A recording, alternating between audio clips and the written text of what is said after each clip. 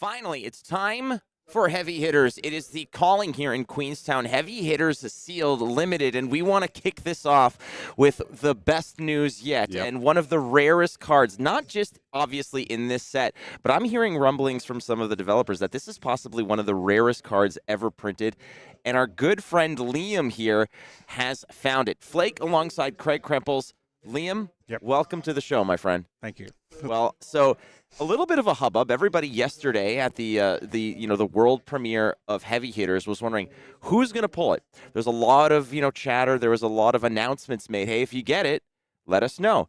Nobody stood up, and suddenly this morning you found it. But a lot of it was like you got swarmed like paparazzi. Yeah, it was because we were revealing the sealed packs to the opponent and that sort of thing. Well, the person across from here. It was the last pack, and we'd gone through it all, and then just that, and he's made a noise, and everyone's jumped on it. So hold on a second. So you didn't even open it? Oh, no, I opened it. Okay. You had to show the opponent. Show the opponent, yeah. Okay. So I was more doing it, holding it towards him. So the gloating was part of the rules. Yeah. Yeah, I get you. So what was your first impression, not just when opening the card, but seeing the card itself? We're going to show it. It's awesome. All right. So we're going to have to change a little bit of the lighting here to give everybody a good view of it. This is, ladies and gentlemen, the Fabled from Heavy Hitters. It is Deathmatch Arena. There it is, friends. Have a good look at this one. Cold foil. And I have heard that this is possibly one of the rarest cards ever printed.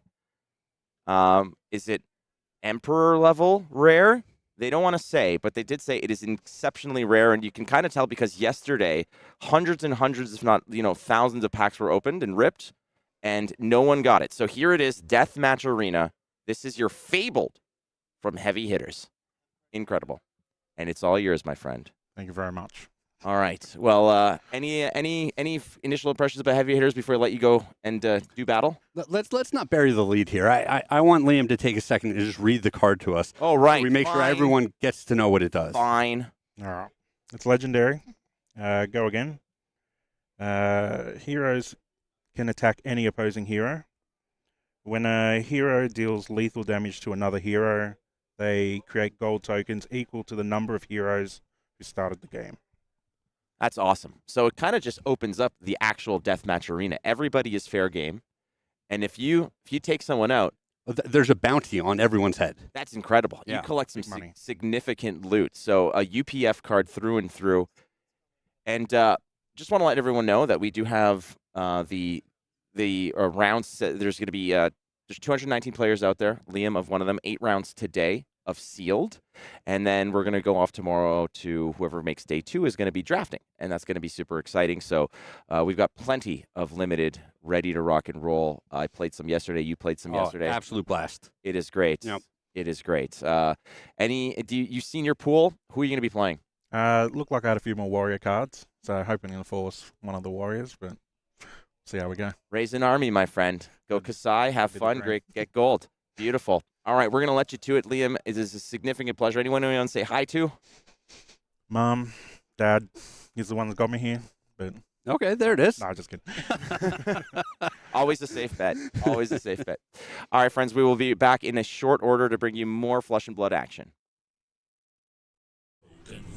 What shall we do with a drunken wager? What shall we do with a drunken wager? What shall we do with a drunken wager? What shall we do with a drunken wager? In a deathmatch arena. Everybody, come and join the Heavy Hitter. The gladiator's work is never done. We'll fight for fame and gold till the setting sun. Life and limb, we put it all at stake. But it's all worth it when you see the take. With a wager there and a wager might, this hero fights a righteous fight. With a wager jelly, a wager gold, this hero's story will soon be told. So smash your rail on back with a light that's strong and stout. Get your blood, let the blood run rhino flowing. 'Cause that's what heavy hitting's all about. What shall we do with a drunken wager? What shall we do with a drunken wager? What shall we do with a drunken wager?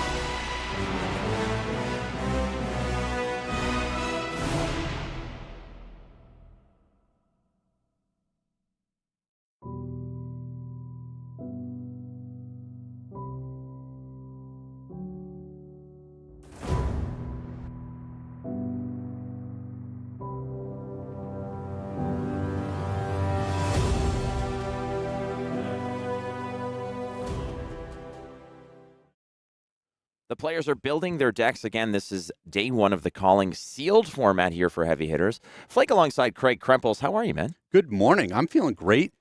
We got to play some sealed deck yesterday. Yes, sir. Absolute blast. It was great. It's one thing to watch it in action and watch the lines and the players play through them, but it's another thing to sit down there and actually hold the cards and watch the lines kind of develop in your mind as it happens. 6 heroes to choose from, dual class cards.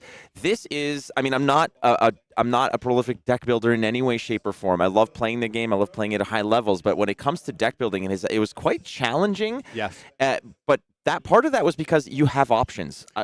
I was thinking, okay, there's this line with Betsy, but then I have some Kayo options. I've got really good Guardian equipment for Victor. Like, what am I going to do? So what are we doing here? Who did you play? So I ended up playing Betsy, and you're exactly right, where there are some challenges, but with those challenges in the deck building process, it feels very rewarding, right? Where you feel like you have a lot of agency over the deck that you end up playing, the hero that you get to pick.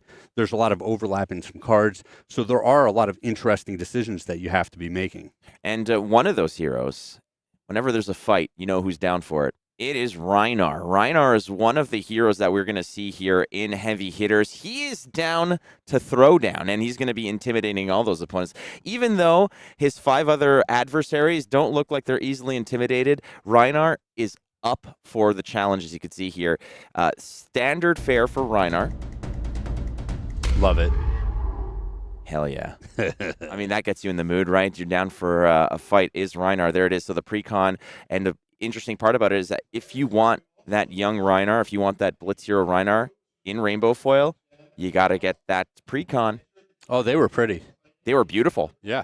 They are beautiful. Also, a very exclusive to this set is the Bone Breaker Bellow, that if you want to hit that card, if you want to beat chest in full art, you have to get the pre-con. Yeah, and you get all 3 pitch colors. Rhinar, very interesting hero. It's kind of looking to shorten the game, right? Where you're going to be using your cards mostly for attacking, looking to intimidate the opponent. And, once they don't have cards to block with, the game ends very quickly. So your objective is output more damage than they do over the first 3 turns of the game. Most definitely. And, we've seen Rhinar in Blitz and how potent it can be to just intimidate the hand outright. And we're going to see some players out there, if they get the right pool, that might be what they want to do. But he's got another brute friend that he has brought to the party. Mind you, only 3/4 of a friend. 1 limb left at customs on the way to Queenstown. It's all good. You can only check so much luggage, So he's coming in with, it is Kayo, armed and dangerous, but the young version, as you can see here. You can only have one weapon zone. You can only have one one-handed weapon. Very thematic, very apropos. Love it. But man, is this guy potent. Yeah, and we've seen Kayo a good bit over the last couple of days have the ability to both be very aggressive and have very impactful off turns where they've blocked with 3 cards and then playing something like Cast Bones in order to set up a big turn.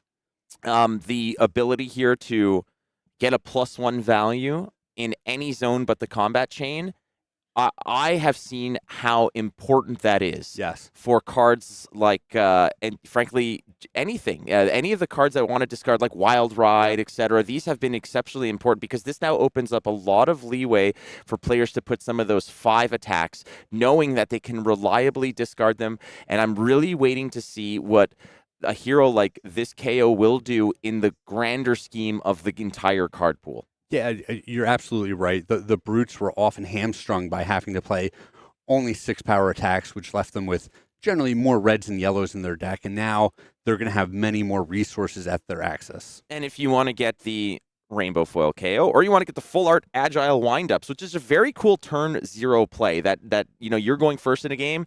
You can only do so much. It's really good to just discard it, get the tokens going, and get off to the races. But there are a lot more heroes that are going to be entering the arena.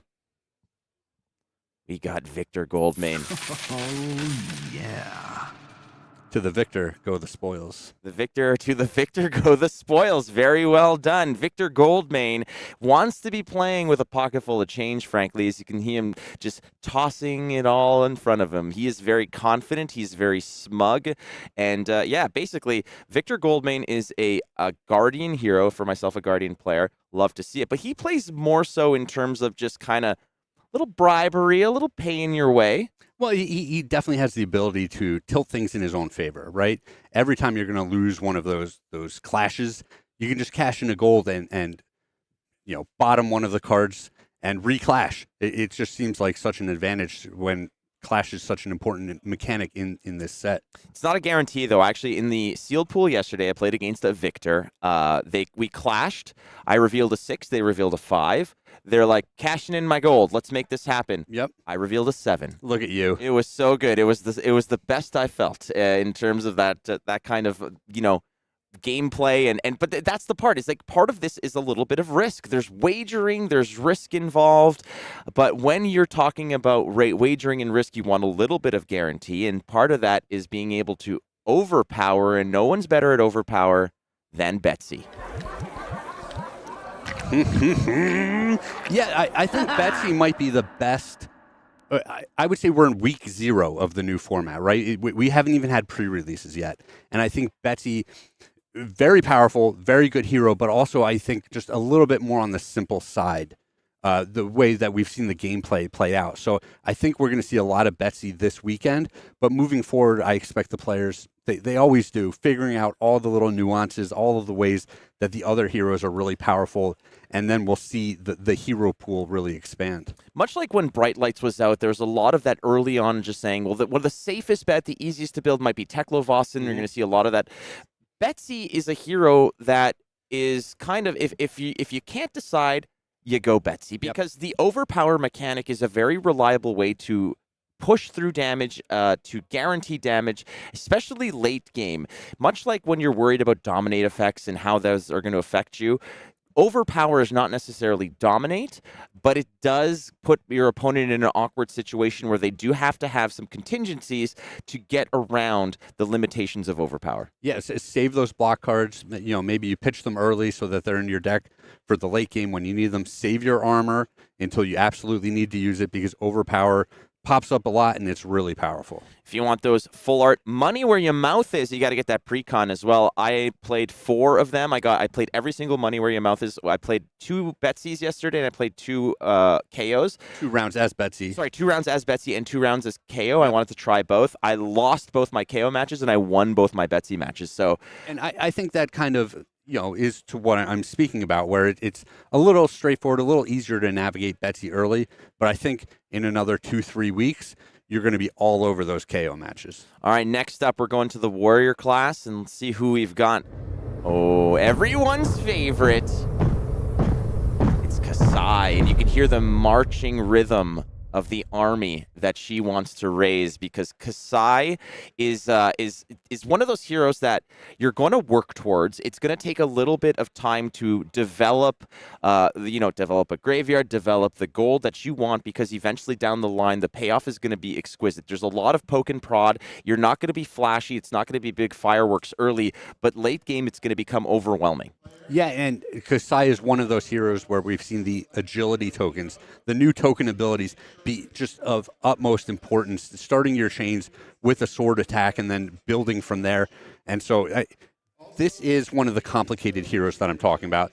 This is a little more difficult to navigate early on. The deck construction is not as straightforward, but we're going to see players, solve this puzzle and just dominate with Kassai. Well, yesterday we climbed a mountain, but it wasn't quite Olympus, nor was it Olympia, which is the next warrior hero. And when you're talking about thematics, and when you think about the deathmatch arena, the gladiatorial kind of vibe that you're going on, no one looks as confident, no one looks as weathered and victorious as Olympia. And I think, this ability looks a little bit simple, and it looks a little more dangerous, right? Where you have no way to force through damage, and you're saying, well, I have to wager, and when I win that wager, I get an extra gold token. Is that big of a payoff? Because, I don't have that inherent overpower ability built in already, but we've seen some games with Olympia where the gold just starts building up, and it's just this free resource for the players, and it does create that massive advantage. So it's almost like once you have the first gold, you're able to snowball the game from there. Well, yesterday actually, I had my opponent in a position as Betsy where they could not really if I can only overpower, I can get past it, but I didn't have the right recipe in terms of the cards in hand. But I had gold. Yep. So I started cycling some blues to draw cards, and eventually I found the right recipe in order to find a card that I can wager, present it, Betsy it, and win. So gold, it might not have as flashy of a utilization as maybe it would with Kassai for that late game, but it's still an opportunity for you to go find cards, cycle through, and give yourself more opportunity and more reach to find those victories. So there you go. Those are your 6 heroes for sealed of heavy hitters that the players right now are constructing their decks with, and are going to be making a lot of decisions in terms of how they want to go. Yep. You and I just went through them, but you and I are also... We're going to be making our own sealed pool as well, because they have about 10 minutes left. So in those 10 minutes, Craig, do you think you and I can create a decent sealed deck? I think we can blow through some packs here and at least talk through some of the decisions that can be made. So pack number 1 over here. Let's see what we got. A red Pound Town, beat chest, a very good option. Edge ahead, bigger than that. Assault and battery. We're going to go through and see if I can actually keep these cleanly together by class. And now the dual cards. The dual cards are fun. The dual cards open up a lot of opportunity. Let's see if I can't get this properly angled so everybody can see this, how I'm doing it. All right. We're doing our best. Okay. So the generics in here, some of them have returned. I got a lot of utilization from Adrenaline Rush. It is funny in a format where there's a lot of 3-for-7s and things like that. Adrenaline Rush is still just a powerful card. Stacked in your favor is the rare Guardian, as well as Take It on the Chin. Oh, in a foil Pack Call. Let's go here. Help me out. All right, you start on the next one. You've turned them all a wild direction on me here. Oh, they got to go this way. Yeah, I can't keep up. And the other fun part about this, friends, is that we've got these right here, which are these. I'll get there. These topsy-turvy. They're driving on the wrong side of the road here too, so you can't blame me. All right, it's not my fault, but let's go. You ready? Let's do it. It's like a wishbone. All right, we blew it. Okay, they made these out of titanium. There we go. Perfect. Make a wish. My wish is that this was easier to rip apart. All right, so. Yeah, they're perforated. We're 2 people trying to do. All right, well, we'll get there. We'll get there. So yeah, the fun part is that there's these. You get in one perforated card, dual-sided. You get all 4 tokens you need. Very concise, very good. That's another one of the tokens. But the other part is the equipment set in here. Some of them are in the rare slot, and they feel like Majestics. Yeah, I mean, there's a lot of equipment in these sets. There's generally 2 per pack.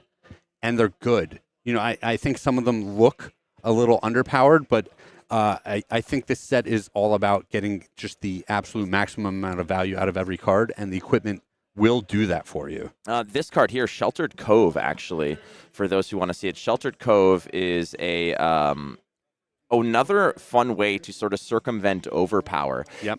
The way that it was explained to me is remember Oldham's Earth React? Yes. Oh, absolutely. Same thing. Kind of the same thing. So that is the Sheltered Cove, which is a very good equipment piece that I love. We got some good use out of that. What do you got? Anything good? Anything juicy? Anything juicy? Well, I mean... Bare Fangs Red. Bare Fangs. This is a reprint, but always a goodie. Yeah, Bare Fangs Red is another good way if you're a brute player and you know how to properly sort of pitch to guarantee the discard and such. Let's see where we're going there. We'll figure it out. Either way, Bare Fangs Red is just another way to punch above your weight. And keep in mind, you're making might tokens. Kayo's going to be discarding cards, creating might tokens. So this could potentially be with the right discard, an 8 or a 9 if you have more might tokens. Yep. This could be great. Now, obviously, it's a brute, so we don't block. We don't do that. It's like Lightning Briar back in the day. We don't block. Ooh, Test of Agility. It's a block card, but a rare one when you defend with it. Now, block cards are very high value in terms of the block value that you get from it. There it is. So when it defends, you clash, and the winner creates an agility token. So you need these block cards. They're very powerful in the format. We've been speaking to overpower and how good that it is, and the block cards are your way of getting around that. And then the extra little bonus, the little kicker on top of the card, getting an agility token is huge. All right, so let's keep going through these. We're just waiting for that legendary to pop up and basically tell us what to play. Pack Hunt. You cannot play the legendary in your sealed pool. I was gonna get to that because it's Why you gotta lead them down this path? I'm a well of misinformation here. You can't trust me. Let's see what we get. Any fun little bits into this. Sometimes you find a card and it becomes like this. I know you and I, Lightning Press. One of the very few kind of razzle-dazzle rabbit out of a hat plays you can do. Now this, the whole thing was yesterday. Remember, we're building our deck. I said, Craig, I don't care what happens. Yep. As long as I can Lightning Press a Concuss. Someone asked you, what do you want in your sealed pool? And you said, 2 Lunging Press. 2 Lunging Press and a Concuss. That's all I want. And I got one of each. And I was like, all right, let's do it. Ask me how many times I got to do it. How many times did you get to do it, Flake? Why are you asking me that? That's 0. 0 times, Craig. I got to do it. I never got to play Lunging Press, but it was a lot of fun nonetheless to sort of have that option. Speaking to Lunging Press, the Warrior has a lot of attack reactions in this set, but the other heroes don't. So it's a little bit interesting having this generic that is a pseudo attack reaction. I got the big boy Kayo, Armed and Dangerous, the adult version of it. Look how angry he looks there. This is him at customer service at the airport in Auckland. Where's my arm? Is that what happened there? It did not arrive with all my other luggage. Lead with Power is another good one as well, because this is just it's a dual class Brute and Guardian attack, but the beauty of this, Craig, is the fact that you just guarantee, if we can get that into focus real quick, we're working on it. Look at this card. The camera's so interested in the other cards. There we go. Your next Brute or Guardian attack is +3, which you like, but it's just the guaranteed create a might token. Yeah, essentially this is for 4 power out of a 1-cost card with Go Again, which is definitely above rate. Very powerful effect. Yeah, and just sort of investing that 1 extra attack down the line, which is really nice. Didn't get a whole lot here. One of the cards that I really liked was this. I got a foil version, Starting Stake. Starting Stake, a generic here that what it does essentially, it's a 3-block yellow, which is great, 0 cost. This is a very good turn 0 play. Yep. You know, where you just drop this. You don't want to give your opponent any opportunity to filter. You don't necessarily have much to attack with. I did this once.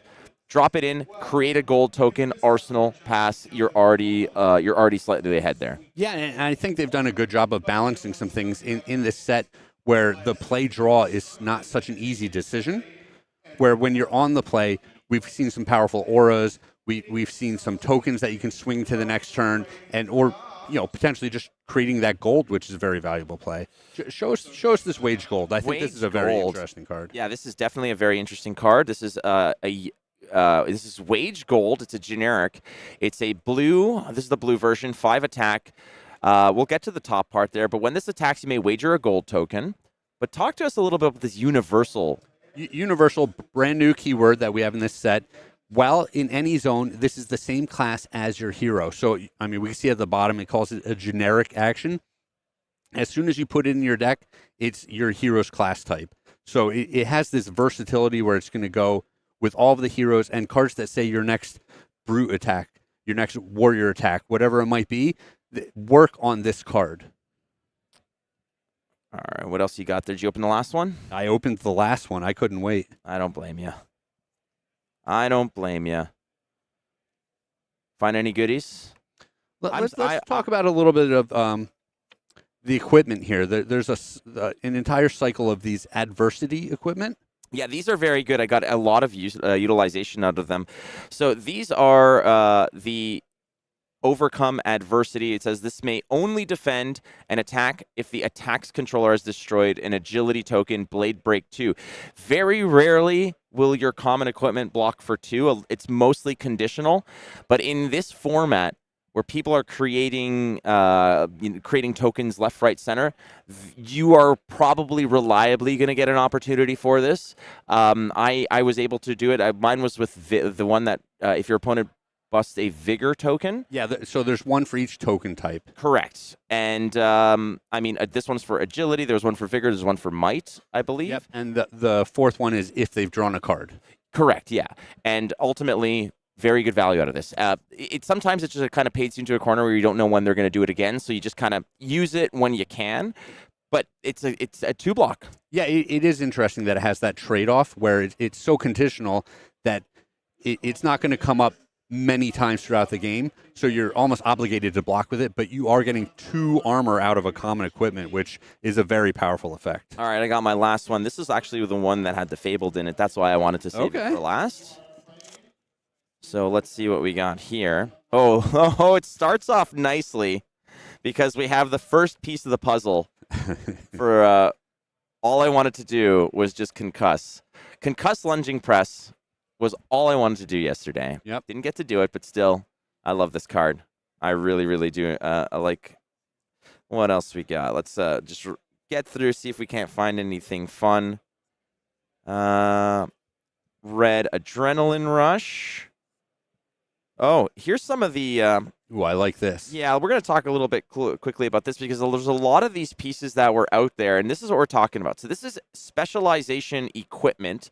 This is the Victor specialization. When this defends together with 2 or more yellow cards, create a gold token, Blade Break 2. So it always has Blade Break 2, but if you're defending with yellow cards, you're getting a big bonus. A lot of these cards at the rare rarity are blocking for a lot and having a lot of upside. Yeah, and you think, well, I have to defend with 2 other cards in my hand to get this benefit. Like, that's a lot, right? But this format, there's all of these massive attacks. There's a bunch of pumps, and you'll regularly see attacks for 10, 11, 12, maybe even more damage at once. And so you're going to be blocking with multiple cards. We got a good one. Yeah, what do we got? We got a very good one. We got a foil double down, baby. This is a very, very good card. Foil double down. We saw this card in the solo CC do some nutty things. Yeah, very powerful. Yeah, and it's one of the gold payoffs, right? So what this does here is basically destroy a gold rather than pay the cost. That's already pretty decent. You can just kind of play it for relatively free. I mean, if you're stacking gold. Yeah, I mean, turning a gold into either a new card or 2 free resources at will just seems so powerful and versatile. So beyond that, it's going to buff your next attack that wagers by 3. And then anytime that you'd create a token off that wager, create that many +1 of each that you might do. So in Constructed, you can do some very disgusting things with this. Yeah, we saw this grant someone, I believe, 6 tokens at one point. Yeah, like I think it was with Bet Big. Yep. You double down the Bet Big, you Betsy it up. Yep. It becomes this unreasonably tall attack that you it's so cumbersome and so difficult to full block. And then when it inevitably hits, you're going down with what? You're hitting it with a gold +1 gold. Yep. So 2 golds, 2 mights, 2 agilities, or 2 vigors. 2 vigors. 2 vigors. Yep. So you're just inundated with wealth at the end of it. Well, and it snowballs, right? Because then you have all those extra resources on the next turn to also deploy another massive attack. And when you don't have the cards that you need in your hand, the gold are just cycling through your deck, finding the threats that you need. And the most important part of that entire exchange is that, let's say by some miracle, they do full cover it. You just lunging press them. Lunging press it. Just lunging press the them. answer's right there. Yeah. It's so simple. But yeah, so when you're building a sealed pool sometimes, Craig, you think about, you find that one card that just kind of, as you're opening packs, you're like, okay, I can go either way. I feel like a card like Double Down sometimes feels like this is enough to yoink you into either Guardian or Warrior class. But that's what's so funny about this is you're like, here's the signpost, right? That points me in the direction I want to be going with my pool. No, you still have the option. It's one of the most powerful cards in all of these packs that we opened, and you can still choose 4 different heroes. Yeah, that's beautiful. Again, exactly. You're precisely right. It's not like this is okay. Well, you're painted into Guardian or you're painted into this. It's a dual class card. There's a lot of dual class cards that are very strong. So for me, it's like it's a double-edged sword because I'm like, oh yeah, well, I really want to play this, but now there's still so many options. So It's there's too many possibilities for Yeah. you. Yeah. I just want someone to tell me what to play. Let me open the card, tell me, that tells me what to play. But no, this set, after seeing it, I'm impressed, I'm excited. After playing it, I am even more excited about this set. All right. Yeah. Sorry. No. I thought you were giving me what we were talking about. Give me the old. No, I'm excited. I'm right there with you. But they're starting to announce the matches behind us, so we're going to take a short break. Sounds and good. then just get right into it. Yeah, we're going to come back with Kassai versus Kayo, the first round of the Calling in Queenstown. Don't go too far. We will be right back.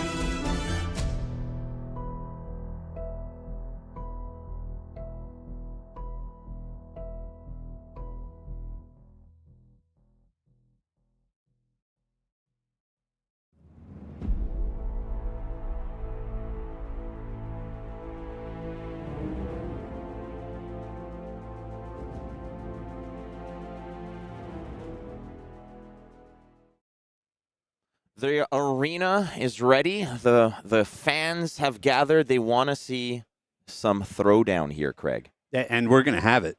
Yeah, we've got Kayo versus Kassai, and we're just going to bring you right to the game over here because they are locked and loaded and they are ready to go. It is Kieran Carnegie, a local here in New Zealand, versus John Zapata of California, USA.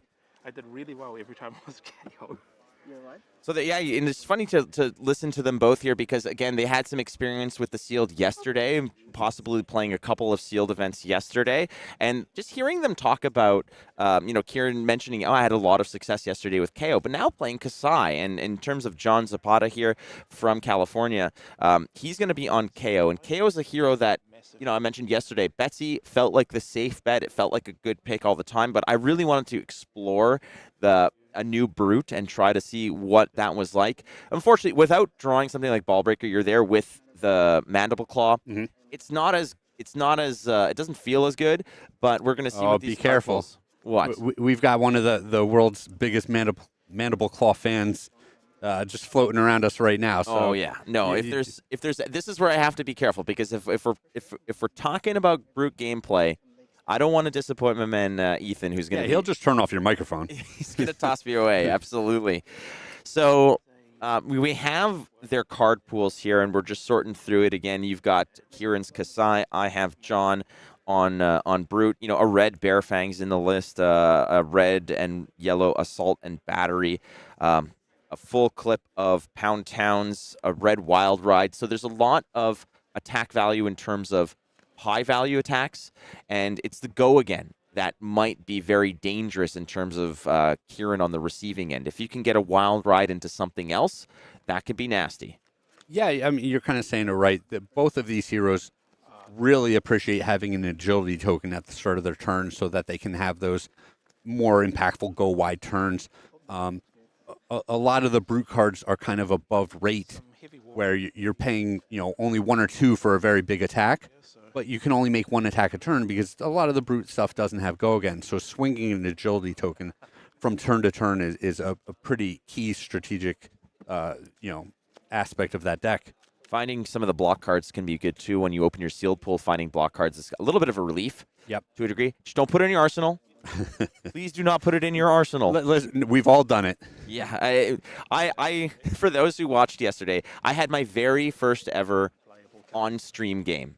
Okay. I was excited to do it until I found out it was against the assassin, this absolute slaughterhouse who is Nick Butcher. Well, a little more context there. Nick was 1-0 at the time because he took me down in round 1 of the event. I wanted you to say it. Nick Butcher went through basically the caster lineup. He took you out, then he took me out, then he took DM Armada out, and there was one more. I don't know if it was like Matt Rogers or someone else, but he had one more, personality. He's like, what is this fixed? Like, what is going on? But the game yesterday, I remember I was there. I had 2 cards. I had an opportunity to put one in Arsenal. I had a block card and another card, and I faked putting the block card in and then did the little switcheroo and then gave the wink to the camera. I was like, no, we're not doing that. I saw Saint do it and regret it. I'm like, I'm gonna learn from his mistakes. We're not gonna do that. So again, round number 1 of the Calling here in Queenstown. Heavy hitters. It is sealed, and we are very excited because now we get to see high level, high stakes, flesh and blood with heavy hitters. So you said you played 2 rounds with Kayo yesterday. I did. And although you didn't have sparkling success, I would say, but how did the hero feel? Because from watching it, I thought that it would need a much larger card pool in order to execute his game plan, where this is going to be a great classic constructed hero. Honestly, the fact, and Nick had to actually kind of catch me and mention, is like, no, that counts as a 6. Yep. Like, you're clashing. No, that's a 6. Yeah. Oh yeah. So it felt much better that you get the +1 for card attack values outside of the zones, and it really, I promise you, it helped so much, because if that was not printed on the card, I feel like Kayo would be nowhere near as good as it is. So that one little line of text, he cut off his arm to have that line of text. You say, like, I'd give a limb to have that kind of advantage. He did. He absolutely did, and it worked out. But again, much like any brute, you need to have experience in order to properly tailor the hand and the discards and this and that. I did not have that experience. I made a few mistakes here and there for sure, but I think a seasoned brute player will look at Kayo in this format and feel very comfortable. All right, so we're going to do this. We're going to just, at instant speed, discard a card on the turn 0. These cards here, talking about this or agile windup and such, turn 0 of just discarding to gain an advantage in the future and dropping a card in arsenal, not giving your opponent an opportunity to filter. That's not a bad start. Yeah, and I think John may have missed a trigger from the Kayo ability. When you discard a card with 6 or more power, you get a might token. So he's gotten 1 might token from the windup, but he should have a 2nd might token from Kayo's ability. That is correct. Yeah. So again, Kayo's other little bits and pieces of his game text. Another reason why he's so potent is the fact that when you discard a card of 6 or more value, you get a might token, and the 5s count as 6s. Yeah. So brilliant play here. Again, we're going to start off with the Centauri Saber buffed up here in order to, start the fair look. And you've already got a Vigor token. You've got an Agility token going. So this is what Kassai wants to do. You want to be able to attack in little clips and phrases here and there, poke and prod, create that stack of gold until you can get the big payoff. Now, this is sealed, so you're not guaranteed to have that big end game play of raise an army, but still, you want to get the weapon attacks in. You want to maybe get some attack reactions, some buffs, get the go agains, and put some work in. The gold with Kassai's ability, if you've drawn a card this turn, your sword attacks cost 1 less. This is just always going to be good, where you want to cycle through your deck, you want to find your most powerful cards, but you don't want to be spending those resources and then not be able to attack. Well, you spend 2 to draw a card with the gold. Now your swords are free for the turn. So the Centauri Saber is going to go up to 6. When it's defended by 1 or more attack action cards, which it is, it gets +1. So the buff plus the 6 over here is going to create pretty much an even Steven in terms of the attack to block value, so no damage done over here. John Zapata does have that might token, should have 2, but again, this is the calling. So, oh no, I missed a couple of things yesterday. That's for sure. So this is this Bear Fangs? I believe this is Pound Town. This is Pound Town. We're going to Pound Town. It's the 8 o'clock express. Here we go. And big time, big swings here. You can beat chest on this one if you want to, which is you can selectively discard a card of 6 or more value, and when you do, you gain a might token. Now, this one is going to be an 8 because of the previous might token. Now, did he beat chest? I was very, very deliberate on stream. When I beat chest, I beat chest. Okay. I want my opponent to know that there is no gray areas here. All right, so the might token is going to give this one a lift over here. 8 attack. Tossing in front of this some blocking for 6. One of the things about this is that there's a lot of cards in this set that block for 2. And this isn't, the sets of old, that first kind of rotation, that first set, that first year where, a lot of the class cards block for 3. It's not the same here. There's a lot of cards in this set, Craig, that block for 2, making for those wager blocks to be very awkward at times. I won a game yesterday where I was like, it's a big attack, but, I can't Betsy it, so it's not overpowered, so I'm just going to hope for a win in the next turn. Unfortunately, my 9 attack with my opponent at 1, they had 4 2-blocks in hand. Oh, could perfect. not do it. Yeah, and it was unfortunate, but that's what this set's about. So clash with Vigor. Now, this is when it defends, you can clash. So you can clash on both sides of the coin here. And we this is what we see out of this set. There's so many high-powered attacks, and it's very interesting seeing the kind of cadence from turn to turn, right? This little dance where sometimes you're blocking with 2 cards and you just send back 1, but then you have that big turn where you're like, okay, I'm going to use all 4 cards, especially if you're the brute player. You're saying, this turn I've got multiple beat chest abilities. I want to take advantage of this, so I'm not going to block. I'll use some of my armor. I'll take some damage, and then I'll have that big turn, which represents 15, 16, 18 damage in one turn. Well, now you can show us. Show us your best beat chest. Yeah, I think you've got it covered. I got it all right. No, listen, I will do it when I play a beat chest card. Deal. That's fair. That's fair. Some of the work done here, again, Clash with Vigor with 6 is going to be followed up. The Agility token did give it a little bit of a go again. 2 attack now from the Centauri Saber. Agility tokens are just so powerful. They're one of the things I've been most impressed with in this set.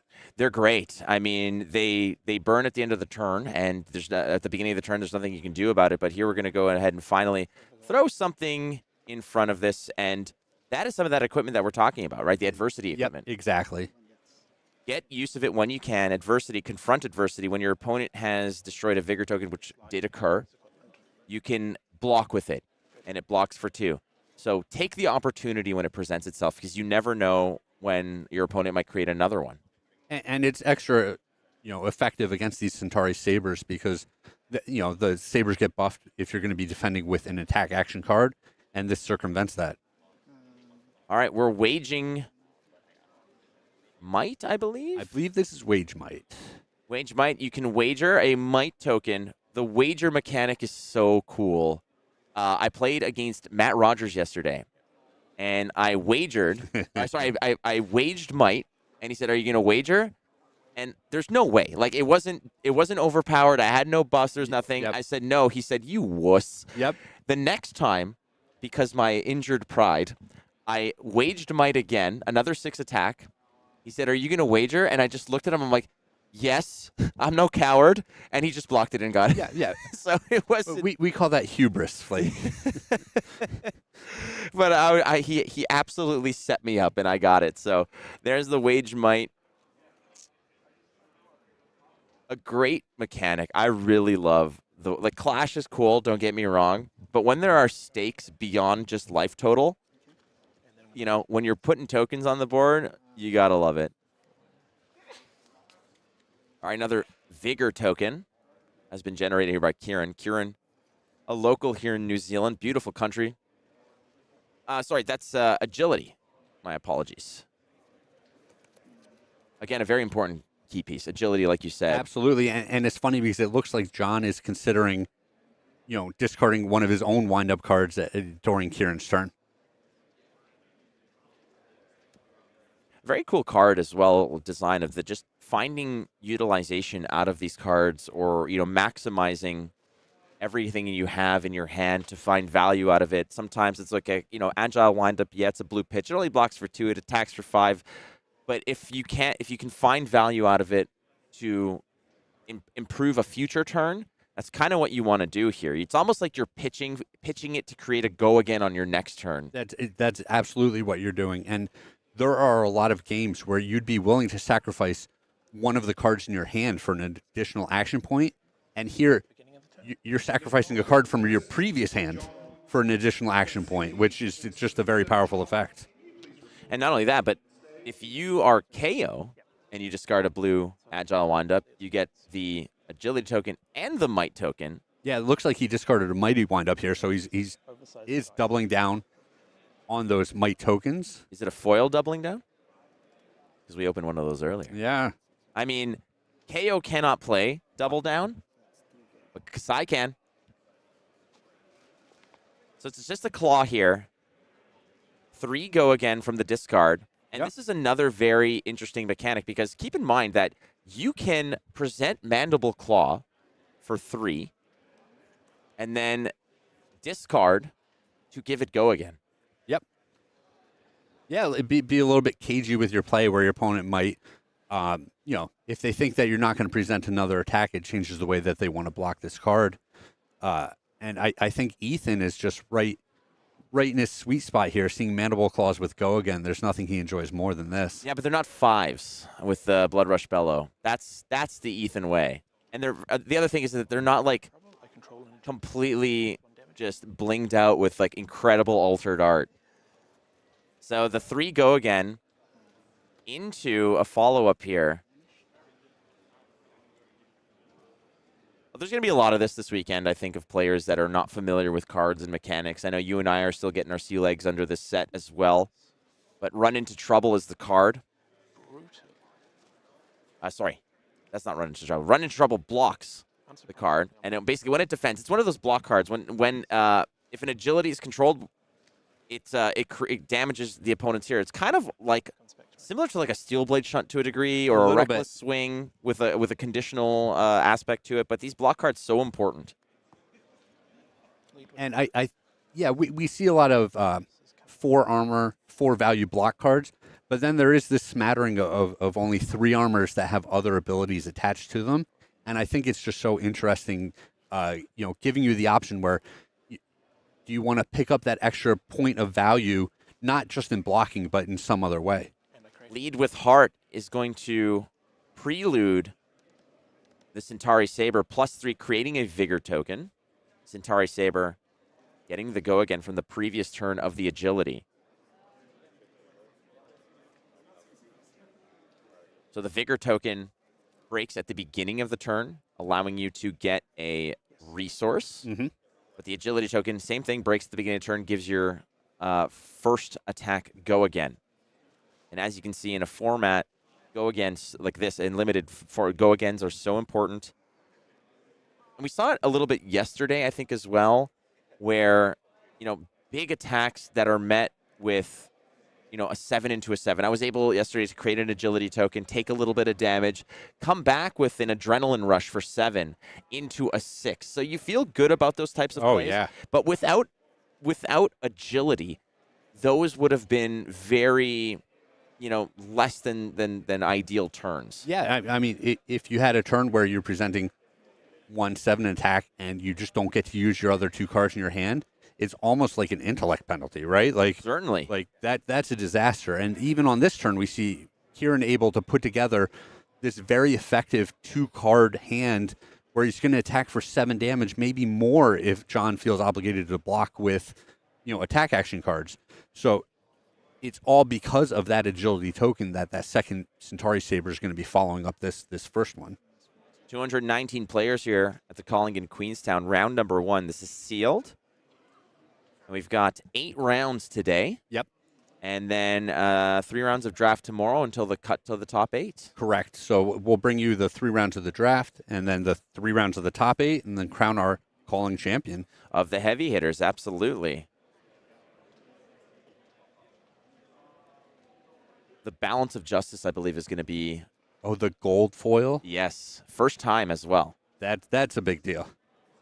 And I don't know if I want to spoil it. I don't think we're going to spoil it. There's a little special aspect about it as well. We're not going to tell you. You're going to see it when it happens, but it's not just a gold foil. It's a special gold foil. Like, what do you know that I don't know? About Flesh and Blood or about life in general? Well, about the Balance of Justice. How about that? Okay, because if you want to go into the nitty-gritty of Star Trek and Star Wars and all that Oh, stuff, gosh. yeah. I've just done that to myself. Okay, so here's, No. here's everything I know about 90s wrestling. Oh, jeez. Yeah, no, that's a. We've been here for a week, and that's still not enough time to go through it. But yeah, there's going to be a nice surprise. The gold foil is a little bit juiced up, let's say.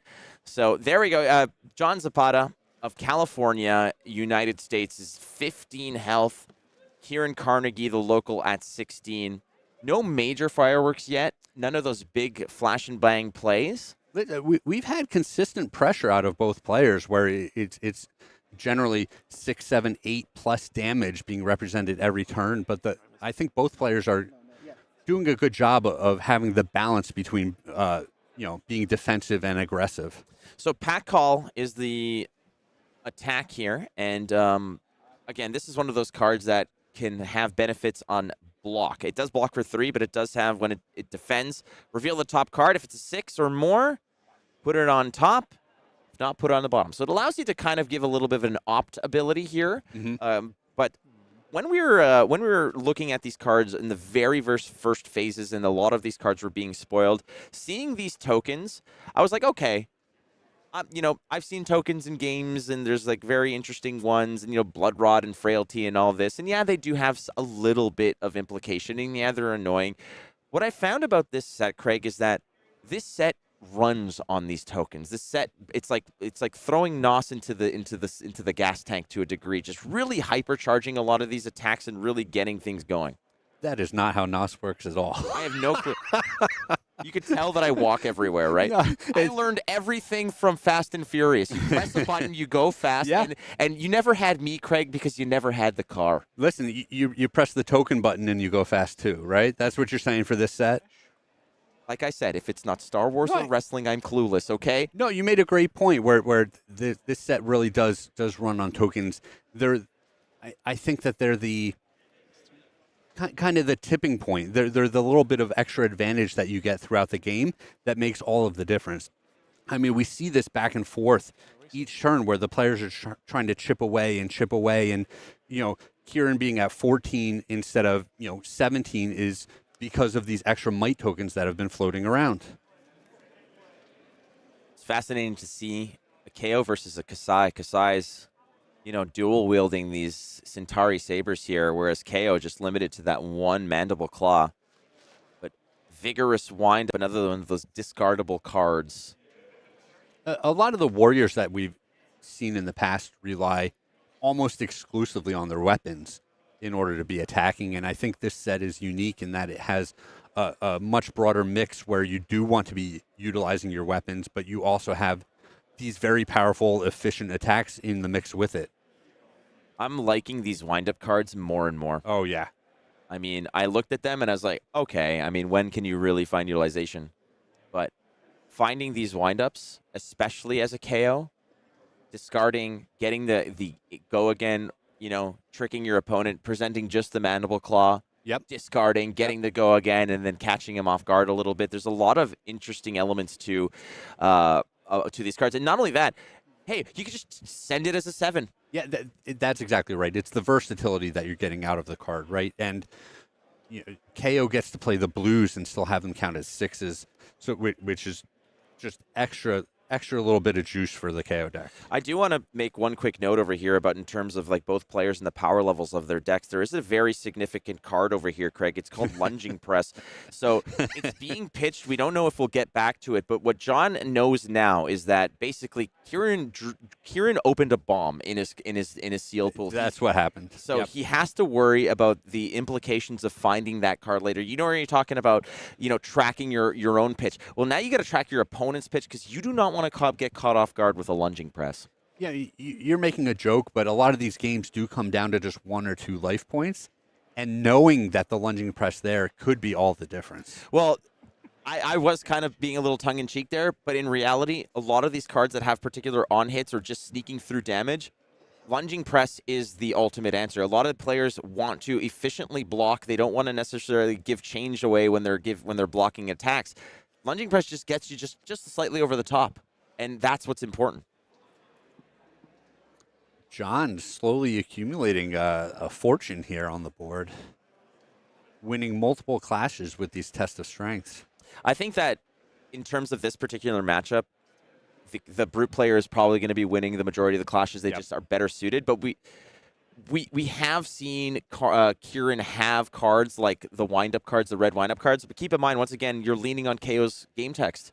Yeah, every time you clash, you've got that little bit of extra advantage where, if you're both revealing a yellow with 6 attack, no, yours is actually 7 while it's on top of your deck. I am liking KO more and more. Yeah. I am liking KO more and more.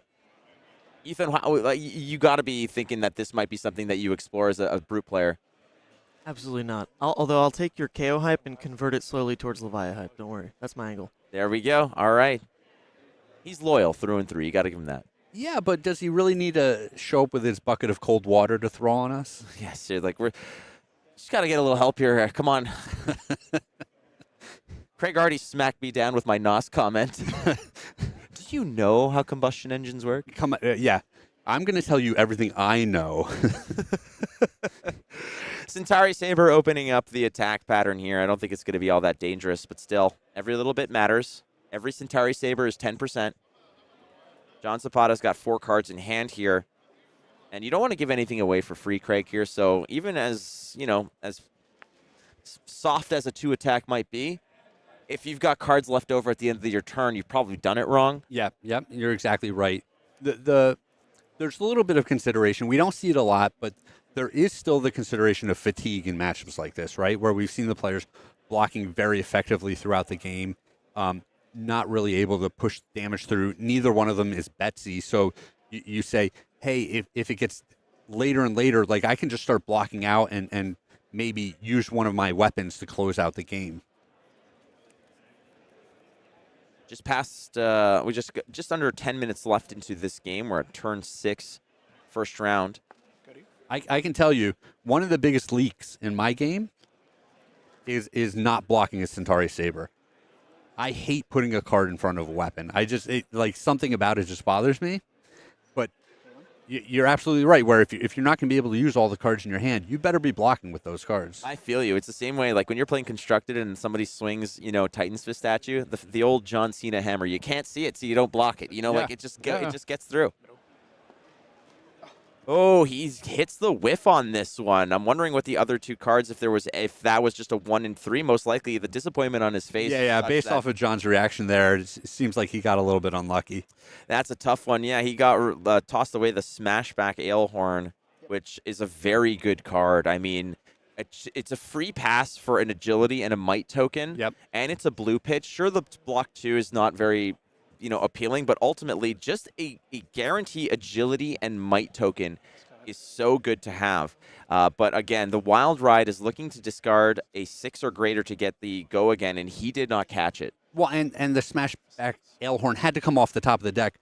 Otherwise, he would have just played it before he played the Wild Ride. I really like this play over here that Kieran took just enough to make this adrenaline rush that much better. It is a yellow adrenaline rush that gets +3 when you have less life total than your opponent. Going down to 12 to send back 6 for 2 is a very good trade-off here. And it has go again because there was an agility token that give it a little kick of the pants. Yeah, the one floating resource means that there's going to be a Centauri Sabers here. John, thinking about it over here, again, got a little bit disappointed off of standard brute fare. Yeah. You roll the dice. Basically, that's it. Live by him, die by him. All right, he's going to take one over here. Again, a lot of 2 blocks in this set, so you can't necessarily cleanly hit those 2-card 6 blocks, but we're going to Centauri after the fact as well. And that's it. That's all she wrote. So I've noticed that Kieran has favored the left Centauri Saber more than the right. I like to mix it up a little bit. You don't want to over dull one of the blades. So yesterday in the sealed pool construction, someone was asking, are there both directions of Mandible Claws? Are there both directions of Centauri Sabers? Because they wanted to put their deck together the right way. Well, the right way, exactly. The correct way. I remember when I was doing, I think it was for Dusk Till Dawn, they had a lot of Monarch draft. Yep. And I would play Bolton, and I would have both my hatchets. Yeah. And every time an attack would get blocked, like if I attack with a hatchet and it would get blocked, I would reverse them, and it would throw my opponent off. And they're like, "What are you doing?" I said, "It didn't work that way. It didn't quite work out." I said, "We're gonna switch it up." And they're like, I said, listen, it's all psychological, man. This is for me. It's not for you. All right, so put your money where your mouth is, my friend. I love this card. I had 4 of them in my sealed pool yesterday, played them every single time. You're allowing you to not just buff up your attack, but throw a little stank on it there, Craig. Put something, something on the line. A little stank. Yeah, the artwork on this is so thematic that I just love it. I think... it's funny. Kieran's had this Arsenal card for several turns now, and he hasn't really touched it. And I was wondering if it was like an attack reaction that he's saving for the final points to potentially win this game. But in a situation like this, where you're attacking with Centauri Saber and you have the option to wager to get a gold, and he's not doing it, tells me this probably isn't an attack reaction pump, right? Because you would want to be wagering here and either forcing your opponent to overblock by a massive amount, or you pump, you leak through damage, and get the payoff of the gold token. Well, let's think about the bluff abilities of this as well. If you bluff, they might overblock. Yeah. And you're getting extra cards off of it. But you're absolutely right. Without the guarantees of something like overpower or an attack reaction, you can't necessarily always get it done. But at the same time, when you wager, you're now enticing your opponent to block this. So he did have it anyways. He did have it. Very interesting. Unless, okay, so that's the thing. So it was wagered. It just was not indicated with the token slide underneath. So that's, I guess, the little bit of... Well, the token that he got here is the agile. Oh, it's the agility token from the... Oh, okay. So never mind. All right. So there was no wager on this. Oh, there was. Okay, gold token. Wow, we are just back and forth here. Okay, we have taken the merry-go-round of options here. An absolute pendulum ride. Here we are. It's still incredible. Now, both players have been accumulating gold. It's whether or not they're going to get use of it. But in the late game, when your cards are not necessarily perfectly aligned the way you want to, that's when you start spending. You start buying cards. Here's another money where your mouth is. A red one as well, +3. We're going to wager a gold potentially on this, but what is the follow-up here?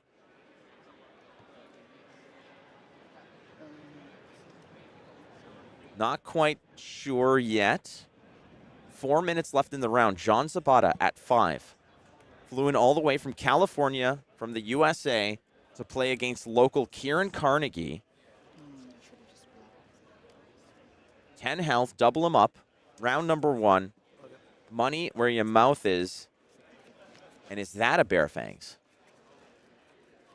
Yes, it is. A red one as well. 5-6. Rolling the dice. Let's see if he gets it. It's the blue Wage Might, which I believe, is that a 4? I believe it's a 5, and it's going to get buffed by Kayo's ability. Okay, so there we go. Yep, there we are. So the 8 plus the 3 plus, I believe there's a, 8 plus 3 is 11. Got him. Got him. Perfect. Math. Yeah, well, it's not a car question, so I got it right.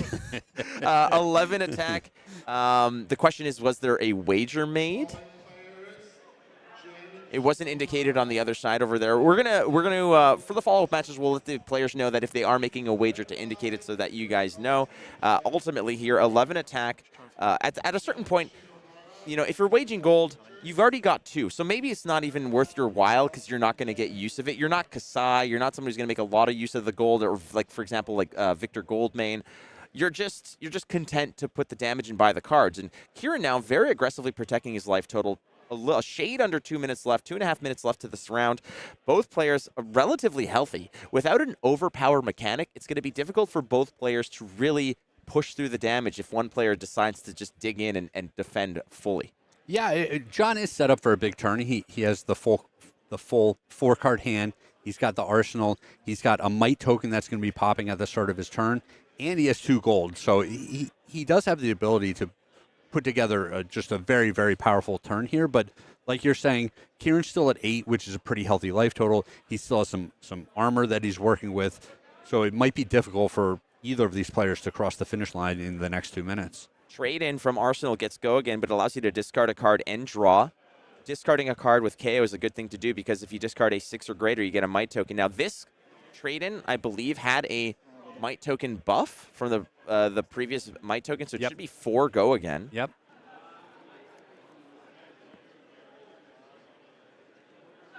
Players under the gun of the time now. Time is the enemy. Well, and we had mentioned it earlier. It doesn't happen very often, but fatiguing is also a possibility here. I think we've played long enough that John might be almost completely out of cards in his deck. All right, so it's very worth noting over here, ladies and gentlemen, that right there, here, 2 cards left. Wow, only 2. 2 cards left there, so he's running out. And once again, the other factor right down here, ladies and gentlemen, and when you, me, and Brian were in the hot tub, there was that sign on the board. Remember it said, step 1, acknowledge time. Oh, it did say acknowledge time. We were like, what is this philosophical aspect of like a hot tub? Like, are we going back in time here? Yeah, I just wanted to relax, and they wanted to make sure I knew that time existed. Does it now all make sense? Because now we need these players to acknowledge that they are going to have to convert on this turn over here. 2 cards left. A full grip and nothing in the well now for John Zapata as Kieran Carnegie can basically force some attacks.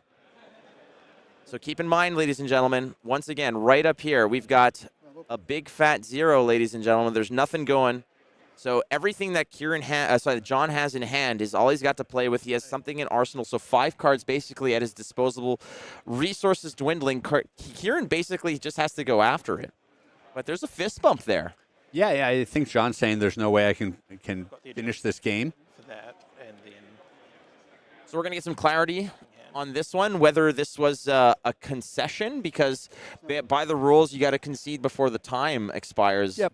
And ultimately, if it comes down to it where John knows that, hey, there's no conceivable way. Yeah, I cannot win this game. I'm going to make a couple of more attacks. You're going to block them. You'll always have a couple of cards left to keep swinging with your sabers. Yeah, fair enough. It's deterministic. This is what's going to happen this game. So I will concede here. Yeah, so John, good sportsmanship over there. Yeah, you'd love to see it. Yeah, absolutely. So Kieran, the local, Kieran Carnegie of New Zealand, takes the first match here at the Calling in Queenstown. And a good display of what both of these heroes want to do. Now, again, we were treated to solo CC, so we got to see cards like Raise an Army, where all that gold gets converted into this little militia that you can hire to do your dirty work. But in this case, it was a lot of 7 attacks, a little very conservative wagering and such. Yes. But you got to think of like that wild ride turn that didn't convert. That could have been a lot worse. Oh, yeah. So, a dice roll here and there. Brutes know it very well. But as I watch these matches, I'm always just taking notes because you and I are going to be attending pre-releases. You and I are going to be battling our hearts out in Hartford at a sealed calling there. And I see this and I mean, you can see blocking is pretty effective if your opponent isn't able to put together an unfair turn, right? Like you were saying earlier, you need to be making 2 big brute attacks a turn in order to be doing something unfair. And I think the Warrior deck did a good job of kind of balancing that line where they're pressuring each turn to take some cards out of their opponent's hand, but then also effectively blocking to preserve their life total. And the brute player wasn't able to have enough unfair turns. So just 2-card attack for 6, 2-card attack for 7. It's a pretty good rate, but maybe it's not enough to be winning in this format. And a very astute observation there by TCG Talk saying it was just very fun to watch. It's very fun to play, Yep. I have to say as well. So make sure that you get to the your own pre-releases that will be happening, I believe, in a week from now. So make sure that you go sign up for those. As I promise you, watching this is fun. We got to play it. You'll get to play it. But there's more action to come here at the Calling in Queenstown. Round number 2 of Sealed around the corner. Witness, a guardian of grand virtue, draped in the blinding light of Solana, with fistfuls of wealth and an ego even bigger than his pockets. We are so lucky he has chosen to grace us with his presence. Will his virtues illuminate his path to victory? Behold, the golden sun, Victor Goldman!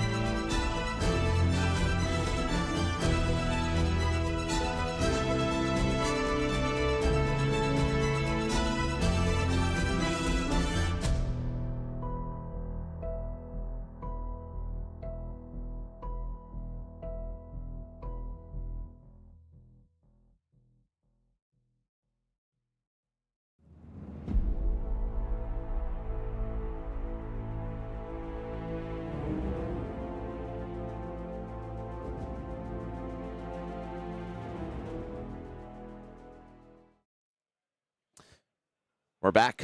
Craig, you and I played some heavy hitters yesterday. The true heavy hitters are out there. Yeah, I mean, that's very true. We've got I would say a pretty star-studded field where there's some of the top players in the world that have chosen to travel here. And then just from the, New Zealand, Australia area, there's a lot of talent. So, yeah. I mean, it's the birthplace of Flesh and Blood. Yep. Some of the first ever tournaments, obviously, were here. And some of the best players who have played since the beginning are here. So a lot of very, very experienced players, one of which we will be seeing next. That would be Kayle McCreath, who will be on stream. And Kayle McCreath, Bravo guy, Yep. brought OG Bravo to the Living Legend tournament in Barcelona and was just taking names. It was incredible to watch that unfold as he was kind of documenting and chronicling that journey of just bashing into these Starvos with just absolute merciless vengeance, frankly. Okay. It was great. It was very intriguing to watch, but here he is now, and he has 2 Guardians that he can choose from.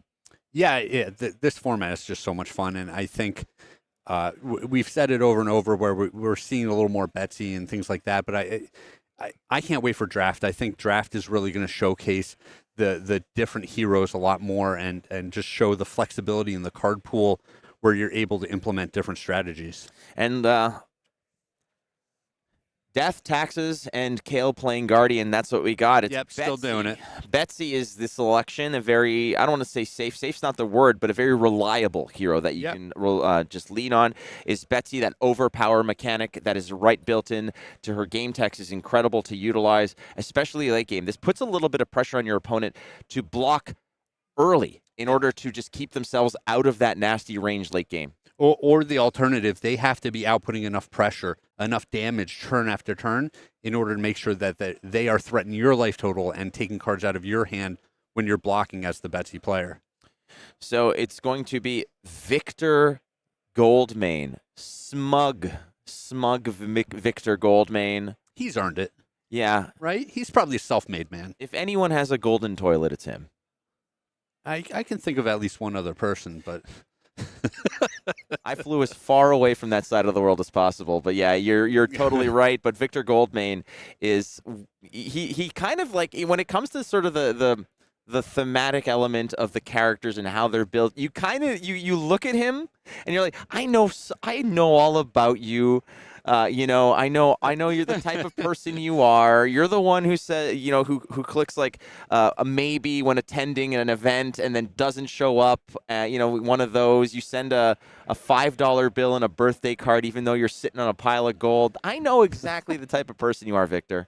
Yeah, he comes off as just a little bit, pompous, right? But like maybe when you end up playing Victor, you get to take on that persona and ham it up and enjoy that. Yeah, he's the one who's like, oh, you have 75 beers on tap, but you don't have this? What kind of establishment is this? It's like, get out of here. No one likes you, Victor. Likes to talk about all of his favorite IPAs. Exactly. What is the hop value of this one? Dude, just get it. Just get a beer. We're drinking beers here, man. Yeah, exactly. It's in a giant keg. Who cares? So Victor Goldmane is going to be one of the other Guardians who's available, actually. Yep. So it's going to be a Guardian versus Guardian matchup. We get to see both sides of the Guardian options here.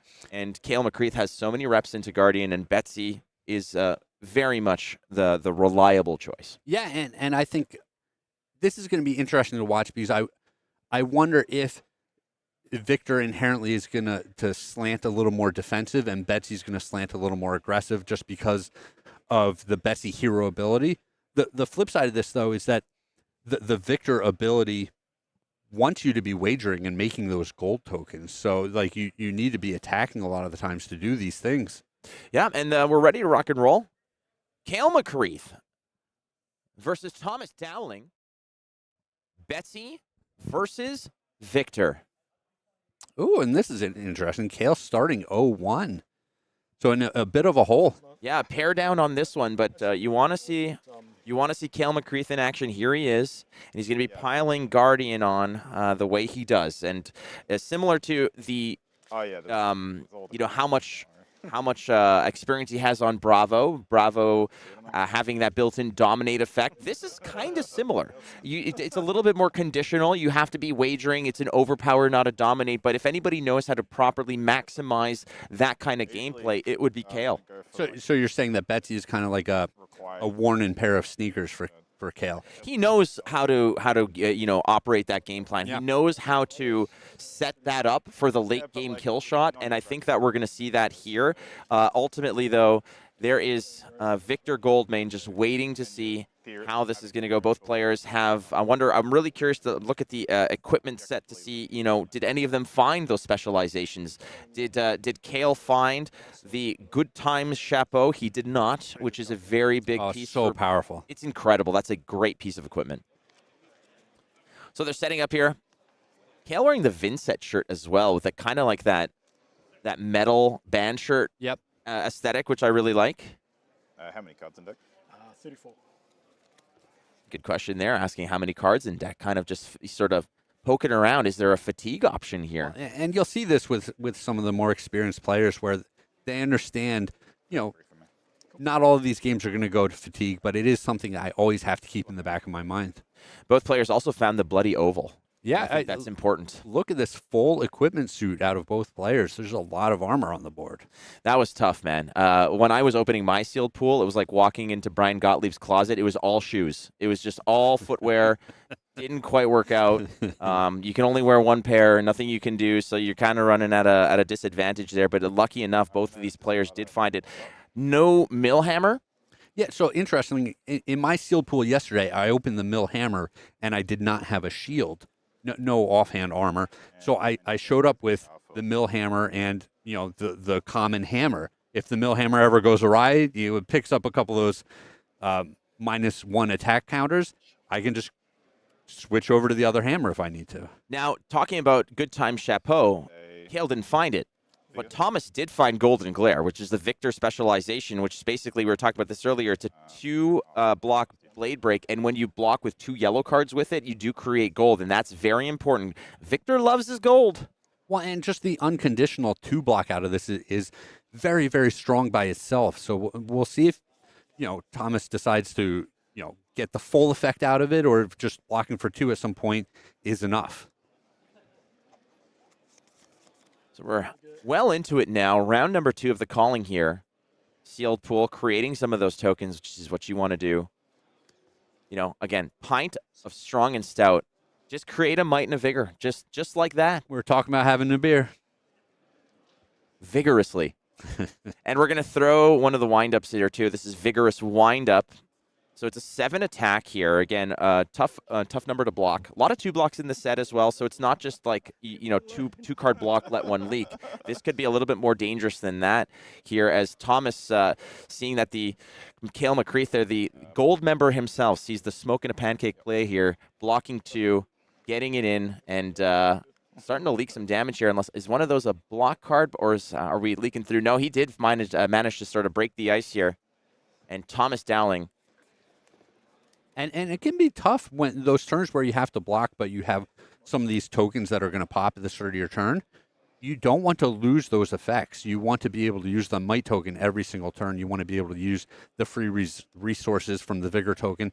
And if you end up blocking out with your hand and not making an attack, it's like just free resources that you haven't taken advantage of. And that was part of the gameplay yesterday that players have to keep in mind, is that you have these tokens and you're trying to think about, like, how do they factor into your game plan? And it feels bad when you're seeing a vigor token pop and you have a little resources left over. The might token is not necessarily connecting with what you want. So there's a lot of decisions to be made. Command Respect is the play here. Basically, when it hits and it has a greater attack value, you destroyed a card in their arsenal. That is where the might token connects so well with this card. Yeah, absolutely perfect. A lot of times you're going to have to be playing a whole nother card in order to get this power up, where you're playing a pump beforehand, or you're playing that lunging press that we've talked about. But, having that might token means that you can make these very efficient attacks. Now, Kayle McCreath does have to worry about the on-hit here, but does not have to worry about the lunging press. Thomas Dowling did not pull one. Now, Kayle doesn't know that, obviously. Kayle does have a lunging press in his deck, a significant advantage. So, blocking out full here, very important. Protecting the arsenal piece. Yep, and a clash in there as well. clashing is so much fun, and it's clashing between guardians is always sort of up in the air. Yeah. Do you have a ritual when you were clashing? I like to peel it off the top, and I always sort of just like rub it a little bit on the combat chain to get it warmed up. For me, it was same time. Oh, really? Yeah, yeah. Okay. Like, listen, we're going to stare at each other in the eyes, and we're just going to flip at the same time, man. Come on. Yeah. Same time. 3, 2, 1, flip. Yeah, there's so much theatrics in the. I love a little bravado in it, and it adds to the fun. So performance bonus off the put your money where your mouth is. So when this hits, you create a gold token. If it was played from Arsenal, which it was against Go Again, so now you see a little bit why Kayle was protective of that card in Arsenal. Sure. And being pumped here with the put your money where your mouth is means that this is going to demand multiple cards, 2, maybe even 2 plus a piece of armor. Well, it's a 2 gold play here because if it hits, you create a gold. Plus, he also did he wager the gold as well? That might just be the gold that's on the line for the performance bonus. Nonetheless, gold is going to be up for grabs. So 6 attack here, the +3 from the might. And the +2 from the, +1 from might, +2 from the put your money where your mouth is. Some equipment's getting tossed in front over here. All the equipment. You don't want to give him anything here. You really don't want this to hit. On the line is a gold token. Looks like it did. Yeah, it looks like a little damage is leaking through here. But indicative here that Thomas likes his hand, giving up all this equipment rather than tossing a card in front of you to economically potentially block this. And Kayle immediately cashing in that gold token for a new card. 6. All right, waging might here. Okay. I believe that is a 5 attack wage might. 6 attack wage might. And he's gonna wager it. So he's gonna wager that might token one more time. Listen, if the opponent wasn't willing to block with any cards when the gold was on the line, they're probably not going to be blocking with any cards with the might on the line. So I really like this wager. Wagering is also another good mechanic to incentivize your opponent to give you cards. Yes. Yeah. I found, there's cards like Big Bop and such that were playing onto the board that would enhance a future turn, and you look at it, you're like, what's coming around the bend, and it's going to hurt. So let's put a lot of stake into this attack, incentivize you to block, and nerf your future turn. Yep. You're exactly right. Anytime you know what's coming, you're even more incentivized to make those wagers because the opponent's not going to want to be blocking with the cards in their hand. Kayle there, rather, revealing a rally the rear guard. Yep. A 6 on the clash. Kayle still unmoved at 20. Thomas Might pops. leaked down a little bit down to 18. Still a lot of game, a lot of runway on this one. Might token has popped, so the next attack that Thomas presents will be +1. And this board's getting cleaner a lot faster than I was expecting it to. Well, I find that when you're Guardian, gold is not really going to pair up a lot with certain things. So when you can just kind of use it and go ahead and cycle cards, just go for it. You don't want to end a game where you have all this potential that was just stacked up there that you can't use. Here's another performance bonus, again, played as a 4 attack because of the might token. This is a little funny that we get to see both players doing this, and a 0 for 3 with Go Again is fairly easy to cover, right? And you want to be buffing it, but maybe you can't always buff it. But we've seen both players make almost the exact same play back-to-back turns, so that's really interesting.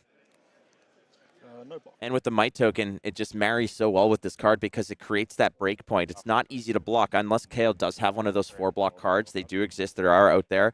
They're not defense reactions. Ooh.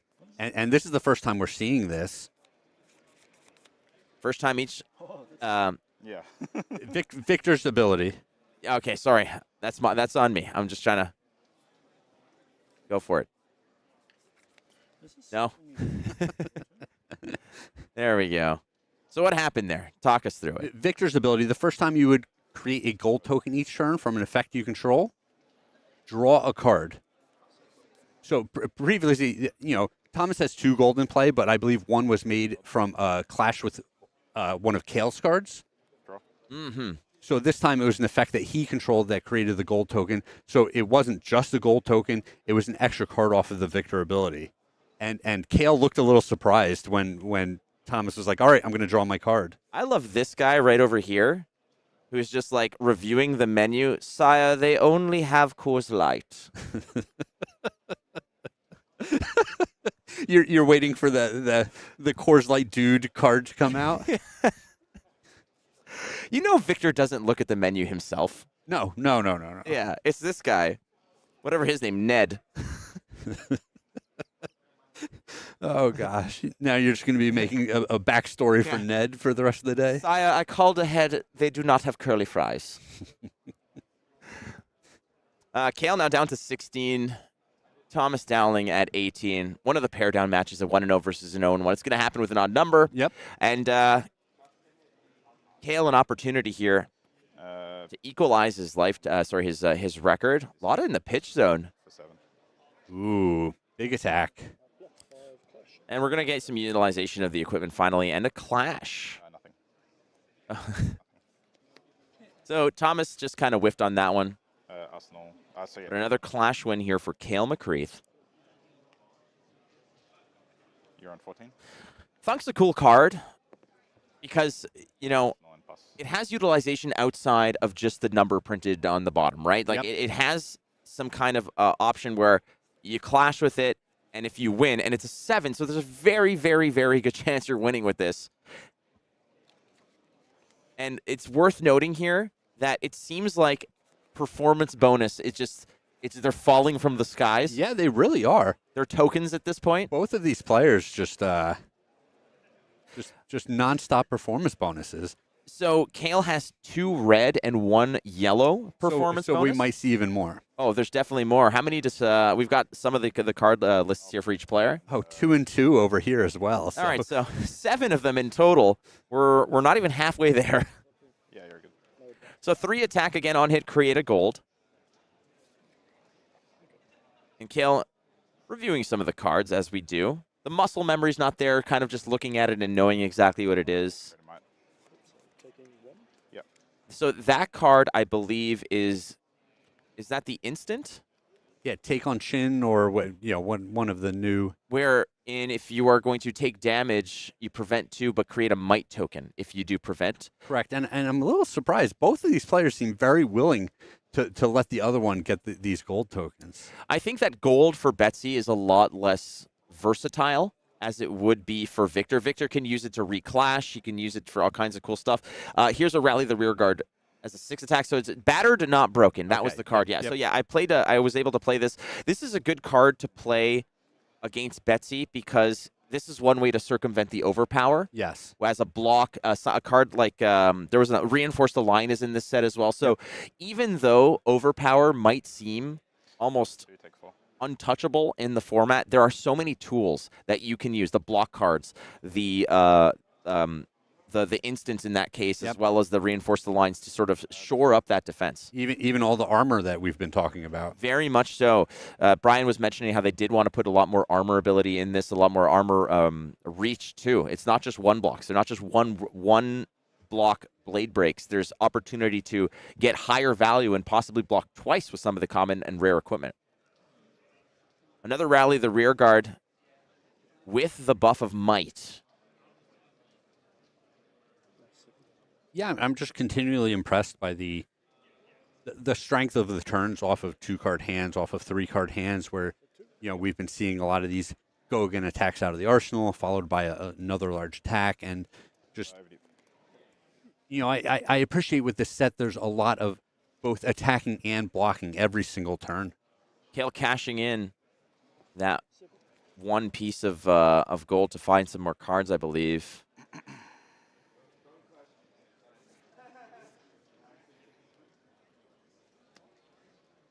I thought that's what it was. Couldn't tell. Listen, they're not all going to be winners. They're not. Listen, you were giving me a hard time about my corny puns. Which one? Well, I mean, yeah, I guess The Brody Collie. Oh, God. Yeah. No, boo more, please. Yeah, I'm getting booed by Brian Gottlieb over here. Yeah, if you're booing in chat, that's okay. So if you wonder, the type of work culture over at LSS, that was yeah, exactly. this is some indication. They're booing us about these puns. Meanwhile, ball breaker. Yeah. But yeah, no, the Brody Collie. And like you set it up, what would you name your dog? Yeah, you didn't see it coming. I did not see it coming. You kind of like slipped that one under the door. Another 50-50 in terms of the court of public opinion. Who's going to win this one? Yeah, we put up the poll. You can vote on who you think's going to win the match based on the kind of the state of things here and But that's also a testament to the fact that these heroes actually, every single hero has a chance. It's not like overwhelmingly one over the other here. So it's nice to see that. And a big play. Finally, the first instance of a Betsy overpower. You wager, you can pay 2. Betsy's going to give a little lift to the attack by +1, but also give it overpower. Overpower, not quite dominate, but this is something that is going to very much limit Thomas's ability to block this attack. It is coming in for 13. 13. And we had kind of touched upon this here and there about how these big turns do pop up and they're overpowered, so you definitely can't cover a lot of it. But we hadn't seen it up until now. Oh my gosh! That just closes out the game out of nowhere. If you're Thomas, you're saying I'm on 10. Yeah. No problem, right? I would be more surprised if Yeah. one of the games I played yesterday, if that did not actually happen to me as well. Sure. Now, I was at like 11. Yeah. Dude overpowers me for 14 as Betsy.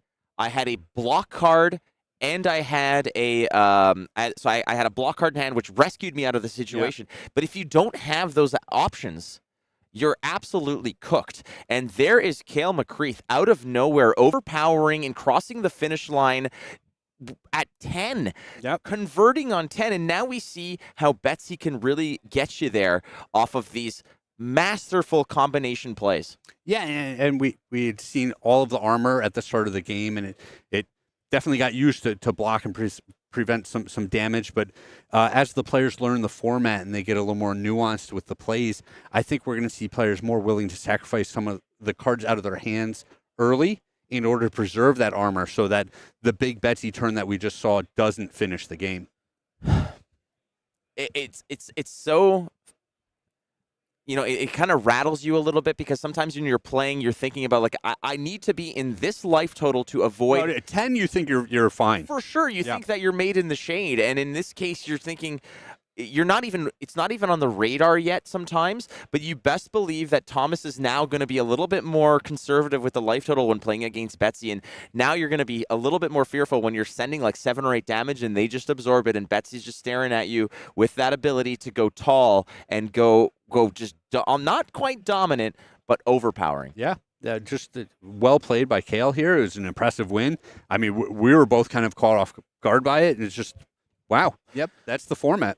All right, so round number 2 is in the books. Kayle McCreath wins it, equalizes that record at 1-1. We do have a meta breakdown. Oh, nice. Yeah, so we get to see it's being compiled. We'll get it to you when it's like all finished up and everything, but we do have that coming. Yep.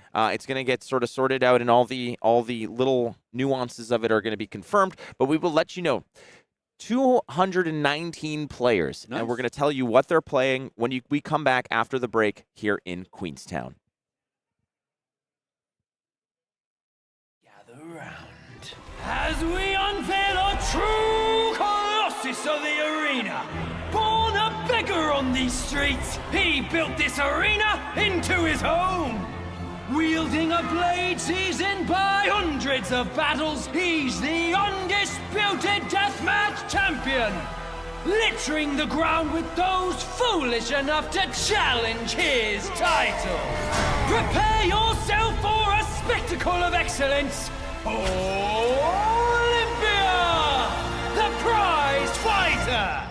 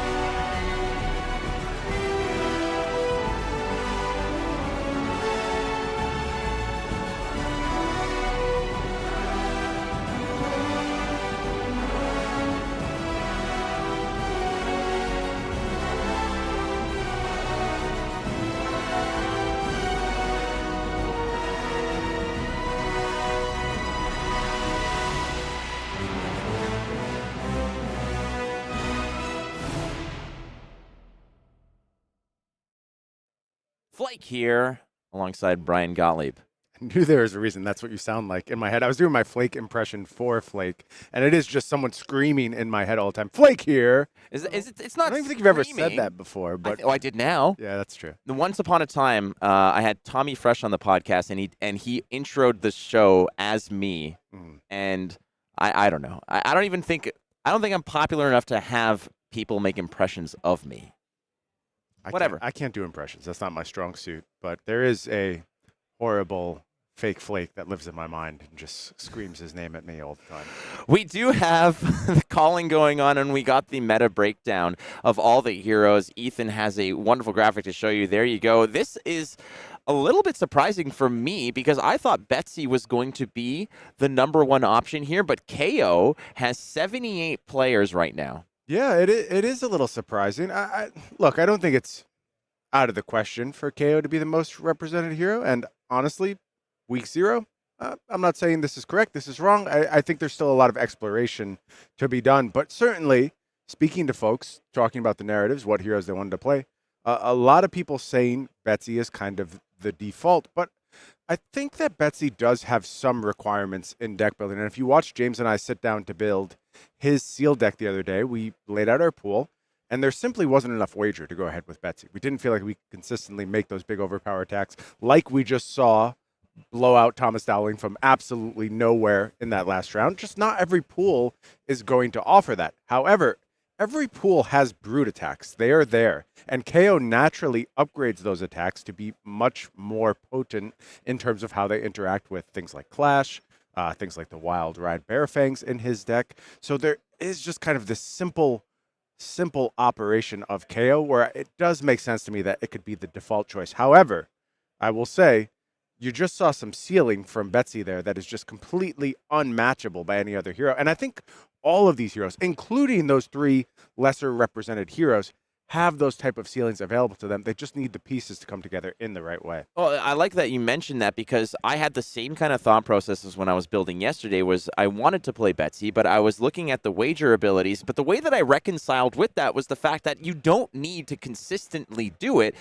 You can do what Kayle did in the previous game and just have one massive haymaker to finish it out. You chip away here and there, and if you can find the reach. Now, I did have about 7 or 8 opportunities of cards to enable wager, and that was good enough. But eventually, it came down to the fact it's like, I'm just going to load up on one, an 11-point overpower to push through, 7-8 damage and get there. As we saw earlier, an explosive winning turn from Kayle McCreath. Kassai here at 63 representations. I wonder how many of these players are just saying, I just want to play Kassai again. Yeah, a lot of love for Kassai. That's certainly driving a lot of representation, but also potent hero in the sealed environment. It has that evasive damage. It has that problem where you have to account for attack reactions, kind of whether Kassai has it or not. It really complicates those last few turns of the game. So, again, I do think there are some things you need with Kassai, but I think they're pretty simple. Agility. That's what I'm looking for. I just want to make sure I can go ahead and use those double swords, threaten the Kassai hero ability, benefit from things like draw swords, and, of course, gold, to get the cost reduction on my swords and use that to go a little bit wide and just offer some uncomfortable decisions for my opponents. Let's slide to the end there. And what I love about not just this, what I love about this graphic is that Victor at 8 is the least represented, and you could tell that he's really not impressed with that number. He's just side-eyeing it and saying, he's like, this is absolute foolishness right here. There's something I love going on here, and I have a bit more experience with this set than most of the folks out there right now, so I have some kind of presuppositions and thoughts on it.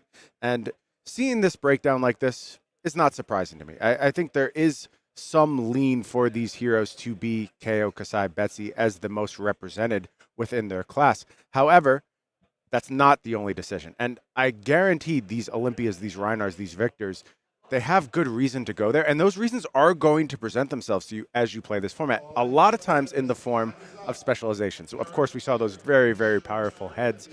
huge block values on a lot of them. Also, important abilities, things like Reinhar's specialization, really unlocking those Intimidate turns. The Olympia specialization, creating Wager out of nowhere, allowing those zero-cost pumps to go ahead and do their thing. So I think that's probably what's influencing a lot of these decisions here. But I want to kind of skip ahead a little bit, Flake. I want to talk about tomorrow, because we go to draft tomorrow. And I'm just going to lay it out there. Again, it would not shock me whatsoever to see this kind of split here actually flip. I think it is 100% possible that when we get to the draft format, Victor is more represented than Betsy. Reinhar can be more represented than Kayo. It's going to depend a lot on the texture of the draft. And Olympia can very much overcome Kassai. And you see more Olympias in a draft. I've just done a lot of drafts of this format. I've seen these things play out. This is not something you should take as a certainty as we move into the draft format. This is not so much about the power of these heroes. That's not what's being reflected in this breakdown. It's about the way the sealed format works, the options you have. But when you can tailor your deck a little bit more through the draft process, you can start to fulfill some of those requirements that these other heroes need. When you get to Victor, you're talking about things like gold generation, things like tests of the gold making test. All these names have changed over the course of my time with these cards. But if you have 2 or 3 of that block and you're able to turn a 0-4 draw a card out of nowhere with your blocks, Victor's a slam dunk. Way more powerful than Betsy as far as ceiling goes. Same way with Reinhar. Folks out there who've played Reinhar for a long time, you're looking to set up those powerful Intimidate turns. You need certain cost profiles. But if you get them, your opponent can be left absolutely defenseless in a lot of instances. Huge draw to that hero. And then when you get to Olympia, it's all about those zero-cost pumps that really Olympia uses better than anyone else. Reinhar in sealed is something that I really wanted to try, but again, you're looking at it and you don't have the advantage of the KO +1 for any of the discards and such like that, and you're looking and you're thinking, okay, I got like, I do have 6s, but Wild Ride doesn't get the lift that KO would offer it, and that is problematic when you have a sealed pool and you're not passing cards. You can't, like you said, have a little bit more tailoring to what you want to do. Well, the other thing too, Flake, is the priorities kind of shift, especially amongst brutes when you get to that draft format, because KO can make use of those 5s. In a lot of scenarios, you'll prefer something like a good solid blue 5 in a lot of spots over something like a yellow 6. That means yellow 6s are going to Reinhar. Definitely. When Reinhar picks up yellow 6s, his deck looks very different. Very much so, and I think that you're going to see a lot more potency and a lot more representation of Reinhar in the draft. And if I were to say the top 8 is, you're going to have some Reinhars that are going to be making a run, especially if they're just kind of left to their own devices. And like you mentioned, I think that a KO would prefer a yellow 5 to a red 6 in those cases for sure. And then that just opens up the ability to pass those cards. Plus there's cards like, the rally, the rear guards, and some of the actual generics that can sort of lift you up. So there are opportunities there, ladies and gentlemen, to see that kind of representation shift, still within limited, but a different style of limited with this, which is draft. It's still going to test the player's ability to create decks and create opportunities out of a very limited and pool, but creativity, innovation, and just having this sort of that foresight and that extra layer of knowledge of how these cards coalesce properly to create damage is very important. I really like this set, so I do want to congratulate James specifically on creating it and designing it, and it's very incredible. Cool. Yep, a lot of credit to James for sure. Anyone else? Flake here, telling you that we're going to be getting to a game in short order, and let's take a break. Let's just take 5 minutes. I got to recoup. Hold on. Deathmatch fans, you can't imagine how hard it was to get this beast here tonight. You've never witnessed brutality like this before. You may not even want to. With killer instincts and intimidating power. Get ready for a wild ride. The hunt is on, and only the strong survive. Rainer! The reckless rampage is here to dominate!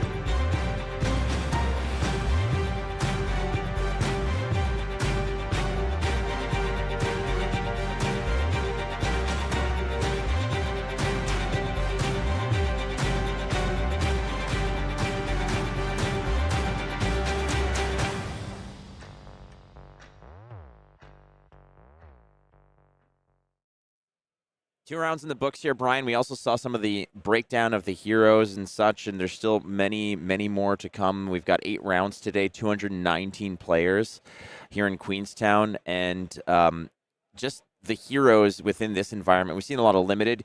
Yesterday and the day before, we got to see something called Solo Heavy Hitters CC, which was very unique. It was cool. I enjoyed it quite a bit. One of the things about the set that, in all limited sets, the power level can sometimes feel a little bit toned down because obviously the options that you have are going to be very, very limited as per the name of the whole format. But when this sort of gets released into the wild, when it gets access to all the other cards, it's going to be a little bit of a bloodbath.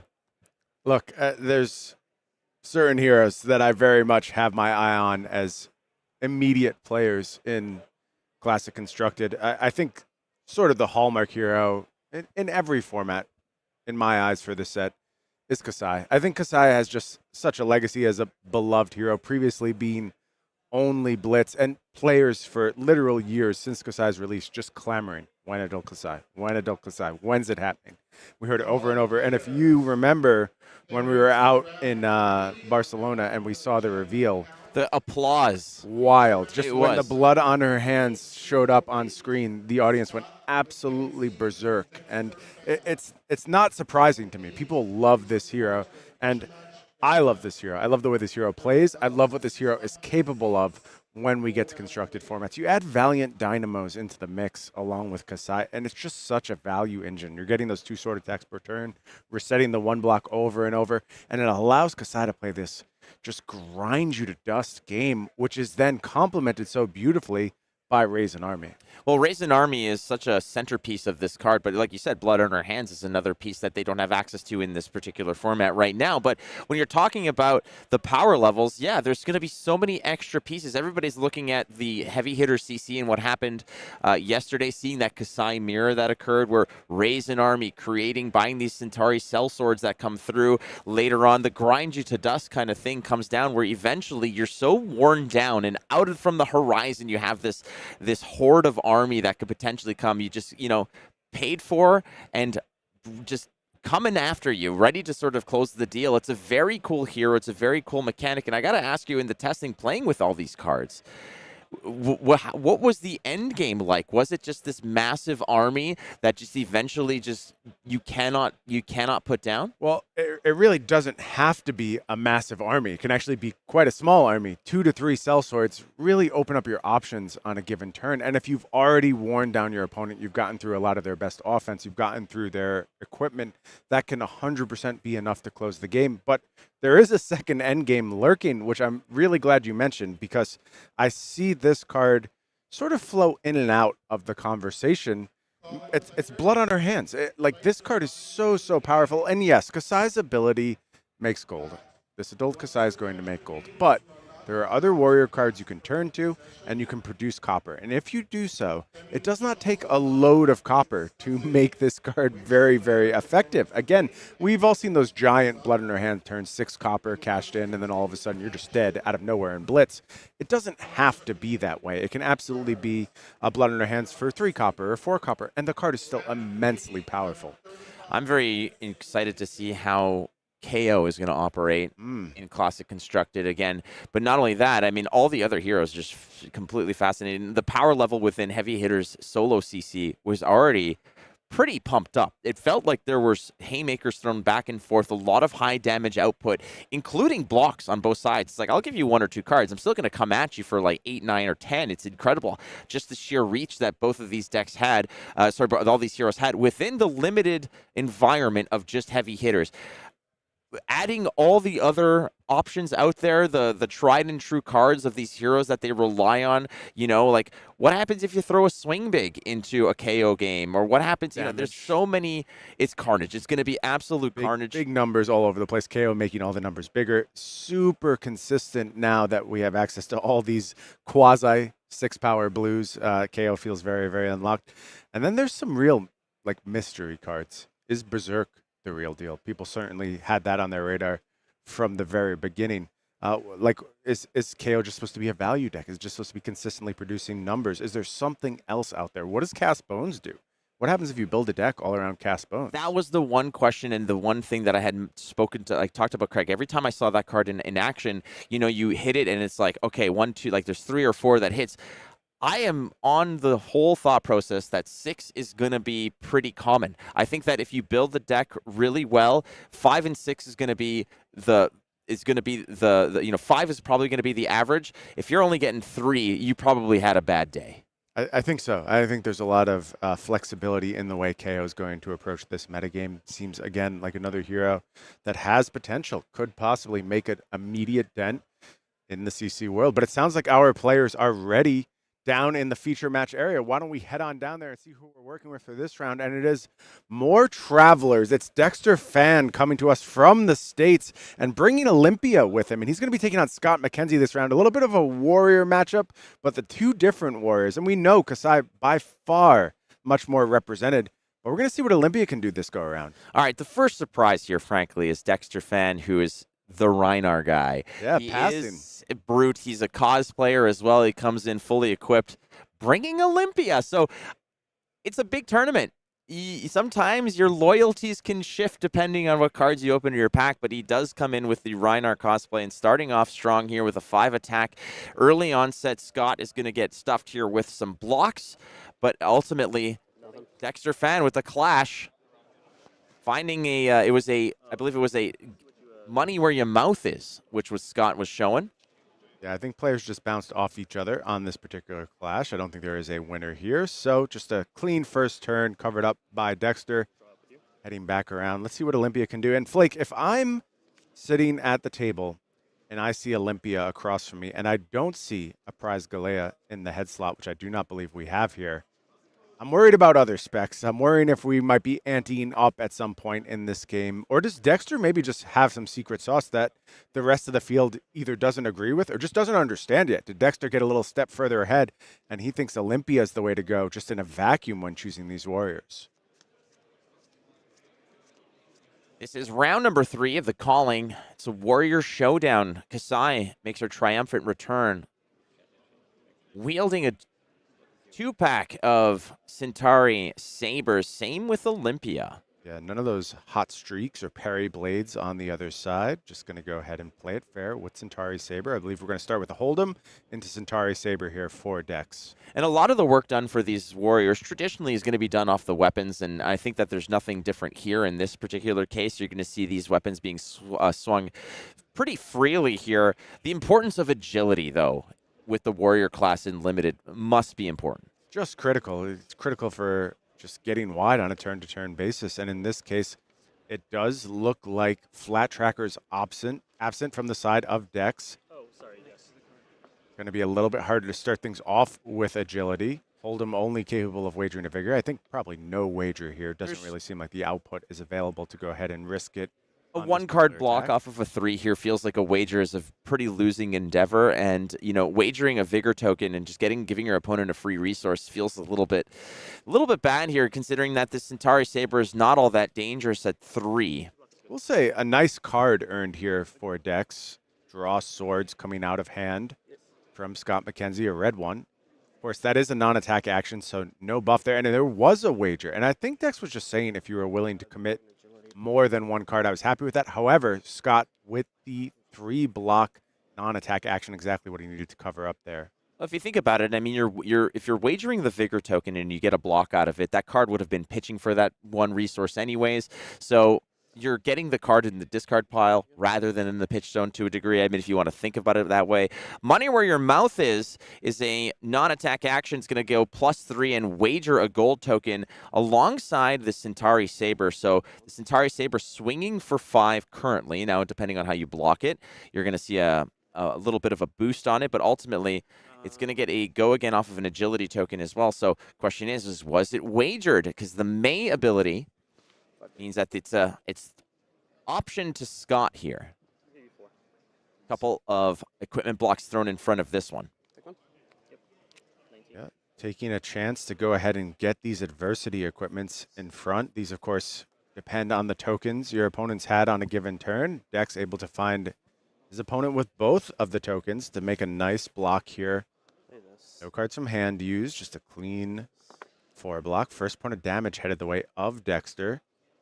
These adversity equipments are very, very cool. I think that any type of conditional, over value on a common equipment is very, very, very astute for what this format is.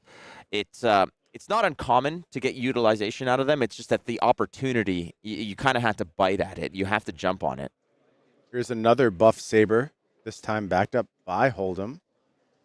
4 attack, a nice break point over here. Wagering, Vigor token on top of it. Given the headpiece on this one. So both players playing fairly conservative. And this whole attack pattern here kind of speaks to what you're talking about, the grind out of utilizing those Centauri Sabers and just kind of poking and prodding here or there.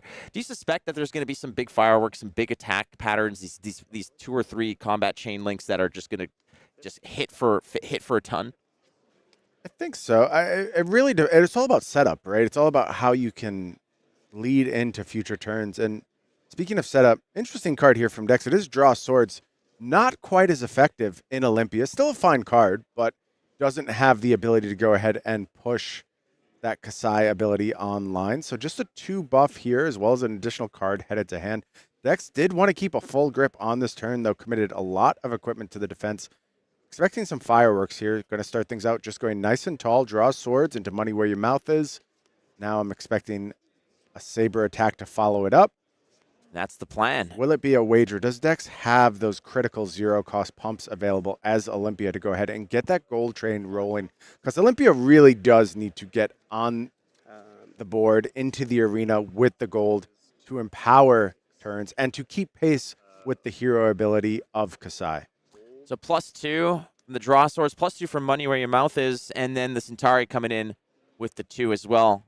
Gold on the line over here, and it's not very clean of a block. 6 attack, you feel it's just tossed 2-3 blocks, but again, Centauri Saber is going to get a +1 if it's defended by 1 or more attack action cards. Now, against the Warrior, there's a lot of non-attack action cards, so you'll have an opportunity here to just throw some stuff in there, but again, a lot of 2 blocks as well, so it's not as clean as you may think. But the gold is on the line here, dangling in front of this attack. If it's met, fully covered, Scott will get that gold on the line here. Dex, the Brute, traditionally taking a chance with Olympia. 2 float. Tough decision here for Scott. Do you play around, take the upper hand in this spot, or really any possible attack reaction here? And it is going to be the agile engagement, and this is a nice one for Dex.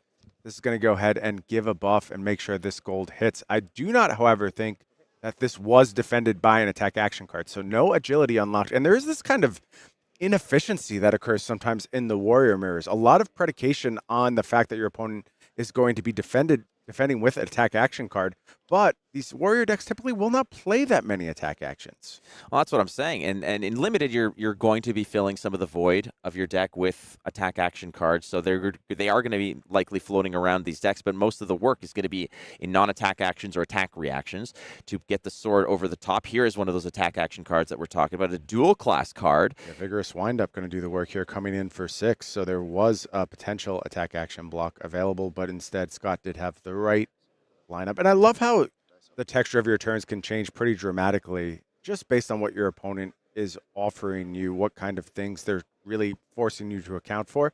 I don't know that this would have been the preferred play of Scott in just a vacuum if you're just trying to get, optimal offensive and defensive value. But once you are incentivized to keep these attack actions on a future turn, this looks very attractive, just a 2-card 6. So it's a vanilla 6, as you might call it, as there's no real on-hit value in terms of this. So you're going to toss some cards in front of this one. Dexter's kind of evaluating what his turn looks like. I think he was holding on to a lunging press. In that case, it's a blue pitch, but that's not a card that you really want to toss in front of it. Maybe it's a card you might use to pitch, but again, it's a very cool card to throw on top of things. But I think Lightning Press doesn't affect the Sabers.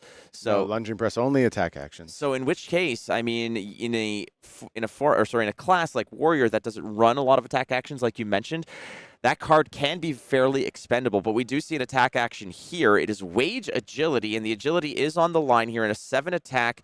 So another breakpoint option here with agility on the line. And agility. I love this wager here, Flake, because if you look at the state of Scott's hand and you look at the equipment in particular, that Beck and Applause not online, that headline, that helm not online.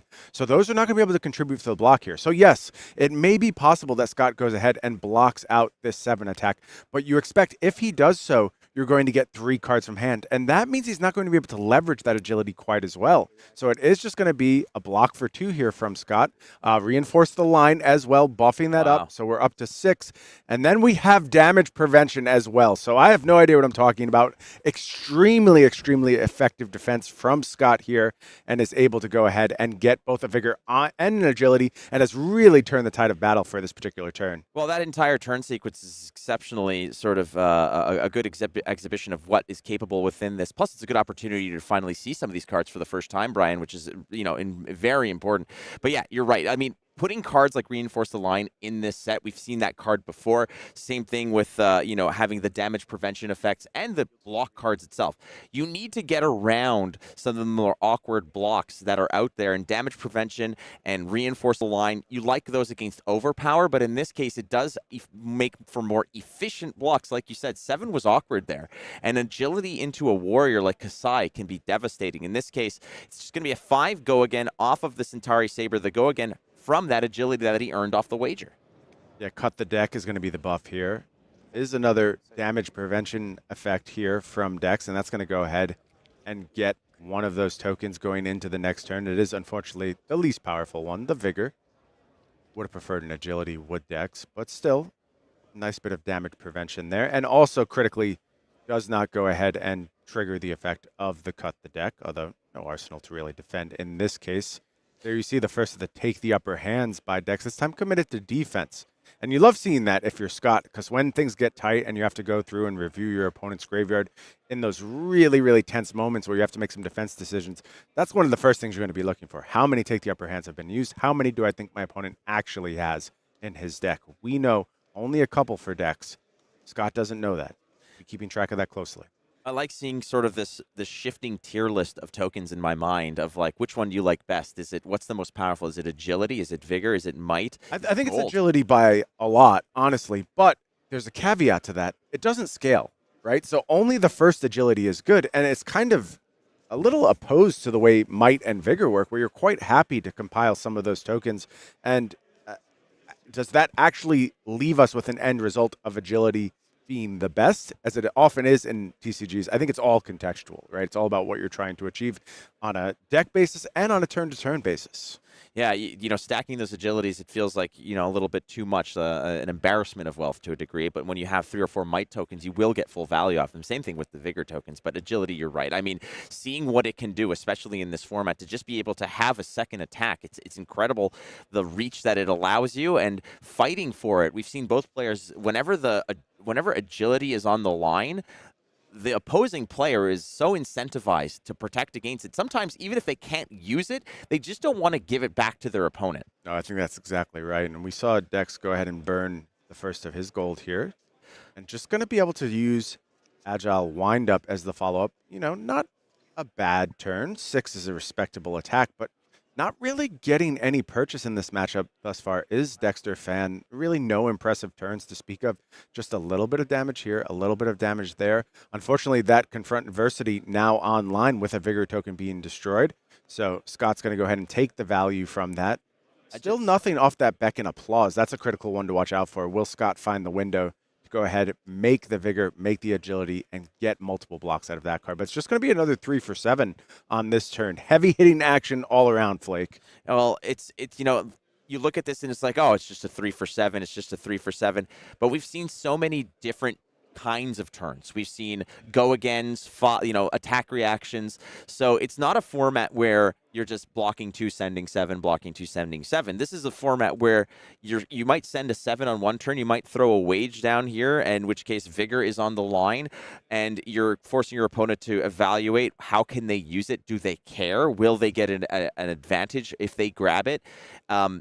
But beyond that, we've also seen turns of a saber for 5 into another saber, another attack, an attack reaction over the top, a lot on the line. So the turns are not going to be the same. Every turn has looked different. Every turn has felt different. No, they're not scripted. There's a lot of diversity on a turn-to-turn basis, and this is a tough spot for Dex. I'll be honest with you. I don't think the early game has gone particularly well for Dexter Fan. Really no gold stack being set up to set up one of those future powerful turns. Behind on life.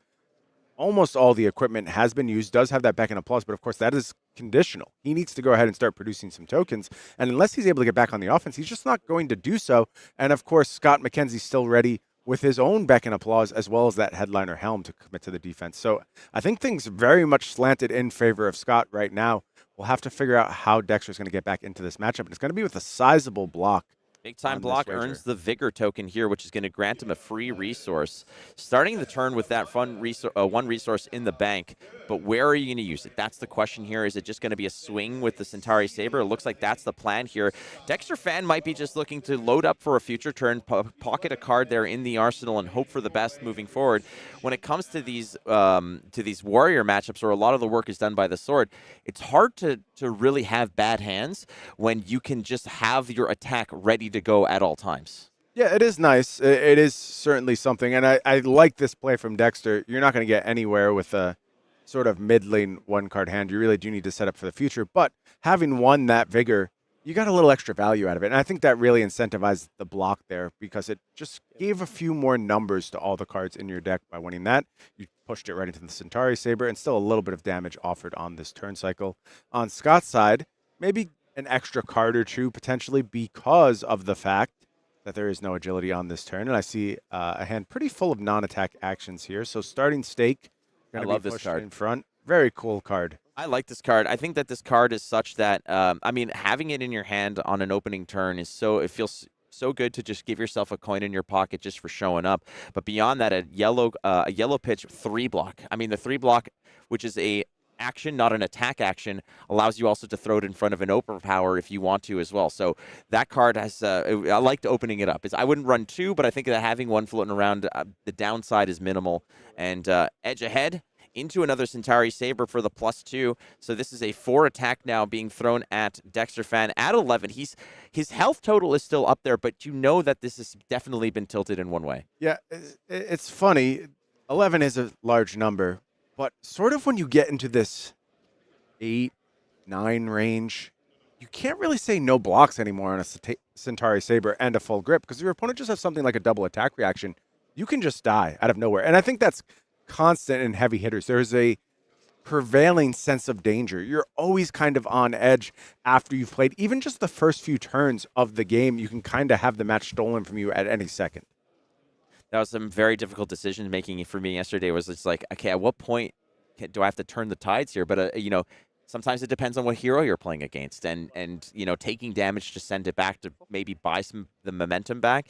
You have to do a lot of evaluating, because this is a format where you can potentially expect to get hit for 14. Like it's completely within the realm of possibility for a player to consistently lay it on thick until this massive, just these huge attacks just come your way, and you're so low on life that you can give, you know, you could sell the farm and still unfortunately not get there. And Dexter Fan, you can see scratching his head, just trying to figure out what's the best combination here. Or, you know, how do I piece this together to get back into this match, dropping down to 7 here with still a lot of time on the clock, so he can be patient, but there's another resource element that he has to watch for. That's his deck. When you're blocking that aggressively, you are running out of cards very, very quickly. Both these heroes relying so heavily on their weapons that you're not necessarily expending cards to attack, but a lot of them have been buffed up by non-attack actions. So the clock, the card count, the life total, a lot that you need to keep in mind. Yeah, many things to account for, as well as the craze screaming in the background, which is in no way distracting. Just totally fine. Don't worry about it. I think they're doing the sheep auction, yes, from the place we went to the other day. Yeah, we heard all about that. Gold going to be popped here for Dex. Rising Speed, the draw. That's a nice one to draw off of a gold. Rising Speed, of course, 2 for 5. Gets go again if you've drawn a card this turn.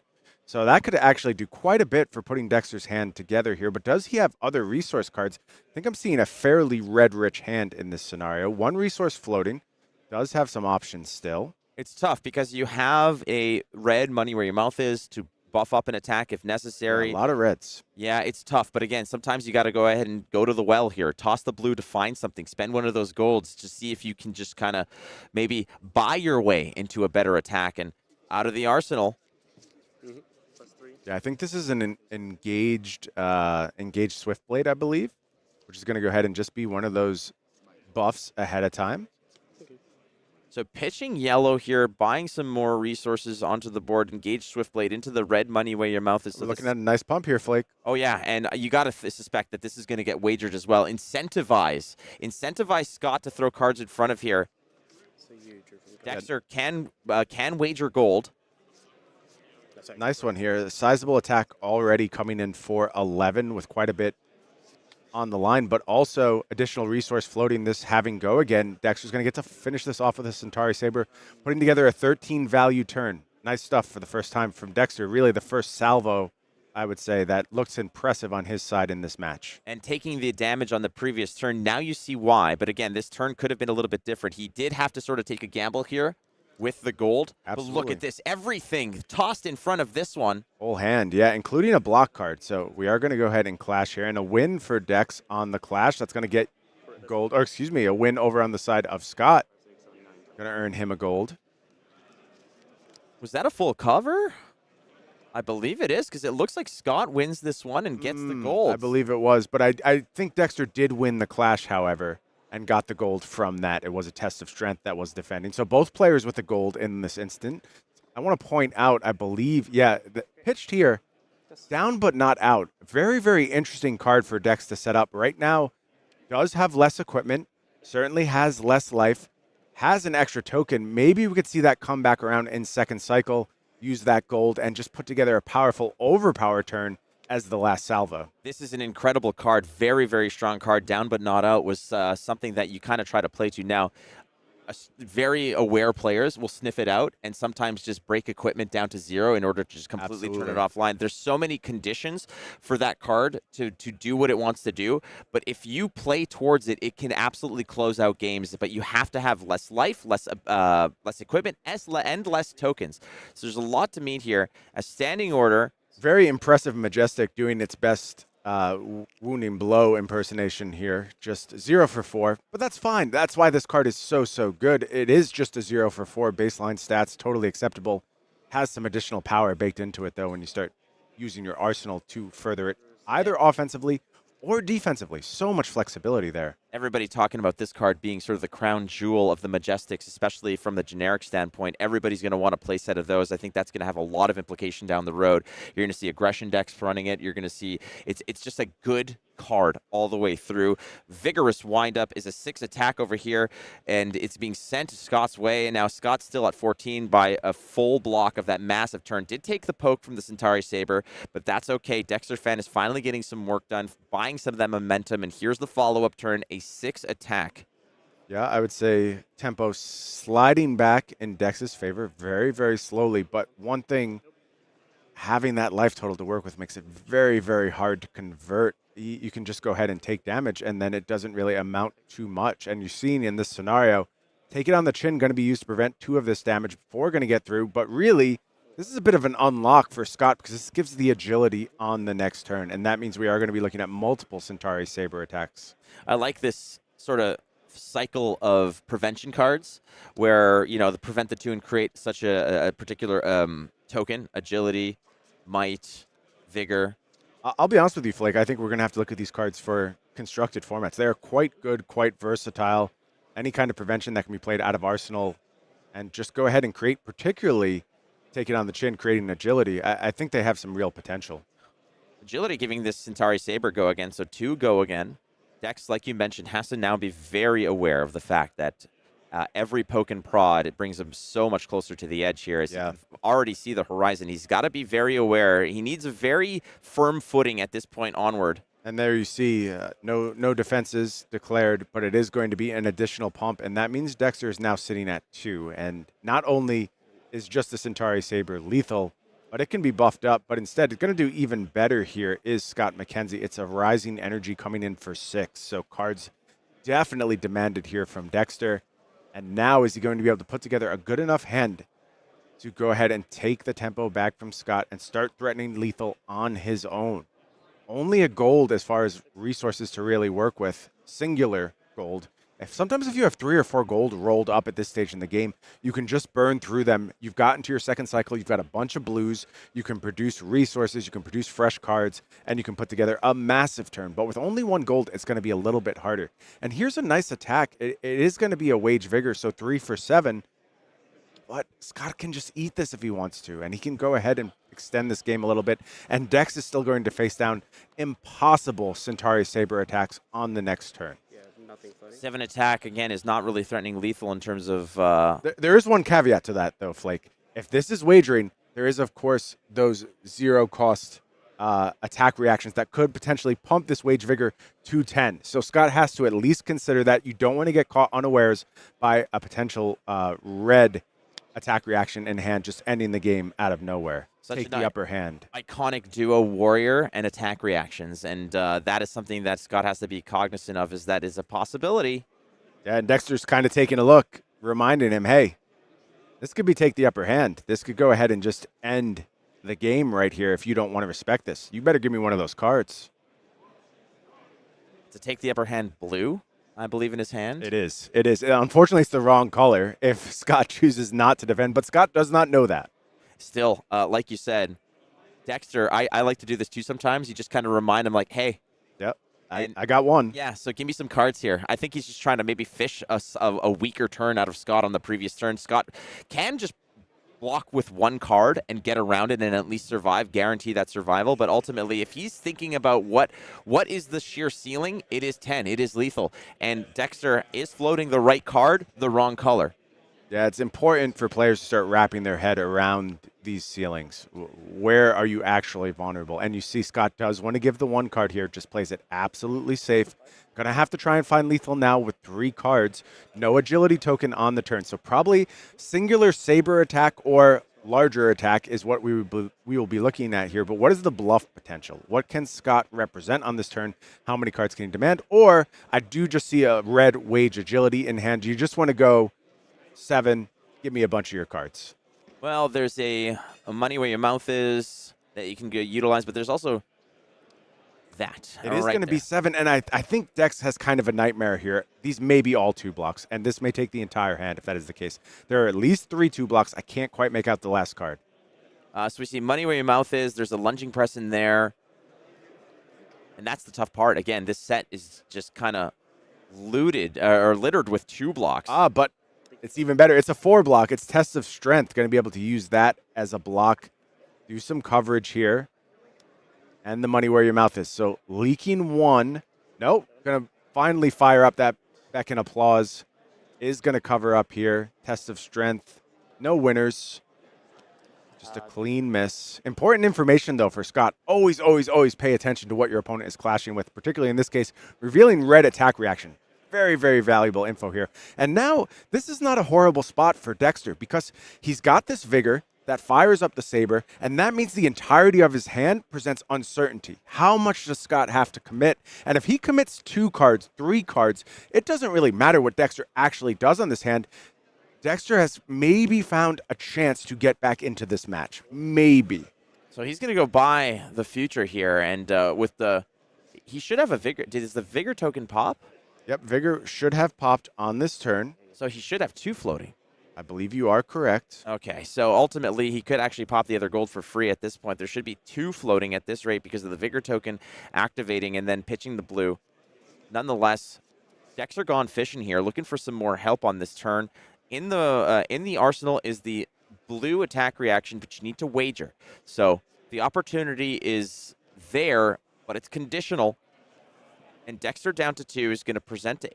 He's kind of feathering it. You're going to push the sword together, push the sword forward at some point. But I mean, that 1 extra resource means another card draw with that with the gold. Yeah, and it is going to be spent here. So going to have multiple resources floating here, multiple cards in hand. I am unsure if this resource count is actually accurate. There should be 3. I mean, there's no Phantom Frostbite on the board that he had to pay through. That's just the reality. Unfortunately, the Vigor token. Nonetheless, here we are. This is the reality we're dealing with. Lead with speed, +1, creating an agility token. And I think that has big implications. It for our absolutely future turn. does. Yeah, and you see, Scott's got to push a few cards here. He can't go ahead and be content with letting any damage through, and that means only a 2-card hand on the next go-around for Scott. No agility token. I think Dexter has done a very nice job getting back into range of potentially winning this game. He's really done a good job reclaiming the tempo at this point. So they're just, I think the judges just coming in to discuss the accounting of the turn. Now, again, Dexter paid a little more, and how would that have changed the turn? We don't know. Nonetheless, I'm not sure it would have. I think this turn may play out the same way either way, but it is important this get represented accurately. So. correct. And I think you're exactly right. Dexter has done a very good job of making it very uncomfortable for Scott, who was in a commanding position for so long. Unfortunately, though, a bit of inefficiency on Dexter's turn there, not able to use all the cards in hand. It would have been a great spot to do so. And a perfect 2-card hand here from Scott. It is going to be 7 offered up. So going to need to block at least 6 here. It's a perfect hand. However, the silver lining here is Dexter knows there's no surprises. So Correct. he can basically 2 cards. exactly, and at a certain point here, he can have enough cards with 3 to move forward with the agility token, which is going to be so important in terms of pushing to the tempo against Scott and buying more cards out of him. This one has gotten tight, Flake. And the good thing here for Scott is if he's paying attention, he does know about that red attack reaction in hand. It was revealed to the Clash. He should know what that card is. So yes, this Centauri Saber, it represents a virtual 5, and the next one is going to as well. So you do need to cover this up, but you have 5 life to work with. So I think you're going to get 2 cards once again from Dexter, but on the next turn cycle, threat goes down a little bit. It really depends what Scott is able to offer here. How is he able to threaten that 1 life of Dexter? Is there another 3 for 7 that's going to demand this time at least 3 cards from Scott McKenzie? But it this might be game got so close out of nowhere. It might be 2 cards plus some leak damage, right? So that Could you're getting cards and you're getting closer to a finish line as the next Centauri Saber is pushed forward another 2. Yeah, and you really want to find a non-attack to block with here. You do not want to turn on that agile engagement. And I think if you're Dex, you just have to fire this one off here. Yep. Yeah, make You it take happen. the damage. You go ahead and you bring Scott down to 2. You still have that arsenal at the ready for the next go around. So even if you have to give 2 cards here, you're potentially playing a 3-card hand versus Scott's 2-card hand. And we know Scott does not have the agility here. So what's the best he can muster? It doesn't look great. It looks like cut the deck plus Centauri Saber is the potential play. But going to choose to just arsenal instead. And if you're Scott, I love this play because this says so much more. It's so much better than a face-up buff. You have to now ask Dex for 2 cards. What's fascinating that I find in this format, sometimes you just have to say, if you have it, so be it. And I think Dex just did it. He said, if you have it, so be it.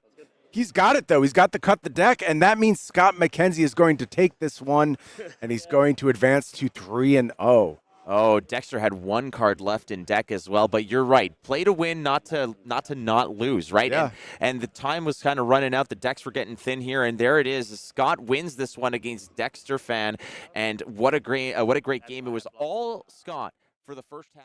And Dexter turned it on, but Scott found a seam there to go ahead and sneak through. And again, a lot of bluffing, a lot of smoke and mirrors on this one, but that's how Warriors like to play. A lot of work done by Centauri Sabers. Brian, in terms of an exhibition of what these 2 heroes, of what Warriors want to do, how did that game feel for you? Fantastic. I loved all of it. Even down to Dex's decision to only block with 1 card there. Like, sure, on a very simple level, you can be critical and say, oh, he should have played around the attack reaction. I absolutely don't think he should have. He had very few effective cards left in deck. He had to have a large number of cards on the next turn cycle. It was the only way he was going to find a win in this match.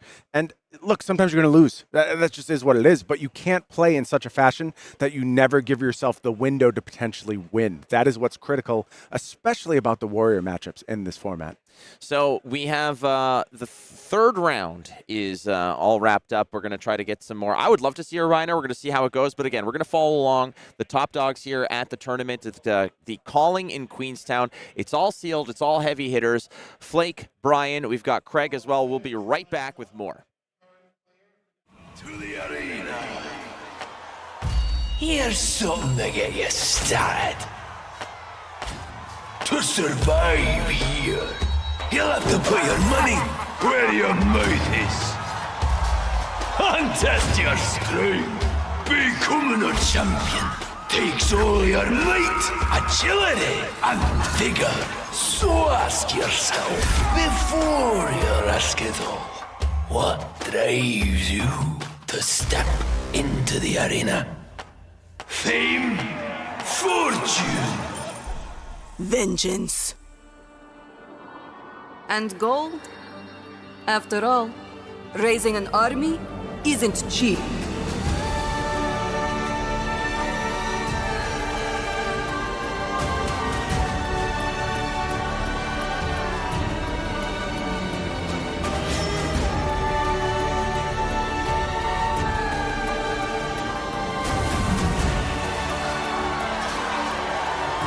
The sands will run red!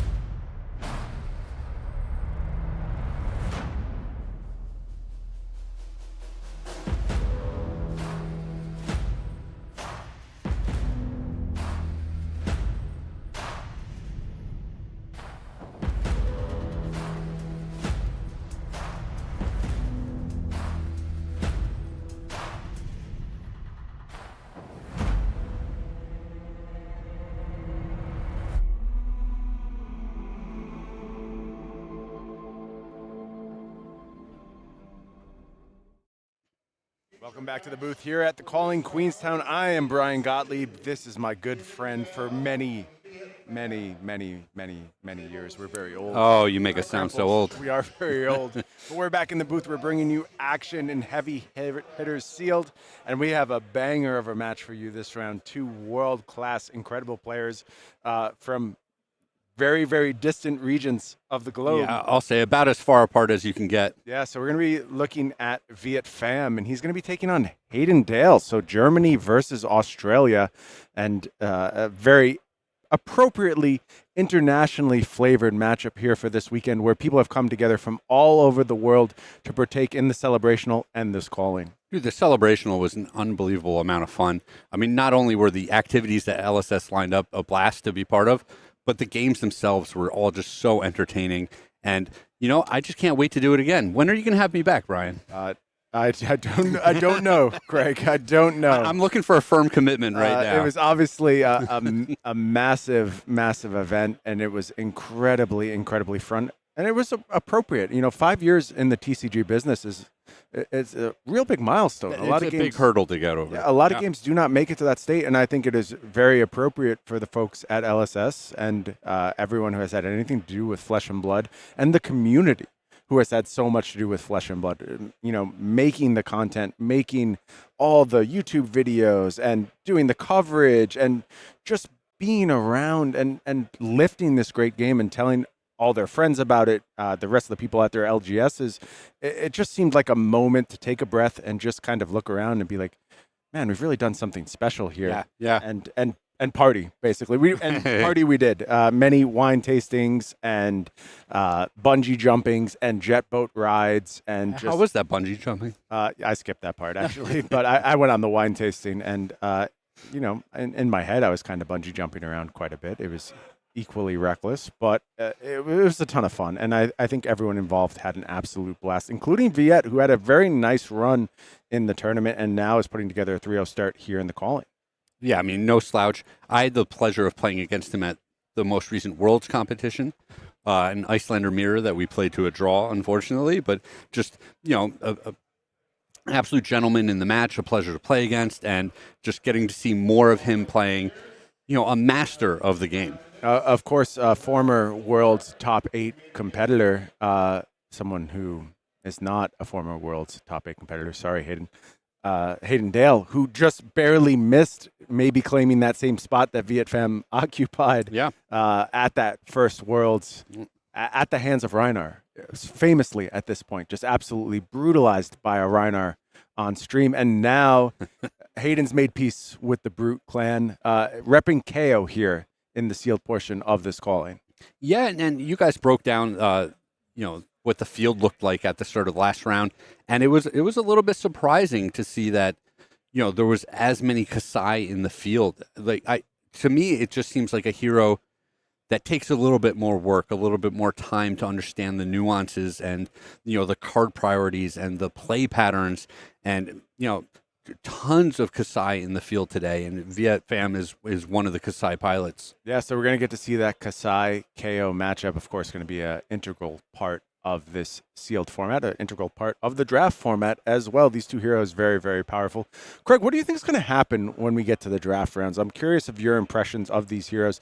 Do you think these breakdowns that we saw, is it a tiered thing where one set of heroes is just better than the other, or is it about sealed versus draft and what heroes are capable of doing in those different contexts? Yeah, that's a great question, because one of the heroes that we don't see represented a whole lot here, Reinar, like potentially in draft, once you have your pick of cards every pack, and you can set up those turns where you're double clawing turn after turn, and like that's just so much harder to do in the sealed deck format. I think you're exactly right, but it sounds like our players are ready down in the feature match area. So let's play some more sealed before we get to draft. We'll get to draft tomorrow. Don't worry, we'll be here for that. We're going to see all these heroes represented in that format, see what they're capable of when you get to choose your cards with a little bit more purpose. So for now, Kayo versus Kassai is the matchup. You dabble in development from time to time. Yeah, I've been known to. Yep. How much limited play do you participate in? How much drafting do you do with these sets before we end up seeing them? We do a lot. I would say I've probably triple digits in heavy hitters drafts, which is a pretty massive number. That is a lot of drafts, yes. And, that is not with the final product of heavy hitters. That's throughout various evolutions. And, of course, things change throughout the development process. But we put a huge, huge priority on making great draft formats in Flesh and Blood, especially now as we've shifted to every set being draftable. It's just a huge focus for us.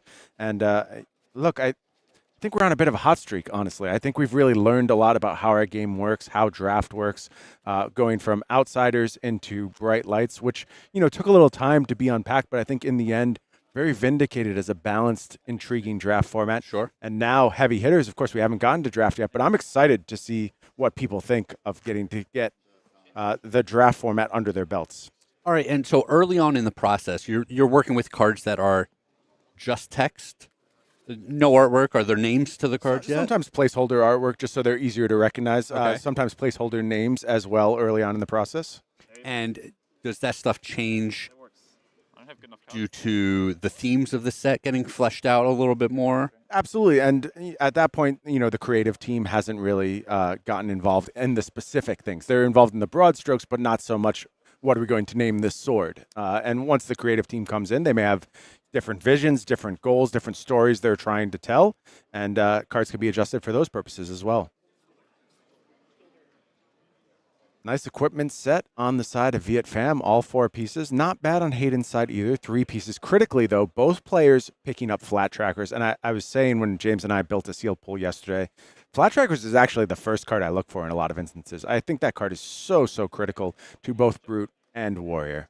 Yeah, you touched on it last round that the agility token, probably the most powerful token that you can have, diminishing returns on multiple copies, obviously, but you want that first one every single turn. This is a really interesting spot here. Viet's coming down with a wage agility, blue, 4/5, and wagers. What do you think of that if you're sitting over on Hayden's side? It's kind of wild to wager here into just a full grip on your opponent's side. Yeah, so there's a couple things that could be going on. The first is that you're just saying, I want as many cards for you as possible. The second is take the upper hand, which is exactly where I was getting to. And this does make things a little bit more complicated. However, Hayden is ready with the answer, does have the reinforce the line to go ahead and cover that up, and steals the agility token. Yeah, and it's hard to understate how important that was, because if Hayden goes ahead and just overblocks with his hand, then Viet has the opportunity to take that attack reaction and arsenal it and just threaten it every single turn. Let's see what this agility does for Hayden's hand here. This could be a huge step in getting ahead in this game. Perfect draw there from Hayden. Didn't have to overcommit, but was able to go ahead and use the reinforce the line to cover up the surprise defense reaction. Of course, should it have been a red, things could have been quite a bit worse for Hayden, but that was not the world we're living in, and finds a clean defense of that wage agility. Checking out that Kassai specialization is Hayden. It's a good one, Craig. It's got an attack reaction red. Banish a red and yellow card from your graveyard. Destroy this target sword attack. Gets when this hits, draw a card. Yeah, and it's very rare that we have a game where a sword attack doesn't sneak through. And obviously being an attack reaction, you just wait until they don't block, and then you get your free card. Yeah, not bad. Wild ride the play here. Hayden not going to be too concerned with the outcome of this random discard. It is going to get go again regardless. Let's just see if it picks up a might token as well from the Kayo ability here. And it is going to its red agile windup being discarded, moving to 8. Maybe Hayden wanted to keep that one in hand for that's some the one offense. you want to follow up the wild ride with, right? Yeah, but still, my token going to come down from Kayo. Make sure I get my token. Make sure I get it. 2 powerful abilities on this hero. Those mites should not be scoffed at, but also, of course, that famous +1, creating all the 6 power blues you could ever hope for as a brute. So we see Hayden pitching the starting stake to pay for this. Sure. And that's a card that I was a little bit on the fence about initially, but as I've seen the format play out a little bit more, being a non-attack action that you can put in front of these sabers at points, being on the play and just starting the game with a gold, there's a lot of utility to this card. Let's take a look at starting stake. I actually want to call that one up onto screen because there's a cool feature with this card. It is also a pre-release promo when you head to your store, but flavor text here. Many are denied their place in history simply because they failed to make their very first coin. Maybe my favorite flavor text in this entire set. Nice. Craig, did I tell you I started writing flavor text recently for the team? No. Oh, yeah. How's that going? Great. They don't use a lot of your flavor text, do they? How'd they use that one? Oh, is this is you? That was me. Yeah. Ooh, look at you, Brian. You know, if the whole game design thing doesn't work out, you can just become a writer. Yeah, go do a little flavor text. I was an English major in college before I was a lawyer, after I was a bartender, before I was a game designer, if you're keeping track of my many careers at home. Quite the roller coaster ride for you. Yeah. Just see what my wife thinks about it. Centauri Saber, the attack here. She's been along for the ride. Yeah, she was here this weekend, had a great time in Queenstown with everyone else. Made lots of friends amongst the celebrational participants. Their plus ones. Had a couple beverages. Had a few beverages. Yep. No box. No defense of the Centauri Saber from Hayden Dale. That is going to go ahead. Offer a little bit of damage. Viet considering activation in the reaction step of this Hood of Red Sand. Is it not part of the cost? It's one, yeah. Playing one is part of the cost. And is destroying part of the cost? Yeah, it is, yeah. Destroy and banish. You have to banish a red and yellow as well. Banish a red and a... Oh, I read it now. Hayden helping out Viet with this card. He does not have a red yet in the bin. I mean, I think Viet was like very astute to block with the battle-worn armor early on. Yeah, but it's smart. You want to get that counter on pretty early. But then just not realizing all of the moving pieces in order to utilize the ability. Yeah, I think what's going to happen here is all of this is part of the cost, so it's not possible for Viet to activate this Hood of Red Sand. He's not going to lose his hood or anything like that. Just a bit of a misstep there. And look, this is day zero, basically, of this set existing. You have to accept that players are going to make some mistakes with the way these cards are played. It's just going to happen. I very much urge everyone at home, don't imply good or bad faith. Don't imply that players are looking for an edge here. It's just tough. A pre-release big stakes tournament, it's not something that happens a lot. It's really, really hard on these players to go ahead and comprehend these cards that quickly. Well, and I think that this is even harder than the pre-release because the spoiled set has been out for such a short amount of time. Yeah, great point, Craig. So I'll create another mine. If we call the pre-release, week 1 with the set, we are at week 0 right now. Absolutely. Lead with power going to be the first play here from Hayden. And that's going to be followed up with a wage agility. So that's going to be coming in for 8. Already picked up the might off of the lead with power. Now has 9. Also has the opportunity to go ahead and get another agility. Had a might going into this turn. And that's where that other buff comes from. So nice start here from Hayden. Just big numbers all over the place, as Kayo often does. When did LSS decide that big numbers were fun? Because I love this. I love the haymakers just getting thrown back and forth. Just when James brought this set, onto my purview, this was always his vision. Heavy hitters, big attacks, battleship type flesh and blood were just big, powerful salvos turn after turn.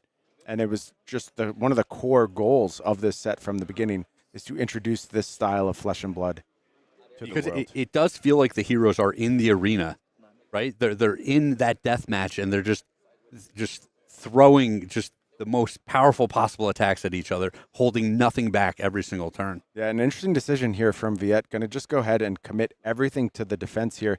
Knows he's not going to get value out of that agility, but sees denying Hayden it as so important at this stage. Interesting decision there, and one that I think is very nuanced and one that players are going to have to really understand the implications of as we go into this format. As soon as I see that play, the first thing that pops into my head is, what are the deck sizes? Yeah, it's a great question. And I think there's a few things that Viet has done that kind of hint at, is he maybe trying to angle towards fatigue in this matchup? Look, Kayo does have some vulnerabilities to that playstyle. Fatigue in general in this format, I'll tell you, it's not good. Yep. It's not good. There's a lot of 2 blocks you're able to force damage. There's evasive damage in the form of overpower, attack reactions. It can be quite challenging to effectively defend your opponent. But Kayo does have some vulnerability to it with things like Wild Ride, with the fact that they generally want to play very lean deck sizes. They really want to make sure they're maximizing their hits of 6s for things like Wild Ride. And so that does leave them a bit more vulnerable than the rest of the heroes might be. And I wonder if maybe Viet already shifting the metagame a little bit, trying to play this matchup in a new fashion. Yeah, you show up with 38 to 40 cards when your opponent's at 30 to 32, and you say, I can be blocking a lot more often than my opponent can. On Hayden's side, though, a lot of effective 3-for-7s we've seen thus far. Yep. Just going ahead and getting the most value out of a card you possibly can, as well as combining it with things like Might and getting even a little bit bigger. So Wage Might is going to be the play here from Hayden. And I want to point out an overpitch on this turn. It's going to be for 8. There was a Might going into this, but he went ahead and pitched that Bonebreaker Bellow, setting it up in the deck for the future. And that's another one that I love to have in my deck late, where all of a sudden you're kind of in this paradigm of 3-for-7, 3-for-7, 3-for-7, something along those lines.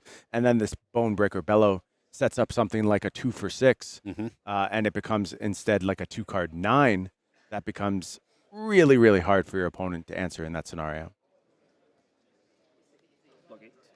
Yeah, I think one of the things that's unique about this set is that a lot of the pumps will affect the weapon attacks, where previously we had seen them only affect attack action cards.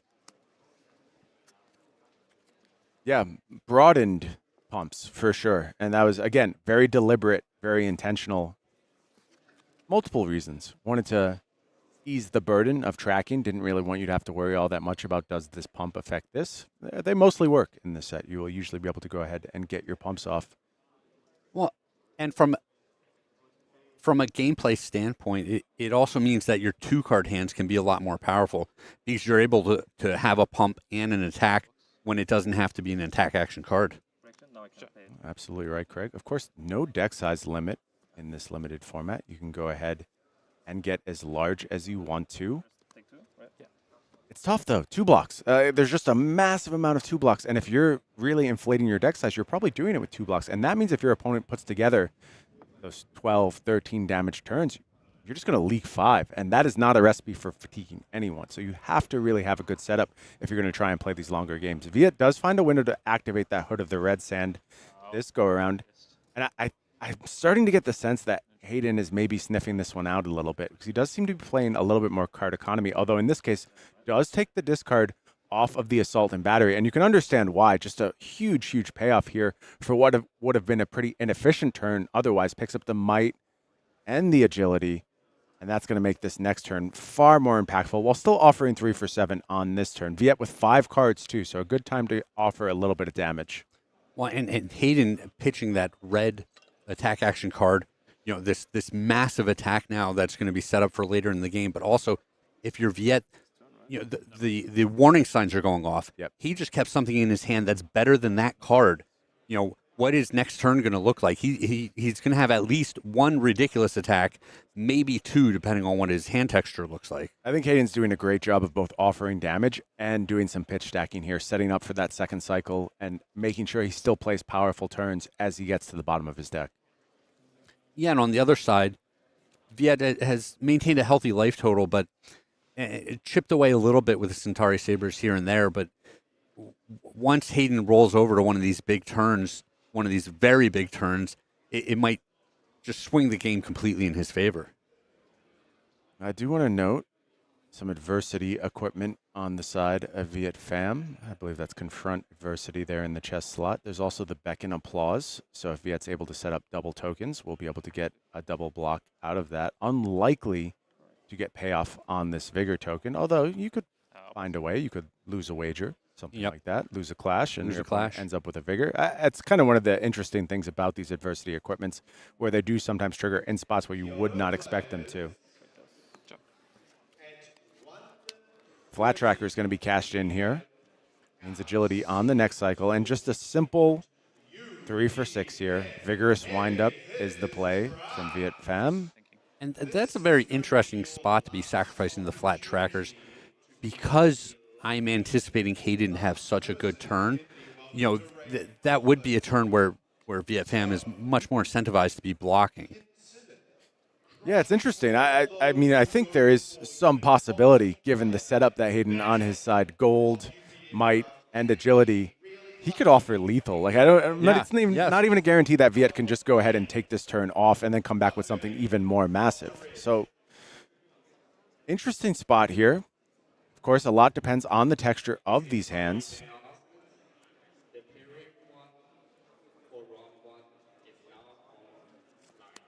I will say, though, 8 is a pretty critical breakpoint for these warrior decks. It gets to the point where every Centauri Saber that is presented with multiple cards in hand at least needs to be honestly defended, because you can just turn it into 8 very, very quickly and steal the game out of nowhere. So I think it is a heads-up knowledge of a very critical life total for Hayden. And maybe Viet's thinking, if I can just go ahead and soak up whatever nonsense Hayden has on this turn, I can potentially start offering lethal on a turn-to-turn basis. And Hayden taking all of that, that makes this turn even more enticing, even more juicy. Yeah, found a nice combination of cards would be my bet. Blue to start things off, and it's going to be a pack hunt out of the arsenal. Nice break point here, 7 coming through. And critically, how about a little intimidation? Doesn't happen a lot on the KO side of things, but occasionally you find a little intimidate. Intimidate is such a fickle ability where sometimes it can just jam you up so bad, and there's other times where you're like, oh, this is the one card that I was gonna hang on to for next turn anyway. Yeah, and Viet finds a block here. Does lose the clash, unfortunately, as is often the expectation when you're facing down Kayo. A very, very good clasher in this format, and that means Hayden goes into the next turn cycle with an agility as well. Pretty big loss there, and it just points out the risk reward of these test cards. Of course, this 4 block, very, very important, very efficient, but it can punish you as a warrior. And it looks like it is just going to be 7 into 6 for Hayden. Pack hunt, pack call, very pack focused play on this turn. Yeah, the very strong turn, presenting 13 damage. And critically, it looks like he's going to head into the next turn with an arsenal as well, and that agility token at the ready. So I don't think Viet's going to get any relief this next go-around. I think it's quite important that Viet puts together a nice turn here. 4 cards available and an agility. He could have the sauce to do so. And again, I just want to point out, games can absolutely be stolen as a warrior player from this position. Nice play here from Viet. It is just a blue adrenaline rush, but that is going to come up to an acceptable level on the back of its buff. 2 for 5, not bad. Yeah, go again with the agility token. So, like you said, Hayden wasn't able to present enough damage to peel all of these cards out of Viet's hand. And now, Hayden's actually in a spot where he needs to be a little bit nervous. Two cards in hand and 2 cards in hand. 1 yeah, sure. I think that is quite true. Adrenaline rush, a little bit harder to buff. There are some things that can only target warrior attacks that will not be able to put any spice on this one. So maybe a little bit more clarity for Hayden on this attack, but the next one going to be harder. And I think Viet has the 3 for 7. I think I saw an agile windup in hand. I don't know if he's got the blue in addition. I mean, you want a clash? But could offer quite I just don't want you to know substantial numbers on this go-around. You can't have it all. Well, and also if you're Hayden, you need to be a little bit frustrated with your headpiece, where this is a conditional 2 armor block. You can only use it if the opponent's drawn a card. And typically very good against Kassai. Yes, exactly. And we've seen the Kassai specialization headpiece get used already, and Hayden hasn't been able to deploy this armor and just preserve his life total with it. Yeah, no draw swords or anything of that like for Viet. I do quite like how, especially the headpiece can really influence decisions on the opposing player side. Sometimes with the other adversity pieces, you can't really afford to play around them. Your game plan is so integral to producing things like vigor, like agility. But draw a card you can be a little bit more finicky with. You can time it with a little bit more certainty. And we do have the 3 for 7 as the last attack here from Viet. So a nice total burst of damage, 12 being offered on this turn. 12 may not sound like a massive number if you come from CC, but in a limited format with a lot of 2 blocks, it's not bad.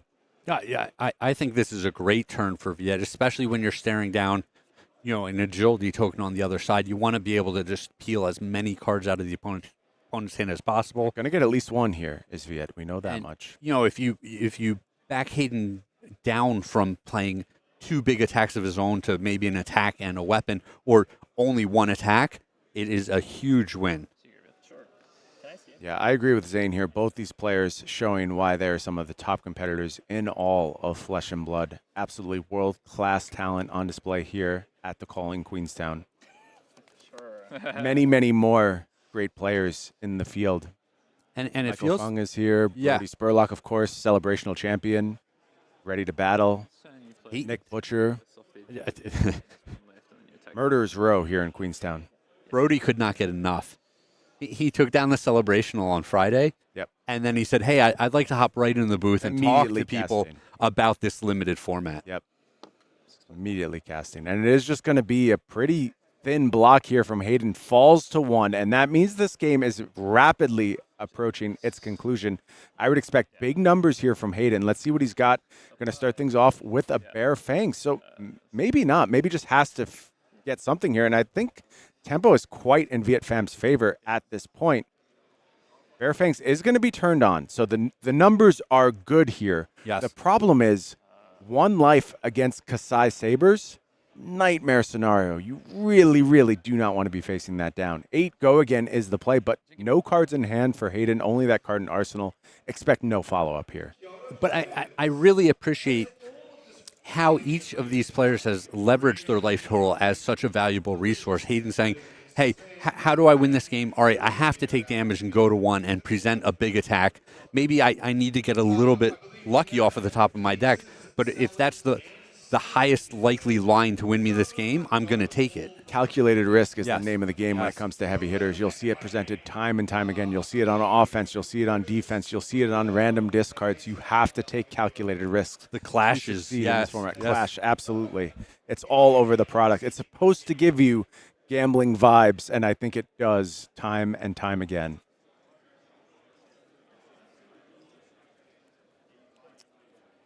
And the real question is, does Hayden have a zero-cost attack in his arsenal here, right? That's the big question. Oh, something really interesting here, and I think Viet's checking it out. Yeah, thinking about pushing in that second applause, and is going to go ahead and pitch that agile windup. So gets agility and gets the defense value there.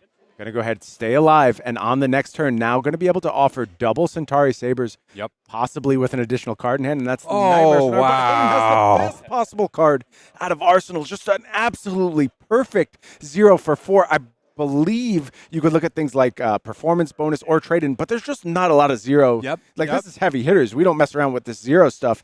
But Hayden has the perfect card and disguised it so well. Everything down to his body language said he Yes. had nothing there. And now he takes Viet's entire hand. A perfect play by Hayden Dale. And Go it ahead and puts- reclaim the tempo. Yeah, Hayden just right back in the driver's seat. He's got the might token going into his turn. He obviously still has that gold token, so he can sculpt his hand a little bit if he needs to. But just an absolute back and forth roller coaster ride between these two players. Hell of a play. You love to see it from a player the caliber of Hayden Dale. And you saw it on Viet's face. He was like, yeah, you got me, bro. Well played. Now, what's the follow-up from Hayden? No agility on this turn. Does have might at the ready. You guys have added some exciting new cards that really interact with the arsenal in ways that we haven't seen a lot in the past. Yeah, it's an area of design that we're more keen on exploring all the time. We're always learning as designers, as developers. We're learning what works, what's exciting, and a card with the versatility of Standing Order. It just felt like the perfect generic for this set. And again, just kind of that thing too, where you're hitting on the themes of the set. You're playing a little bit around overpower. You do have the ability to hit heavier than a 0 for 4 typically would. So I think it's just a really nice fit for this set and a nice fit for the game in general. Well, I think back to Crown of Seeds and the power of that card. Try not to, but you can if you would like. No, I understand, but that's what I'm saying. Though one of the powers of that card was that you could stick anything in your arsenal and then get value out of it later as a resource. Absolutely. And other decks could not do that. You see this all the time with some, especially the early players, where their arsenal card, and then several turns will go by and the game will end, and they'll still have that card there, and they'll be saying to themselves, "Man, if I hadn't arsenal that, it would have given me the opportunity to put a different card there later that I really needed as the game played out." One of the first things you learn for sure. Hayden looking to put together a nice turn here. Start's going to be lead with speed. That's going to produce that agility. And I see a blue getting ready to move towards the pitch. Maybe having a bit of a think here. Is there another play he wants to make first? Is there something else he needs to get out of this turn? Is he supposed to crack the gold? Does he want to get a little greedy, search for something? Hayden, considering all of his options here, does have that might at the ready on this turn cycle. Just going to be Mandible Claw. It's 8, right? It's not a bad one, though. Lead with Speed is going to buff that. Coming in for 7. Viet Fam at 2. With a couple of 3 blocks, could only commit 2 cards here. Would be quite nice. Hayden going to have Agility on the next turn. How many 2 blocks are in hand for Viet? Yeah, kind of interesting seeing him not take advantage of that gold token. Just because, How many cards do you you know, if you draw something that's, you know, kind of benign and not too exciting, you can still pitch it to send in the claws with the 1 floating resource. I'm 14 total.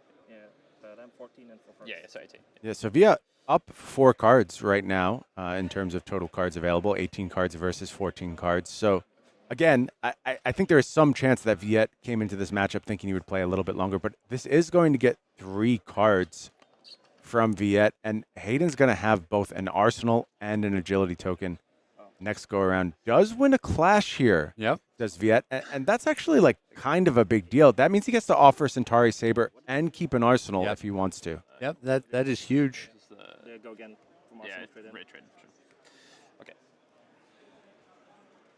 Small win for Viet. Expect Hayden to play this next turn with Agility, with an Arsenal, and with a 3-card hand. That's a dangerous, dangerous position to be at 2 life. But look, Root has some brick capacity. It can absolutely happen. You know you're getting a card here. There are some scenarios where this could potentially get 2 cards. It's not going to happen. We know Standing Order is present here. But if you had, say, 4 attack actions, all 2 blocks, you could have to give up 2 cards here. Anytime. That's right. Thanks, mate. Yeah, now that we're deeper in the game, we see the players being a little bit more careful. You know, we're going to review, hey, you know, what sort of pumps have I seen? What sort of attack reactions have I seen? I certainly want to be aware of it. Of course, players still learning the cards in the format at this point, really understanding what possibilities are out there. No resources floating, no wager on this. Should just be a safe block for Hayden. 3-block attack action. 2-block non-attack action. Starting stake, maybe. Yeah, and that is just going to be pushed in front. Clean cover. So 3 cards and an Arsenal and an Agility and a gold for Hayden Dale on this turn cycle. Blue pitch to start things off. Rally the rear guard. Just a good 2 for 6. Yeah. Solid value. And with your opponent at 2, that's all you really need in this spot. You just got to get some solid value out of your cards. Great. Hoping to catch your opponent maybe with some of those 2 blocks that are so prevalent in the format. Mm-hmm. Get a few extra cards here. Then even your Mandible Claws can be enough to finish things off. Also, that flat tracker is still at the ready for Hayden. He gets to play another turn cycle with Agility if he wants to. So things quite in his favor, all on the back of that Standing Order play. Absolutely. Just definitely the pivotal point to the game up And until 3 now. cards committed here for Viet. That's bad news. And it is going to be another Rally the Rear Guard. That's going to get the fist bump. And Hayden Dale moves to 4-0 on Kayo with a beautifully played game. Just ending at 1 health means that you've used every possible resource, right? Just Of course. just like you said, great navigation there. Both players understanding, you know, their position in the game, when to pivot, when to attack. And flawless. Yeah, I think both players played exceptionally well in that game. Just Hayden had the trump when it really came down to it, had that 0 for 4 out of Arsenal that nobody, including myself, expected in that spot. And it just goes to show you never know what's going to happen in a match of Heavy Hitters Limited. Now, that's good stuff. We are going to have plenty more rounds for you here from Queenstown. That was just round 4. We got 4 more rounds today, and we got 6 rounds tomorrow. 2 drafts going to be covered here. Cannot wait for all of it. We are going to take a brief break, though, and we will be back in just a moment. Do not go anywhere.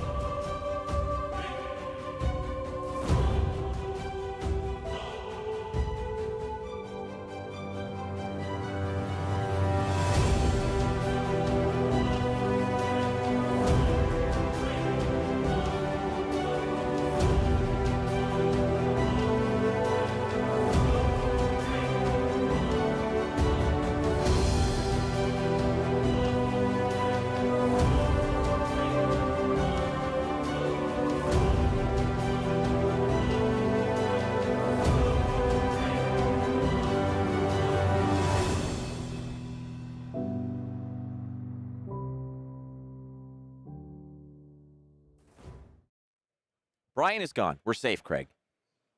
I had a blast with Brian. I did too, but I mean, I missed you, man. That is fair. 2 rounds. This is the dynamic duo right here. This is what it has all been. I mean, we had 3 straight days together. We had a little dinner date yesterday. The gruesome twosome. It was amazing. Yeah. I had a burger that was the size of like a UFO. It was this just gigantic thing. I tried my best. No, that burger defeated you. It absolutely crushed me. Burger won, Matt 0. The burger won. It did. So we're back to the calling here in Queenstown. 219 players are throwing down heavy hitter style with some sealed. But how about some of those future events? And there's this one unique, really cool event that's going to be happening down the line. We'd had a really cool event this past week with the celebrational. But yeah, listen, if you thought this was awesome and you were sorry that you missed out, here's another opportunity for you. We are going to Phuket, ladies and gentlemen, as the calling in Phuket, April 5th to 7th. But your next vacation, Flesh and Blood goes on holiday in Phuket. This is something very unique. Yeah, I mean, you don't see events like this very often, and so definitely, if you have the ability, take advantage of it. We also have a special promo that we're running just this weekend. Buy your event package this weekend, and you'll be automatically entered to win the 4-night accommodations for your time in Phuket. Yes, but you have to buy it this weekend. The link is in the chat, ladies and gentlemen, so you have to buy it this weekend. If you want to go and you want to score yourself 4 nights of accommodations at the venue, you have to do it. Now, this is not just a convention center. You're going to be in the beautiful, beautiful vistas of Phuket by the water. No, this is a resort that you're going to stay in. Yeah, no, this is like the real deal. Yeah. This ain't your Holiday Inn. There ain't a Motel 6 on this one. This is a beautiful resort. As you can see, Azalea's just chilling out there. Look at the shades that Reinar's bringing to the party on this one. Yeah, but it looks like Reinar is blind. Like right? Like he has the stick to feel his way around. Like yes, he does. Yes, he does. Meanwhile, you have Olympia. He's trying to stone cold Steve Austin 2 beers into each of his hands. Yep. Yeah, for sure. And then there's is that Vincent in the back? Catching some rays. Yeah, no worries. She's got. Yeah. I didn't even notice. The tanning mirror. She has the tanning mirror, kind of like Polly Walnut style from The Sopranos. She's just getting the good tan on. You can't miss any of the angles there, you know? The best one, first of all, Azalea apparently is the type where she just goes into the pool with all her clothes on. Sure. I mean, why not? It feels more comfortable that way. Yeah. So yeah, this is a good time. This is the perfect telestrator time because you're absolutely right. So you got the beers that are going to be coming here from way out there. He's catching them right, Stone Cold Steve Austin style. Oh man. You have Reinar over here, like you said, probably thinks he's waiting for the bus. Sure. He's like on the bench just waiting for the bus. And here is Azalea, who forgot her swimwear. So she's just says, screw it. I'm not missing out on this. Hey, Azalea is chill. She is so chill. And, she's not going to miss out on the pool time, and neither should you. So if you want to go to the Calling in Phuket on April 5th to 7th, and you want a chance to win 4 nights of accommodation at the resort, you need to buy your package. Just do it today. Like, why even wait till tomorrow? Because we are going to announce the winner on the stream. It's going to happen on the 21st. Is that tomorrow? That's tomorrow. Wow. We're already there. Yeah.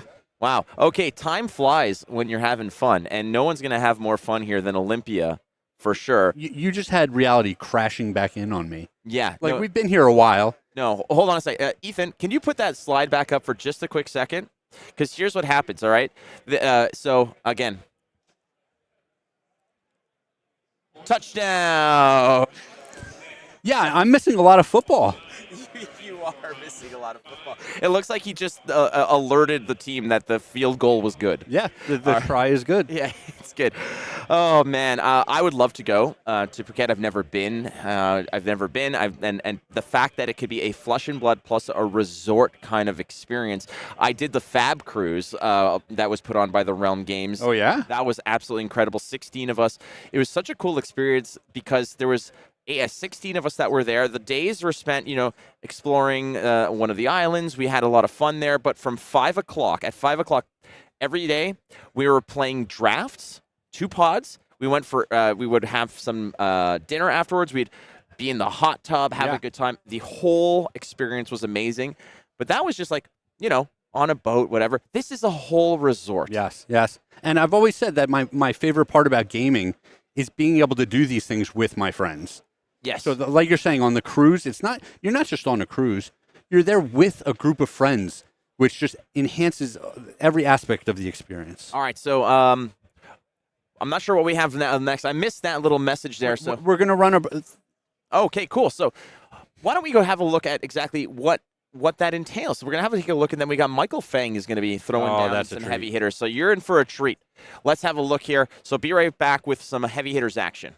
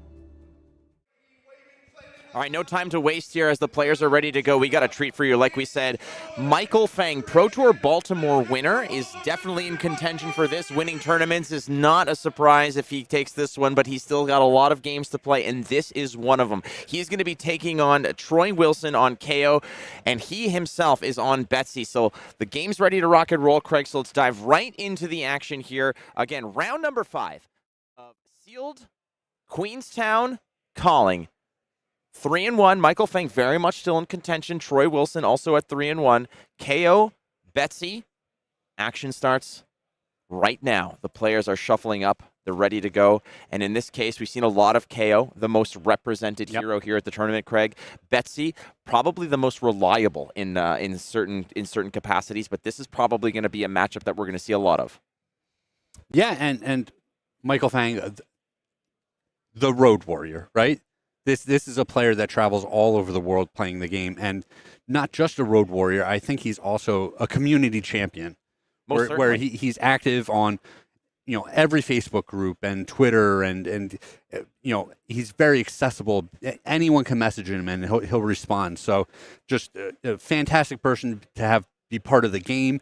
And I love to see him showing up at events, and he's always crushing them. He's incredibly kind. He's incredibly generous with his time, as well as just being a community-first type of person. It seems like competition almost comes second to him to a degree, and it just happens that he's that good. He also won Player of the Year at the Instant Speed Speedy Awards. There it is. Which are, frankly, the most official awards right now until otherwise. I mean, they're the top awards in the game. Not only that, we have a other Speedy Award winner here. That would be one Ethan Mansant Vansant, the community champion, as voted by the community.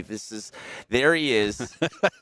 The community champion. Ethan Van Sant, and very well deserving, of course. And people can listen to this on the Instant Speed podcast. You can check that out as we wrap up each year with the Speedy Awards, something that I'm so flattered that LSS has got behind. Yep. They supply some of the wonderful prizing that we go out there. They like to announce the winners Yes, as well. they do. So they're very, very much on board with that. So a new year, though, and the first major event of the year is this, the new set, the new event, and we're going to have to see who kicks off this event strong.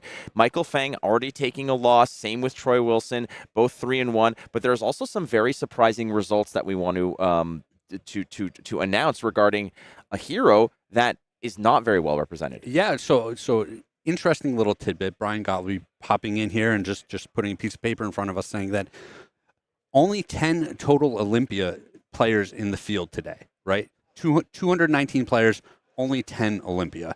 Well, right now, 2 of them are 4-0, and 4 of them are at 3-1. So despite this very low representation, a huge level of success. Yeah, I wouldn't be surprised if we see one on stream again soon. I mean, if you're being that successful on that hero, we want to see why. We want to see how these players are playing these particular heroes. But as it stands right now, it's Betsy and it's Kayo.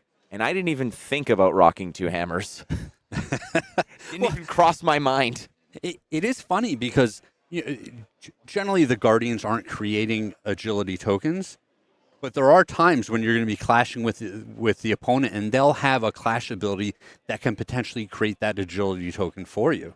So first attack is from Troy Wilson, and it's going to be a pack hunt with a built-in Intimidate, putting a card temporarily in the Banished Zone, giving Michael Fang less options to block with. And sometimes if there's a card in your hand while you're looking like, this is definitely the card I want to block with, that, for me at least, is usually the one that gets intimidated. But we're going to toss in front of this a Money Where Your Mouth Is, as well as, I believe, an Agility card. 2 might tokens, 1 of Kayo. And move to 2 might tokens created. All right, rock and roll time. Let's go. And the Knucklehead. You know, we've said it every round, but I love seeing the players show up with the kind of the full fridge, all of the armor pieces, and just giving you that flexibility throughout the game, especially some of the armors that present decisions, right? Where you can cash it in for one of the requisite tokens, or you can be using it to be blocking. And this absolutely is such a Michael Fang move of community first. He pushes the attacks forward, text facing his opponent. Like, just trying to make it as easy and as accessible as possible for the people playing the game. Nonetheless, it's going to be a hammer that's going to be buffed up right here. And the High Riser, no card drawn, but it is going to be coming in for 6. So Michael Fang is going to be starting to attack right back, as he did face off against a pack hunt that wasn't terribly devastating. Those turn 0 plays are typically sometimes just utility plays, as they were to sort of set up future turns. 2 might tokens Troy can lean on after this. And this is kind of an interesting line out of Michael Fang, where we see him pitching a couple of pretty potent attacks in order to swing with his weapon. And I wonder if this is, an acknowledgement of this game will go long. Maybe we'll go to second cycle. I'm going to be a little more conservative. You don't have overpower, so I can be blocking a little bit more. And in that way, I'm going to preserve these attacks for later in the game. A pack hunt and a Knucklehead are going to leak through with 1 damage here. And oftentimes, you mentioned about a full fridge here. In previous limited sets and limited experiences in the history of Flesh and Blood, oftentimes, if you can get away with it with a full kit, that is such a benefit. Oftentimes, when I'm drafting and I do manage to get a full kit, I like to prioritize good weapon or good equipment pieces. And when you set up against your opponent, especially early, they'll look at you and they'll be like, "Oh man, you got the whole kit." Yep. And that is just something that comes with experience, valuing the fact that this is value that exists on the board. It is always ready for you. Yeah, and in previous sets, you were sacrificing during the draft process, right? In order to end up with those pieces of equipment, you're passing up on some of those more premium early picks and the second, third picks in the pack, where you're taking those good pieces of equipment. I think we're going to see that kind of shake out in this. Although there is a ton of equipment in the set, it's not all the same power level. So this is a big wild ride because it's getting a buff from Lead with Speed, as well as the 2 might tokens from the previous account, and those new equipment pieces that feel like Majestics, but they're actually Yep. rares. They're temper 2s. So the finding one in your pool feels good. But when you get past, imagine getting past a piece like oh, that. man. It is like just found money. Yes. 10 go again. The Wild Ride is creating another Might token off the discard of a 6. Kayo showing some of that potency and showing that just why so many people, 78 players at this event, have selected this hero. Yeah, 10 with go again. This is a massive attack. Michael Fang, the sure thing, Michael Fang. He just seems to be in every top 8, every final. He has so many accolades to his name, so much success. He has been there, done that, and here he is all the way in Queenstown.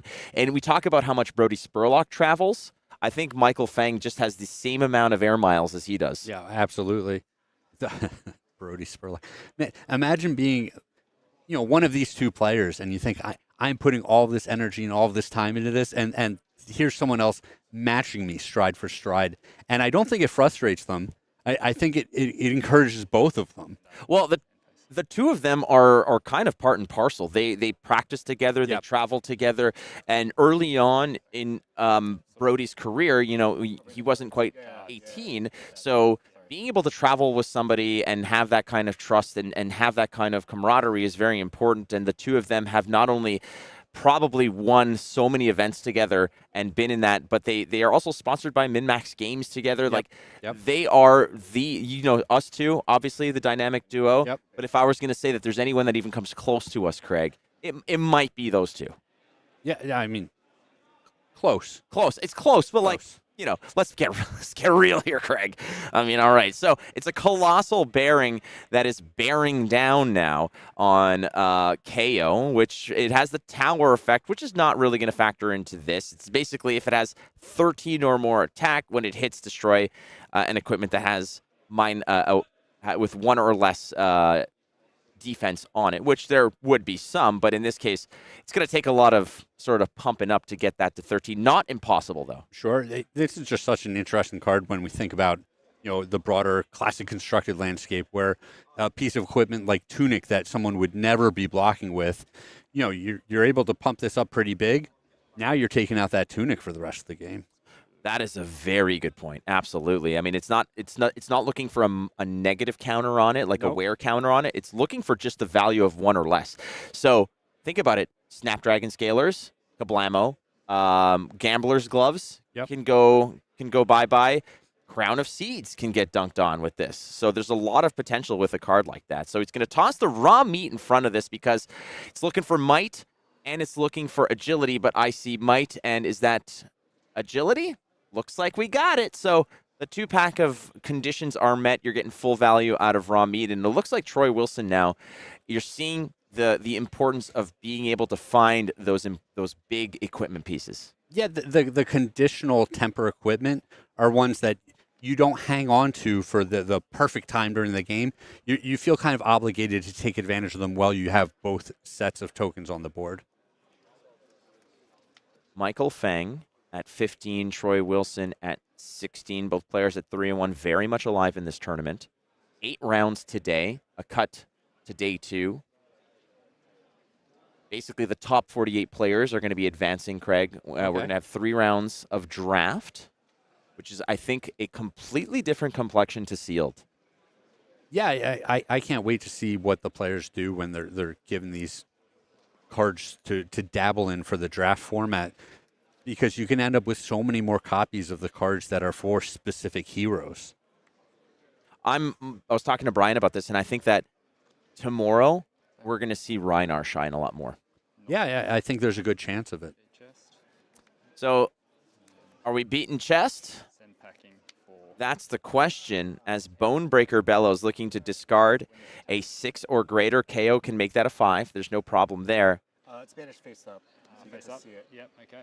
Performance bonus. Okay. And that's coming. Send Ooh. packing. Look at that. That is a majestic there, Craig. This card is fantastic.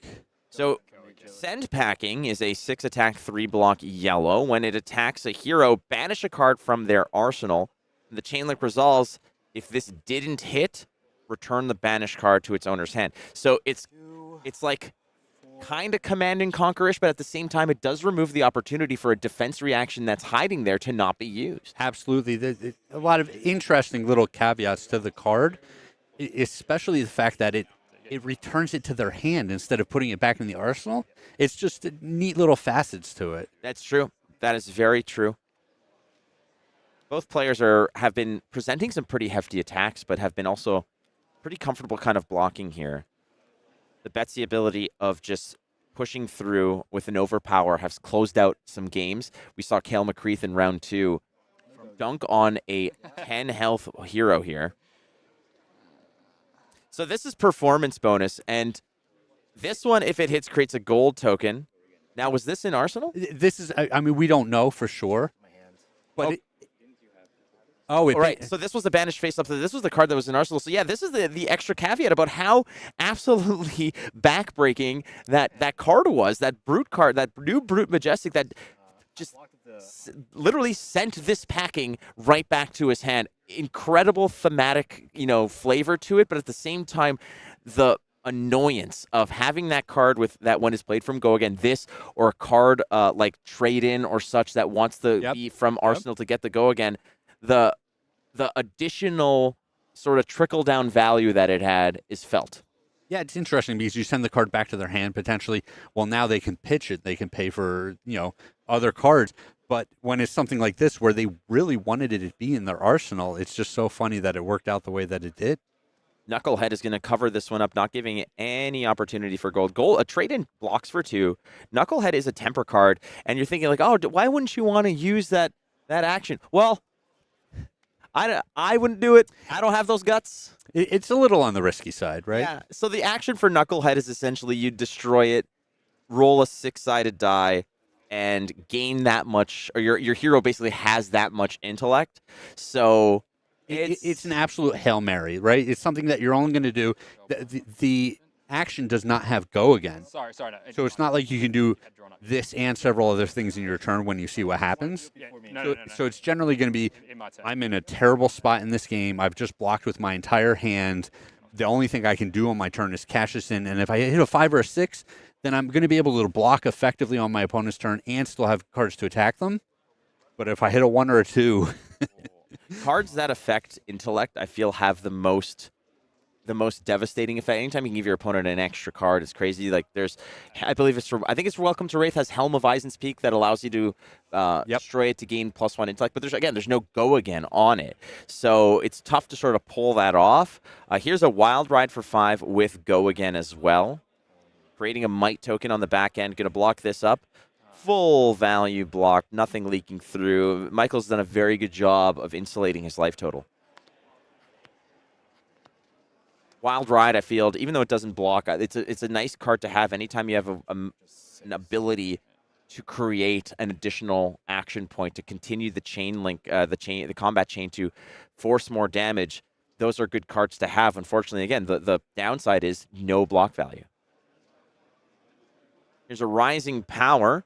Again, if you've drawn a card this turn, you can get this gets +1, and that's where sometimes gold can come in and help out this particular card. Absolutely. There's a whole cycle of these that,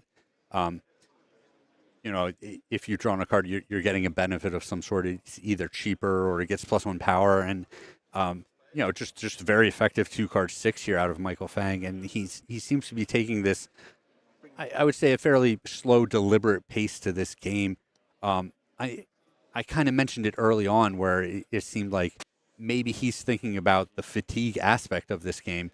And if he's playing 35 to 40 cards or maybe even a couple more even than that, then he could be saying, hey, I am just going to block effectively for much of this game, and we'll see if I'm just able to fatigue you. So we're going to lead with speed here, and it's a red. Blue lead with speed pitch to go ahead and buff up this claw. It's going to get Go Again as well because of the agility pop and the might. Actually, this is a 7-point claw. Now we see why Troy took full value damage off of that attack, going down to 10. Sending a 7 Go Again. This is a brute move. Yeah, and these are the big turns that you need to have when you're playing Heavy Hitters Limited, right? We've talked about it. If you're only coming in for 5 or 6 each turn, it allows your opponents to utilize their cards so effectively. But if you're able to chain together agility tokens turn after turn, you make a 7 attack, you follow it up with another 6 or 7 point attack, then you're really doing that unfair thing that you're trying to be doing. 7 go again off the claw, followed up by Bare Fangs. So draw, discard. Now, again, Kayo allowing a 5 to sort of fit the bill on this one. It's just a 6, though. So there's a little bit of a whiff here, but again, the benefit of those discarding the right numbers, Kayo allows you to create a might token as well every time you discard a 6 or greater. So that is that's kind of a little bit of a whiff, but I mean a good turn nonetheless. If that was a 6 that was discarded here, this would have been an 8 attack Bare Fangs and a might on the opposite side. Yeah, I think then Troy really would have been doing it, quote, doing it. But, we see Michael Fang taking all of the 7-point attacks. So it'll be interesting to see whether or not he decides to put cards in front of this 6. Well, let's have a look, if we can, at Michael Fang's hand here, because we want to see what he's evaluating. And I think that there's a very important aspect to this, because taking this much damage, Troy took 6 to send this massive attack back. Michael Fang is holding on to a card. He doesn't show it now, but we will see it at one point. He's holding on to, essentially, like I call it a quasi-majestic. It's lunging press.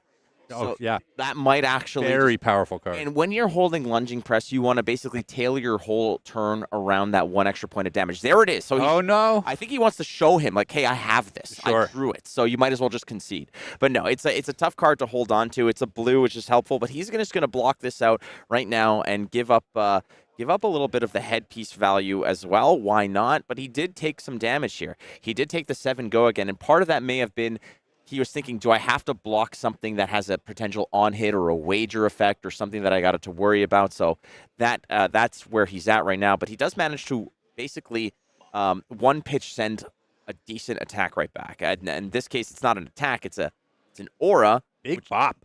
Yeah, this one kind of scares you. And there are certain ways to deal with this. When you see Big Bop, which doesn't have go again, this is basically Michael Fang saying, all right, next turn it's going to hurt. Yeah, this is the setup turn. Big time. And now Troy has options here. Troy can just the option, frankly, is you need to create a scenario where Michael Fang has to dump cards so that Big Bop gets no value or less value than it was expected. Yeah, and the ways that you do that are either presenting multiple large attacks that just threaten to end the game where Michael Fang is obligated to put cards in front of it, or cards that wager, where you're saying, hey, if you take this damage because you're trying to hang on to your hand and have that Big Bop turn, like I'm getting a whole bunch of additional advantages as well.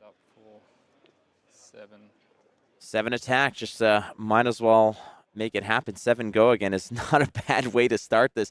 And like I said, when you see Big Bop, you have to lay it on thick here to really punish the player for holding on to the big turn. And it looks like Michael Fang is going to be dumping some cards here to do some block. Clash is on board.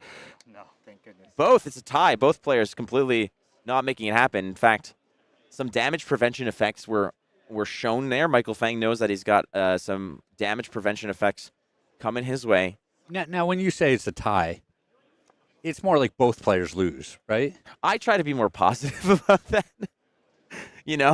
But I guess, in Flesh and Blood, a draw is a double loss, I guess, to a degree. Yes, but it is. So the follow-up, though, is it kind of it's like the band played their hits for the first 3 songs, and now they're doing their B-sides, So Yeah, I think if you're in Michael's seat, you're feeling very fortunate that it's just a claw following this 7-point attack. Mandible Claw is following up a 7 go again. But again, the way that you sort of put this together, you lead with the 7, giving Michael Fang a little bit of uncertainty. What is the follow-up here? What can I expect? What is the nastiness that is going to follow the 7 go again? Again, cards that were left in hand. Sometimes it's flat out obvious, but in limited it might not be. And Michael Fang here does have the Big Bop to look forward to. Again, at the bottom of the screen right here, that is the bad news that Troy Wilson has to deal with.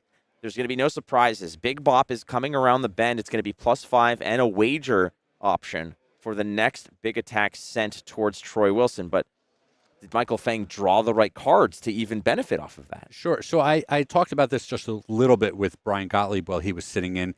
The new pumps generally affect your next Guardian action or your next Brute attack. So it used to be you had to be playing an attack action card, and now it'll affect your weapon as well. So all Michael needs to end the turn with is a blue card, and the Big Bob can affect the hammer, and it'll still be representing, a significant chunk of damage here. Yeah, there's always a contingency plan, a plan B, which is one of the hammers. The question is it left hammer or right hammer? They look like the same hammer to me. Yeah, but I mean, you got to favor one of them. Okay, which one is it? I'm not Michael Fang. If I was, I mean, it's the right hammer. Come on. Is it, or is it the one that's left? No, you want to use the right hammer so that you're not using the wrong hammer. Well, if you're not using the right hammer, the only one that's left is the wrong hammer, the left hammer. We'll figure it out. We'll let Michael decide. I think that Michael is well equipped to make those decisions, but he is agonizing over this claw. Probably the least dangerous of everything he's seen all day is this non-go again mandible claw for 3, which he finally decides to just go ahead and take. But again, dangerous situation to be down to 3 here. Down to 3. Troy ending the turn with an arsenal after dealing all of that damage. All right, so Big Bop, +5, wager option. He's going to go with a wager on top of it. It's a wage might. Oh, wow. With the Betsy ability on top of it. This is a massive attack. And also trigger Betsy and pay for Betsy. So he's paying for Betsy here, the Big Bop with the +5. Betsy allowing a +1 and the wage might. So this is a 13-point overpower attack. Michael Fang might get there. There is equipment to potentially lean on here, so it's not lights out unless it's a whole slew of 2 blocks. Yeah, Troy, he's been pretty fortunate in the early game where he's had an agility token many of the turns, so he's hung on to his equipment, and it might just be what saves him here in this situation. I do want to say, I want to give some props to the person who very legibly wrote overpower, because we appreciate that. Yeah, I have done so many broadcasts where it looks like the person did it blindfolded upside down with their feet. So overpower is very clearly legible. Thank you. Well, and we have a lot of the really neat fab tokens, right? Yes. But we don't have an overpower one yet. Sure that's around the bend? I don't meet the conditions. Okay, so there are options again. I mean, if you could have a block card, you could have, non-attack action cards and stuff like that to sort of get you around it. Prevention effects, in instance, they're reinforce the line, can bail you out. But in this case, Michael Fang is probably just content to absolutely just pulverize Troy here, win the wager, and get there. Well, it looks like Troy was able to cover a lot of that attack. It was actually very fortunate for him that it played out so well. Well, there was a sigh of relief there, and he's going to go ahead and adjust the life totals, I believe, at some point here.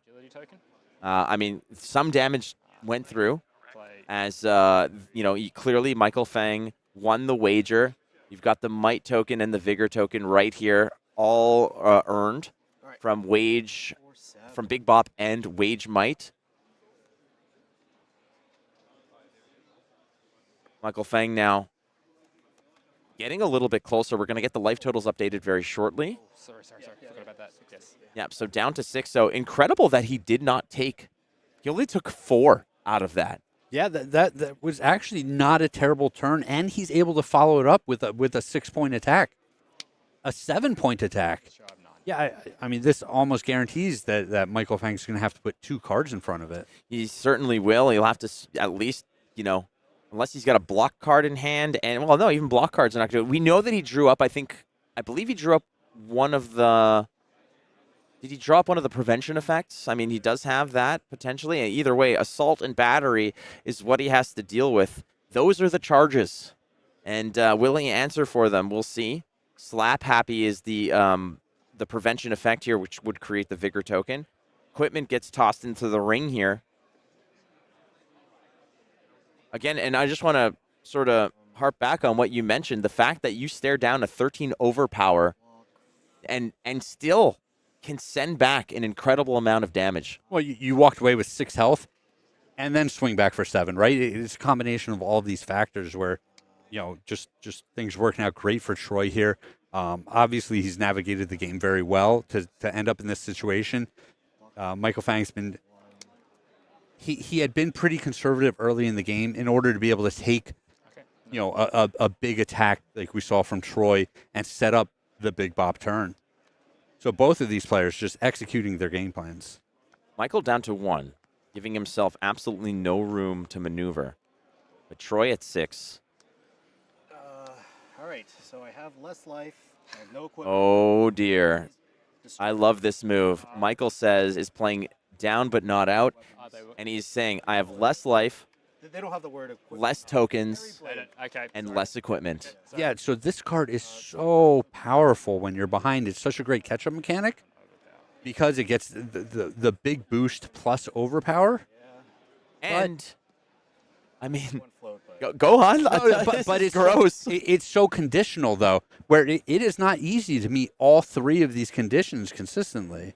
I opened a red one of these, which is an incredible card to just end a game with. Like you said, when you have it online, it is basically it's an 8 overpower, just steamroller that comes. It not only knocks your opponent around, but it shakes them clean, and it just drops all the loot that you want. You get a little bit of everything: agility, might, vigor, and 7 overpower is not going to be lights out, but it does put you in a good position to at least maybe later on get Betsy to do what Betsy does best, which is close out those games.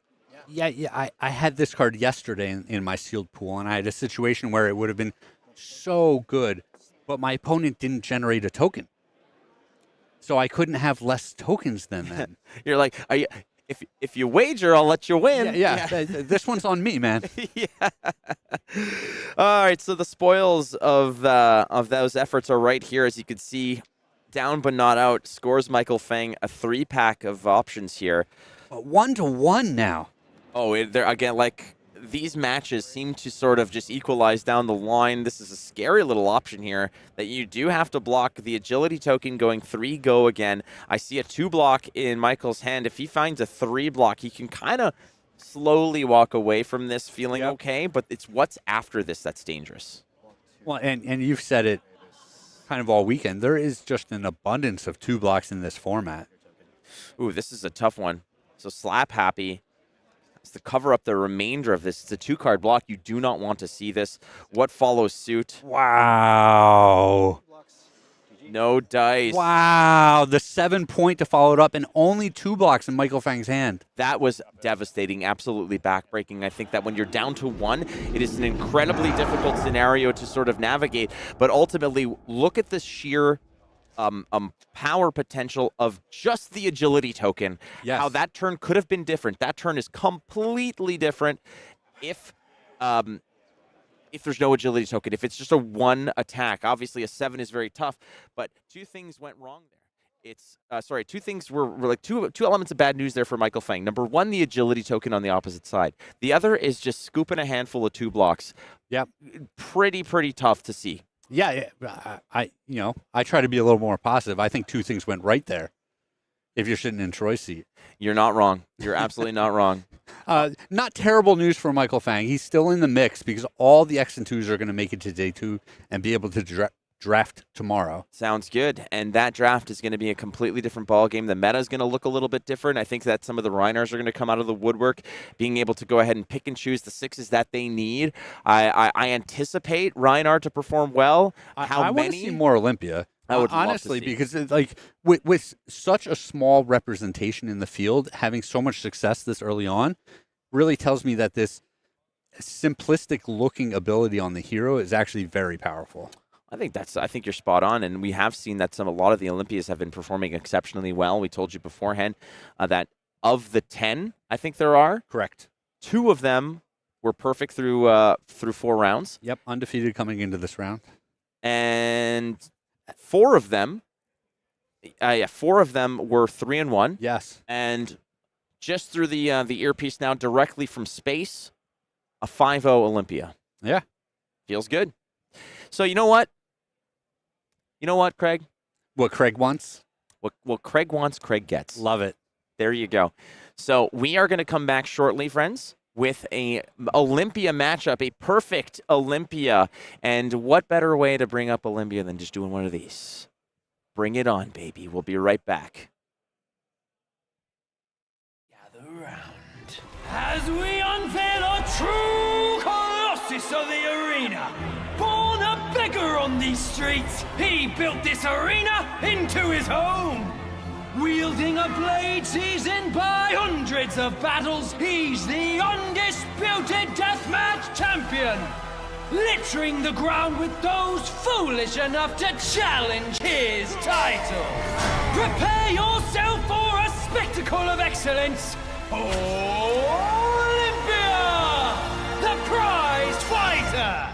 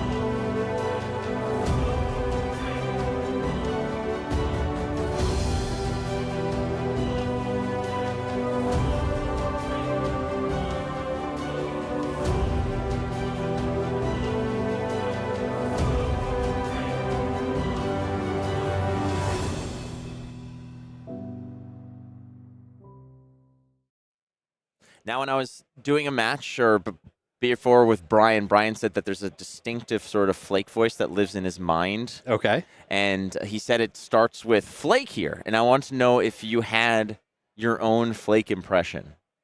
Oh, that's something that I would feel the need to work on before I Is it? Yeah. revealed it to the world. But I'm not an impressions person. It's never been something that I'm good at. No, like everyone has their own Chris Walken that they do or something like that. And I'm wondering if at some point everyone's going to have their own Flake. Maybe this is a thing. I like how you just put yourself in the same stratosphere as Christopher Walken. Where everyone has a Christopher Walken, and now I know everyone's working on a Flake as well. I'm just saying, I got 110 podcast episodes under my belt. What has Flake Walken? what has Chris Walken done? You know, just saying. Yeah. Get on my level, Christopher Walken. No. You did tell me that the Instant Speed podcast was moving up your list of favorite podcasts. Oh, it's clearly it's easily in the top 10. Yeah, for sure. We're going to give you an update a little bit of the heroes and some of the players to watch as well. As Hayden Dale, we saw a couple matches ago, won again. So he's 5-0 still on Kayo.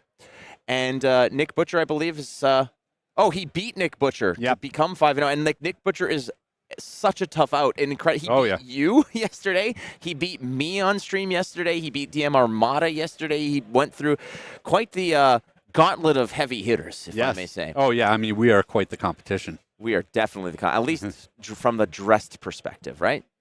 Perfect. All right, who else we got? Well, just from the field at a broader look, we have 3 Kassai sitting at 5-0, 1 Betsy sitting at 5-0. So we do see just a wide array of heroes all having a lot of success here. There's the 5-0 KO, obviously, that's Hayden Dale. Yep. We're going to see the 5-0 Olympia in just a moment. But how about the celebrational champion? How is the celebrational champion Brody Spurlock doing? I mean, he played so well yesterday. Mm-hmm. So well yesterday. I mean, he has to be sitting at 5-0 right now, right? Mm-hmm. Right. I mean, you got to think that he's got all of that experience under his belt. He's been playing with the cards. He's warmed up. He's ready to go. 2-3. Excuse me? 2 wins and 3 losses. You know why? It's because he's been exhausted trying to read his own card. He's still up late working on that one? Yeah, he's still there with the diagrams and like the different strings connecting everything. It looks like the conspiracy theory board. Yeah. Over under that card coming out middle of 2026. Oh, yeah. We're going to have a whole engineering team working on this one for a year Hard straight. over on this. Like, all of New Zealand's scientists are like, okay, we're delaying our space program to try to fix this card. We got to get this printed. So we're going to see a 5-0 Olympia, which is going to be super exciting. Again, some of the other heroes, Kassai, 3 of them at 5-0. Betsy at 5, 1 Betsy at 5-0, 1 Kayo at 5-0, and now the Olympia. And what I like to see here is just the fact that there's a slew of different heroes that are really succeeding. And when it boils down to it, I want to know at the end of this day 1, we're about to get into round number 6, 3 rounds left. Who's going to stand tallest at the end of day 1? Well, and I think a lot of people are watching this just in anticipation of their own pre-release events that are coming up for next weekend. I know I already have one lined up for Friday. I've got another one lined up for Saturday. So I'm right there with the fans. I'm right there with the audience, just keeping track of which heroes are overperforming and underperforming in the sealed format. I'm excited to get rocking and rolling on those 2 as well. I mean, Toronto, where I'm from, is just this murderer's row of professionals that I have to deal with. I've said this story before. My greatest Flesh and Blood accomplishment is winning an armory at Harry Tarantula against Isaac Crute, Aaron Shantz, Sean Dollywall, Tarek Patel, Matt Dilks, and like Sean Dollywall's little cousin. Sure. Who I beat to go 3-0. Yeah. That is I want a cold foil Emberblade. A prized possession. Prized possession. Might as well have it on a mantle somewhere. It is incredible. But yeah, it's going to be, we're getting Hayden Dale back up here. So a pair of 5-0s are going to be squaring off. Yeah, absolute haymakers going to be thrown here. Definitely Hayden Dale on Kayo versus Logan Boyd on Olympia. And Olympia may not have had the same kind of spotlight, the same kind of fanfare as a lot of these heroes. But here he is at 5-0. We had a lot of them at 4-0, or a couple at 4-0, a bunch at 3-1. And the other 4-0, Olympia, did fall. So we have a 4-1 Olympia that's out there. And we'll keep you posted as we go. Again, this is Savage Feats. We'll keep you in the know. We don't mess around here. Rep. Look at you. Yeah. This is the fabric on this. Not bad. It's incredible. Wow. It's absolutely incredible. Plus, I made sure that I got the large, so it feels like my diet is working. Okay. Yeah, that's a little psychological advantage. So, all right. While I was saying that, I think Ethan mentioned something in my ear, and I missed it, but it's all good. I think they're ready to jump to the table. That's perfect. Let's get rocking and rolling here again. 5-0, Hayden Dale on Kayo. You had the joy of watching him play earlier, and we're getting more messages in the headphones. oh yeah. So hydration, friends, it's so important. Okay, it's hot outside. We're in the summer here. Wherever you're watching this, on the other side of the world, it might be winter. We're on the opposite side of the world. It's summer here.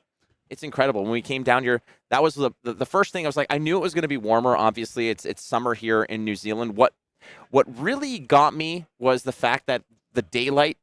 Oh, so much daylight. Walking through the streets at like 9 p.m. and you still have a little bit of daylight.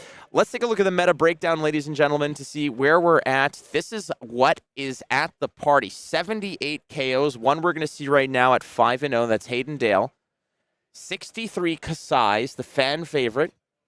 And then finally, 46 Betsy's, and then a little bit of spare change at the bottom. The leftovers, if you will. But like we said, the Olympia really having a lot of success. It's less than 5% of the field, and it's got to be 10, 15, 20% of the top decks as we go into this round. So just overperforming by a wide margin. I would really love to see what the Rhinar results are at the end of the day. And at the same time, I really want to know what has incentivized some of these players to actually choose Rhinar.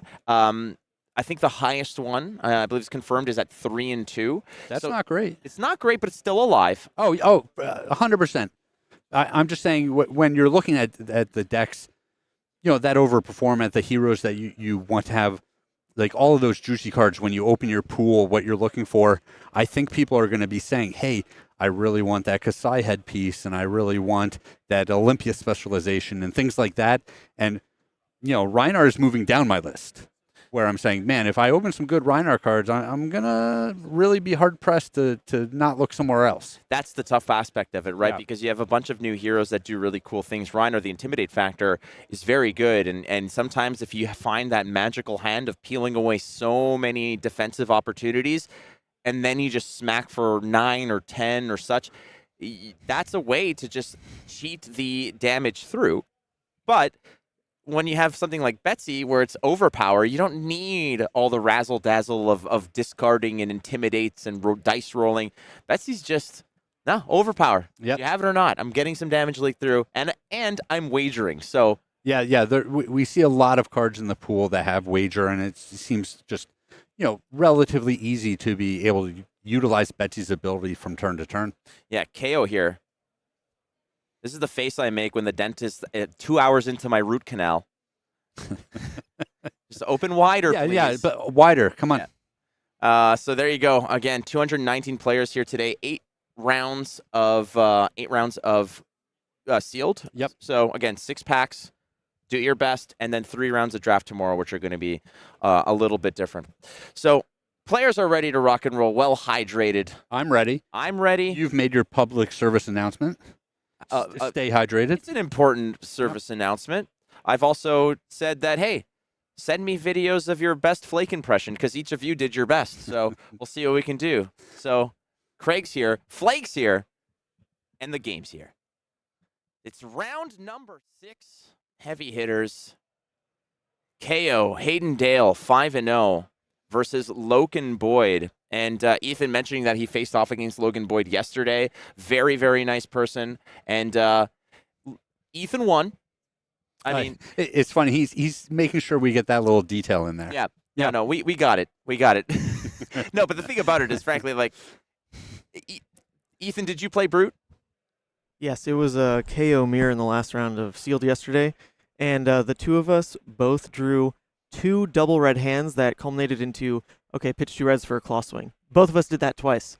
So it was not your traditional KO game, but I did close it in the end. There you go. And Logan Boyd now at 5-0. I mean, the reason why we basically bring in Savage Feats to do these productions is because we don't want Ethan to win the whole thing every time. Yeah. So, and we want stories like that. oh, I think those are good. That's why we play on Fridays. It is round number 6. The fist bumps all the way around. I like a little bit of the psychic damage here of just sort of putting the 2 swords together. Oh, yeah. I mean, that in itself is a meta. You start doing wild things like this, and it's definitely just to throw off the opponent, right? Absolutely. I told you my Bolton axe switcheroo. No sane person would put two swords right next to each other like this. Especially both of them like pointing to magnetic north. You know, like you don't want that to happen that way, but still, it's an opportunity here to just maybe throw your opponent off and find any kind of advantage. So we're going to create an agility and a vigor token, Goblet of Blood Run Wine. These types of actions that just guarantee those tokens is such a good turn 0 play. Even if you don't follow up with an attack, just having that ready to go on the turn after that is great. Local warrior legend in Melbourne, so showing up here with Olympia, representing some more warrior. And vigorous windup for 6 is going to peel 2 cards out of Hayden's hand here, and I guess Battle of Australia here. Yeah. 5-0 Australia representing very strong here in New Zealand. And Hayden Dale drawing back up. And we're underway. Having a look there, Logan, just taking a look at what was tossed away to make sure that... it's like there's no deck lists to review, but it's always nice to know what was tossed away. And oh, absolutely. so Hayden feathering through his hands here, trying to cobble together a powerful comeback turn here as he knows that there are 2 tokens of vigor and agility that I has to deal with. In agility, we have pretty much already beaten to death the fact that how powerful that can be. Hayden with the Bonebreaker Bellow, choosing to beat chest. Possibly not. Bare Fangs, though. Getting rid of the Pack Hunt and finding... This is a big turn. Creating the Might token off the discard, too. Not bad. How about that? Let's go big here with a 13-point Bare Fangs, the Might token in tow for the follow-up turn. Big comeback turn here from Hayden. This is a big comeback turn, but we see this out of Bruce sometimes. He had to use a lot of cards in order to do this. You do have to use a lot of cards to do this, but I mean, anytime that you're representing more than half of your opponent's life total this early, it's a very good feeling. Not to mention, if you can get your opponent's whole hand, the agility and the vigor token here might actually get burnt into oblivion, and there's always an opportunity for Logan here. Obviously, you have the vigor token to get a free resource, which can swing a Centauri. The Centauri then will have go again. If Boyd can keep one more resource to swing another Centauri, you can maybe get some silver lining out of this. No, that is a great point. We've talked about it before. Anytime you're able to take your opponent's whole hand, you just don't have to worry about the tokens, because the agility token is definitely a very powerful effect that Logan's going to be trying to take advantage of. All right, so run into trouble. When this defense, if you control an agility token, deal 1 attack to deal 1 damage to the attacking hero. A nice little kind of little pocket sand into the eyes, as it were. They fight dirty, those warriors. Olympia just Ric Flairing it with the eye gouge. Yeah, just getting it done any way you can.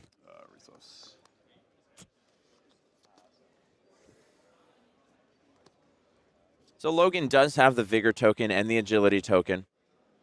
Getting a free resource, the agility giving go again to the first attack here. And we'll see if he just wants to open with a saber. There's a card in the arsenal as well. So opening up with the North Centauri Saber. Okay. Which I was suspecting the other one, frankly, but I think this one is probably better. So 2 go again.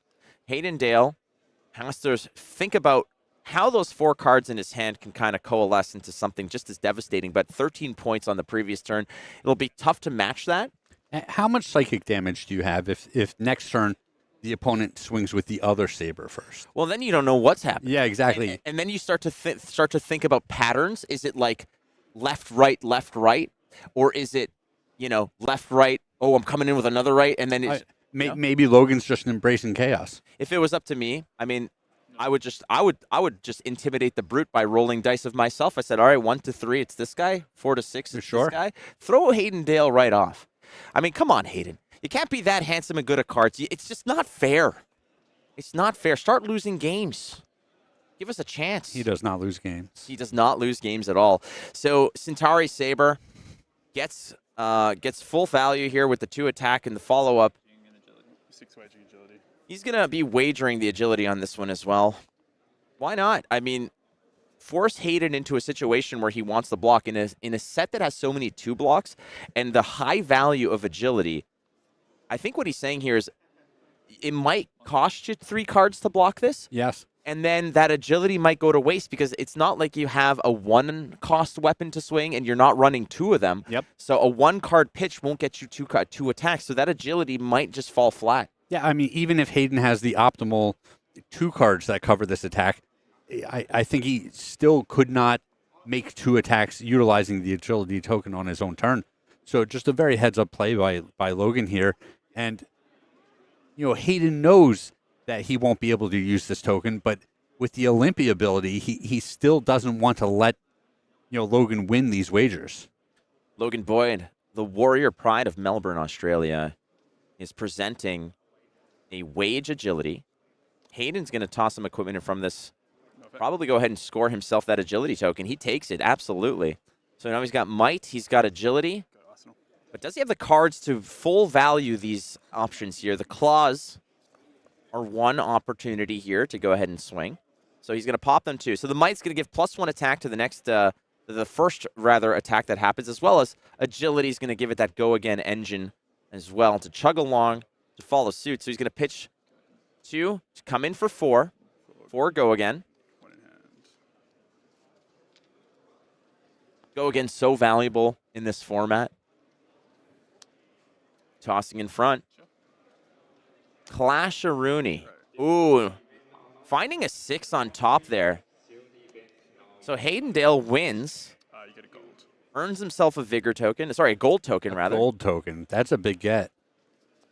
So blocking 4? Yep, blocking 4. Oh, and he has the 0-cost Majestic again. Again, the crown jewel of this entire set from a generic perspective. I think a lot of people are scrambling to sort of catch a 3-pack of these as best as possible.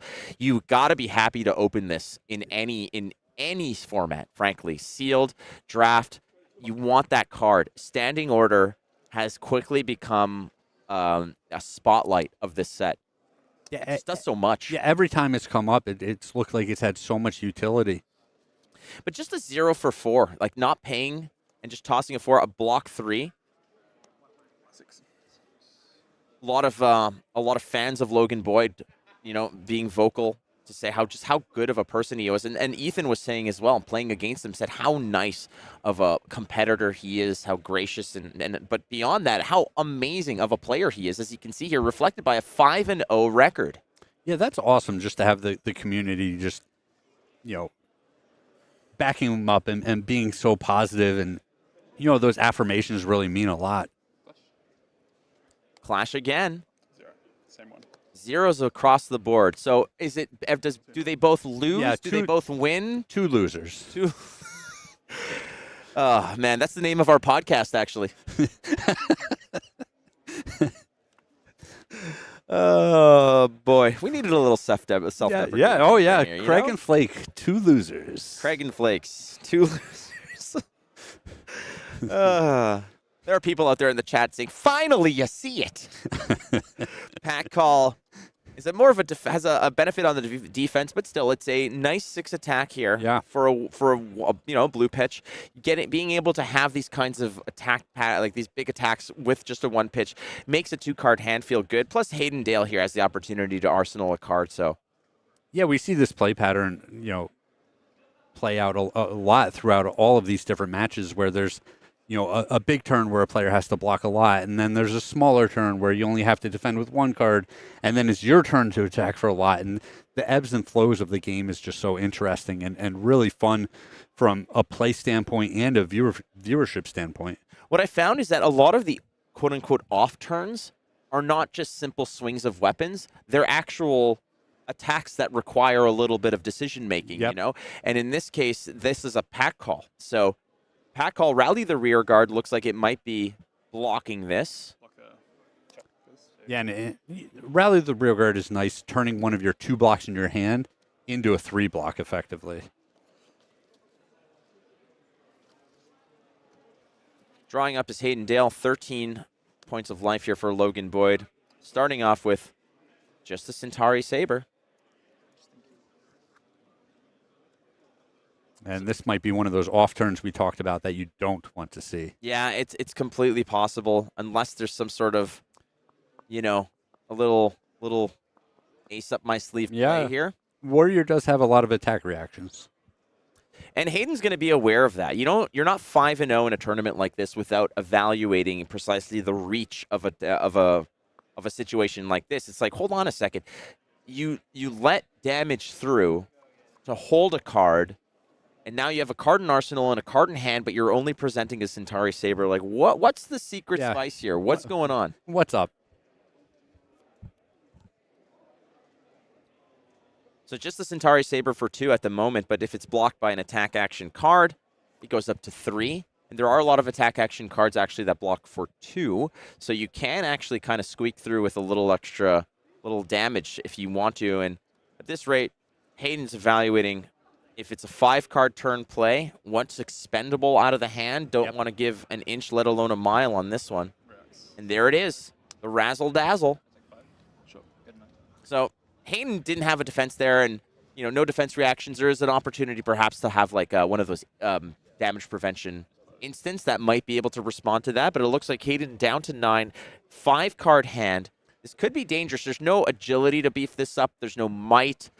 There's a gold token there. There is a gold, so he could go digging if he wanted to. I think the real problem there for Logan was that he had the all-red pitch hand, and so he just wasn't able to both defend and effectively attack with one of the big attack action cards. One of the cards that is slowly becoming a little bit of an all-star is Lead with Speed, because creating agility has shown to be very, very valuable. And meeting this with so the +2, and then just a 9 spot again. It's a vanilla 9. Agile Windup has some utility in terms of tossing it to create agility, but in this case, you've created it off of Lead with Speed, and now Agile Windup for 9 looks like a pretty decent option here.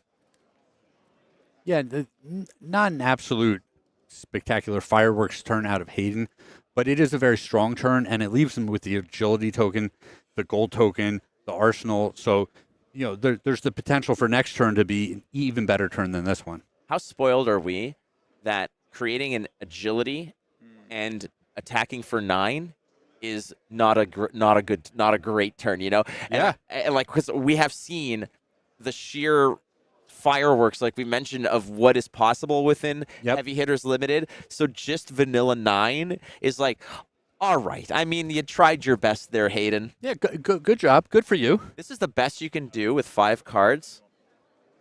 We don't believe you've peaked yet. There's still more. There's another evolution. He hasn't reached the Hayden Dale Charizard levels yet, but he's going to get there. We believe in you, Hayden. Nonetheless, Logan Boyd here has to decide how much of this 9 he's willing to digest. It's a hard block. All right, so 2 cards being feathered here. Possible. There's some of these cards are going to get through 4. Some of this damage is going to leak through for sure. A lot of leeway here with the 13. And the equipment piece as well.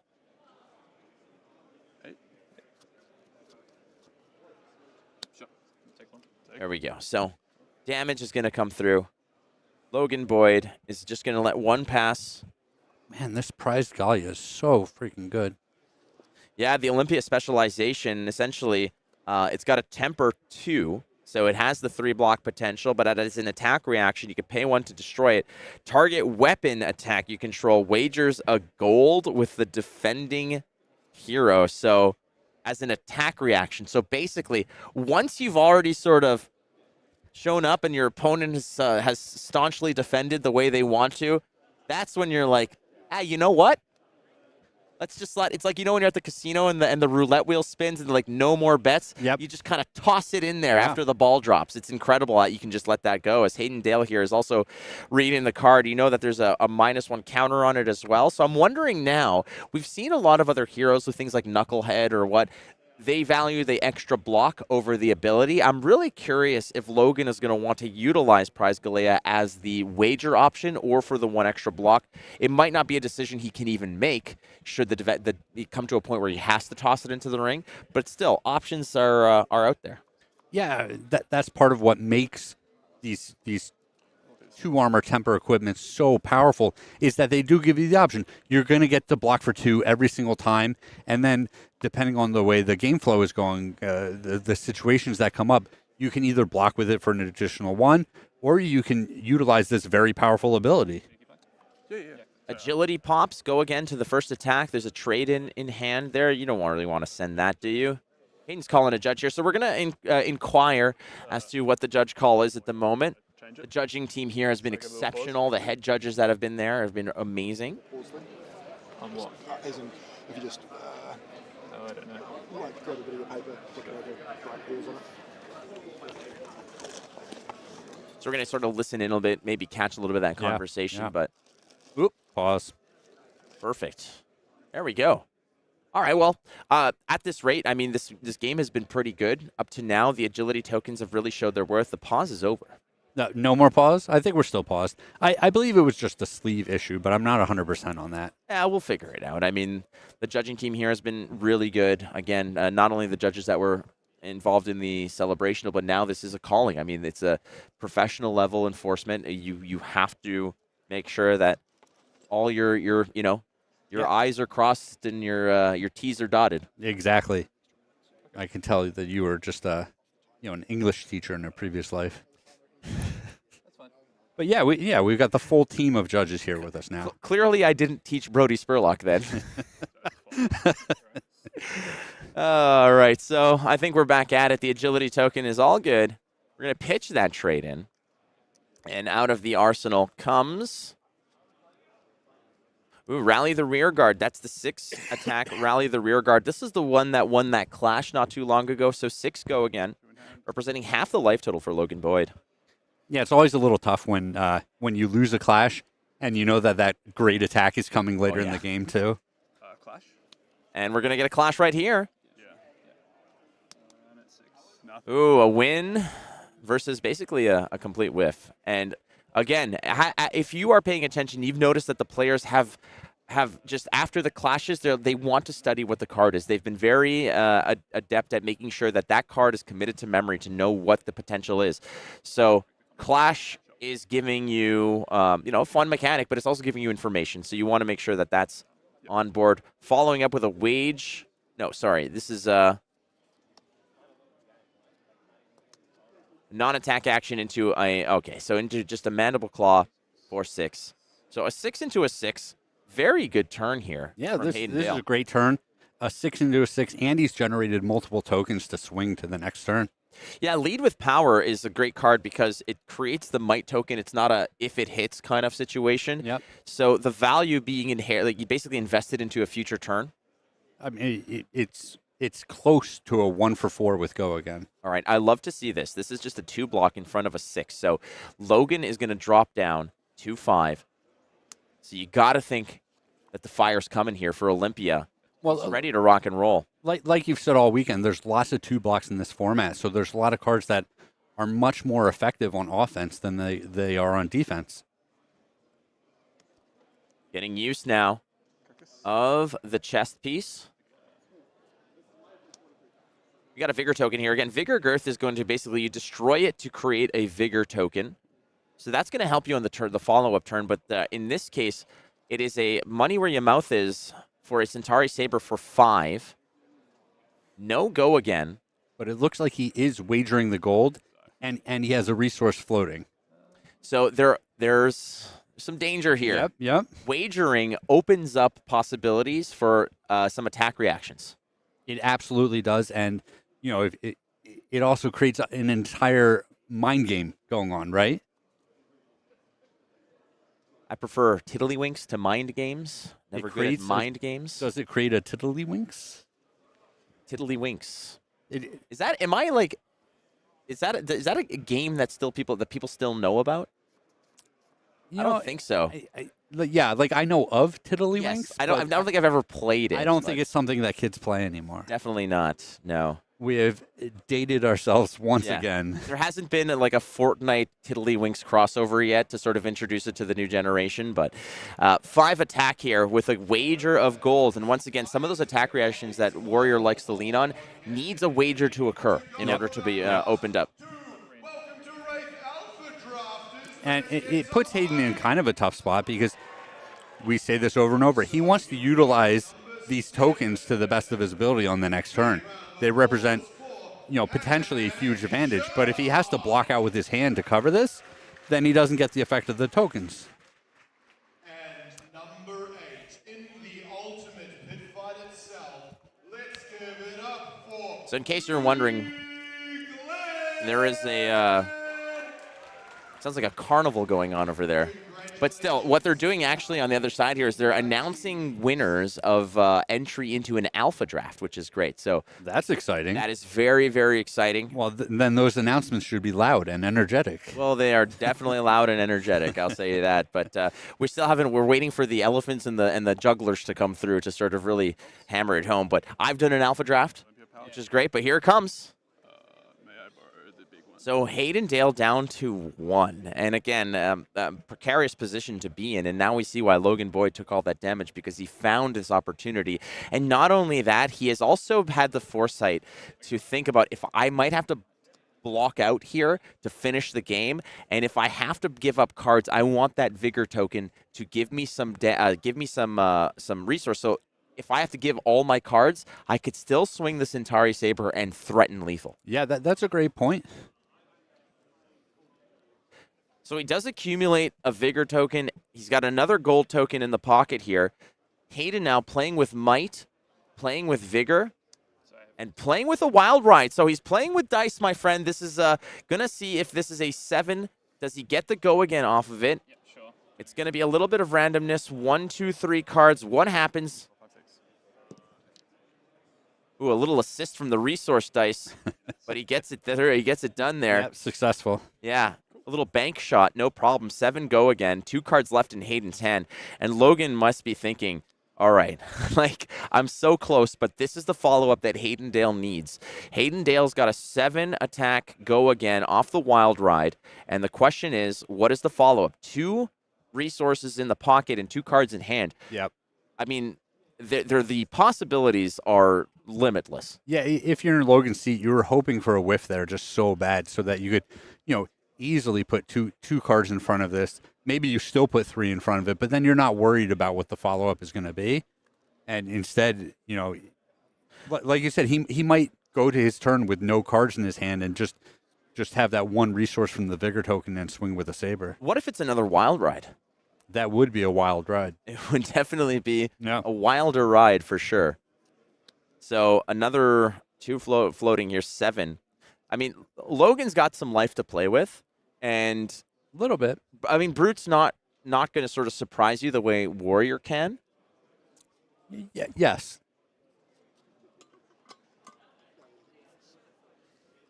Logan dropping 1 defense, not committed entirely yet. And he's going to reinforce the line here. So not bad. That's a great time to use that card, I guess. I mean, usually reinforce the line is a card that you'd covet more against decks that can run overpower fairly consistently. That's a way to sort of circumvent it. In this case, you just want to stay alive and preserve from the life total. Logan now down to 3. Wild Ride has the go again. Logan has money in his pocket, and so the sky's the limit here as to how he's going to follow this up. Yeah, can he do better than a Claws here? You got to think he can. I mean, even like you mentioned earlier, a lot of these non-attack actions buff not only attack actions, they buff attacks. So he could use some of that resource to even buff up that claw. Sure. It seems like he's considering the gold here. It's possible that the the yellow wild ride that he had discarded was the card that he really wanted to follow up with here. Definitely. You're spot on. And in that case, Logan, having discarded that card off of the dice roll, he may have been disappointed that it activated the go again, but he's probably so thankful that it's not going to be the follow-up to this wild ride. Another close game here. These heavy hitter games have seemed to really just go down to the wire. All right, closing the chain. Another action point for Wage Might Yellow. Wow. Sorry, Red. Red, yeah. Waging that Might. Incredible. And I love this line out of Hayden. He's been sitting on that piece of armor, the legs for the whole game. He says, I'm going to end up taking your whole hand here. So I want the agility token for next turn. I'm going to have multiple might tokens if this hits. I have the gold to filter my hand a little bit, and I'm only going to have to defend with one card against your Centauri Saber. 2 more cards for Logan Boyd. And again, the Vigor token on Logan's side will give him a free swing of the Centauri Saber, which demands an answer. All the equipment gets tossed ahead. So there's your answer for the Galea. There was always the opportunity to sort of sneak in a little wager, the no more bets. Well, I know where the ball is, so I'm going to sneak the chip on there. Not happening in this case. We're going to cover this up as best as possible. Sure. And the Vigor token is going to allow him to swing the Centauri Saber, at least buying 1 card out of Hayden Dale's hand.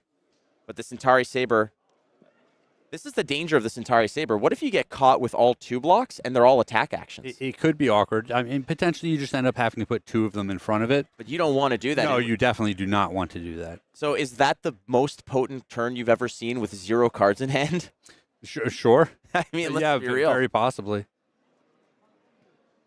Maybe if you had a might token or 2. Oh, that would have been brutal. Yeah. So a free swing of the Centauri Saber. That Vigor token has put one little resource into Logan's pocket, but he has made so much worth, taken so much value out of it. Swinging the Centauri Saber. Hayden Dale at 1. Hayden Dale with 2 might tokens and an agility token to follow this up, so he's well suited. Yeah. To really potentially a big turn. Close this out. Exactly. I mean, both players down to 1. Logan Boyd hoping to find 2. He's got to find the right recipe. Hayden is putting 2 cards down. Yeah, that could that could almost be a disaster for him. Oh no, okay, he has the non-attack action. Yeah, but that's a big one. That's lead with speed. Yeah. All right, so 2 pops of the might token plus 2 and go again to the next attack. Hayden Dale gets that just for showing up. I mean, claws for 5 with go again, followed by a 6 attack. Might be enough to win the game here. That is a spot that I would love to be in. Hayden Dale here is just trying to make sure that he has all of his ducks in a row. There's also the gold token. Yeah, he's going to go digging. Maybe he's looking to trade a yellow for a blue to a degree, and that might actually just like be the guaranteed closeout. I think you're right. Into a pack hunt. Oh, wow. With the Intimidate, that's huge. Intimidate, go again, Craig. This is enormous. 8. 1, 2, 4, 5, 6, 0.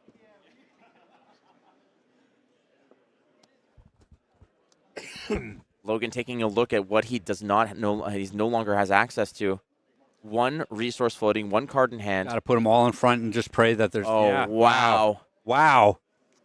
What a setup turn. And we see the power of the gold coming into play just at the very end of the game there. Just an impressive win by Hayden. I love it. I love watching all of these games. They've been so nail-biting because they're not necessarily so straightforward because you have options like digging with gold. When you're like, I really need a blue right here. Yeah. You can take the gamble. You can go ahead and see if that yellow can become a blue by buying into a card draw here. Kayo now 6-0. Olympia falling to 5-1. Still very much alive in this tournament. No problems there. We'll let you know what the other 6-0s are as they kind of sort of trickle down. But Hayden is in a commanding spot.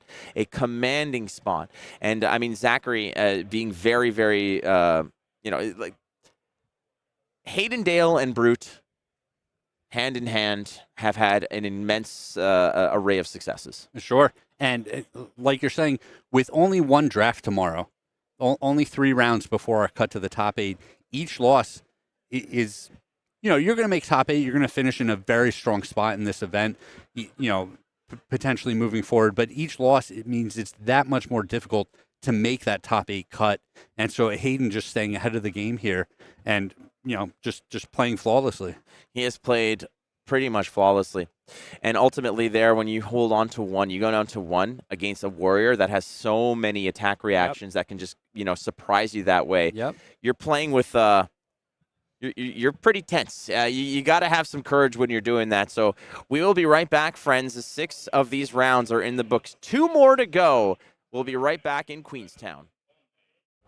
Brace yourselves for a living nightmare. From the depths of the savage lands, captured, mangled, and now reborn in the arena.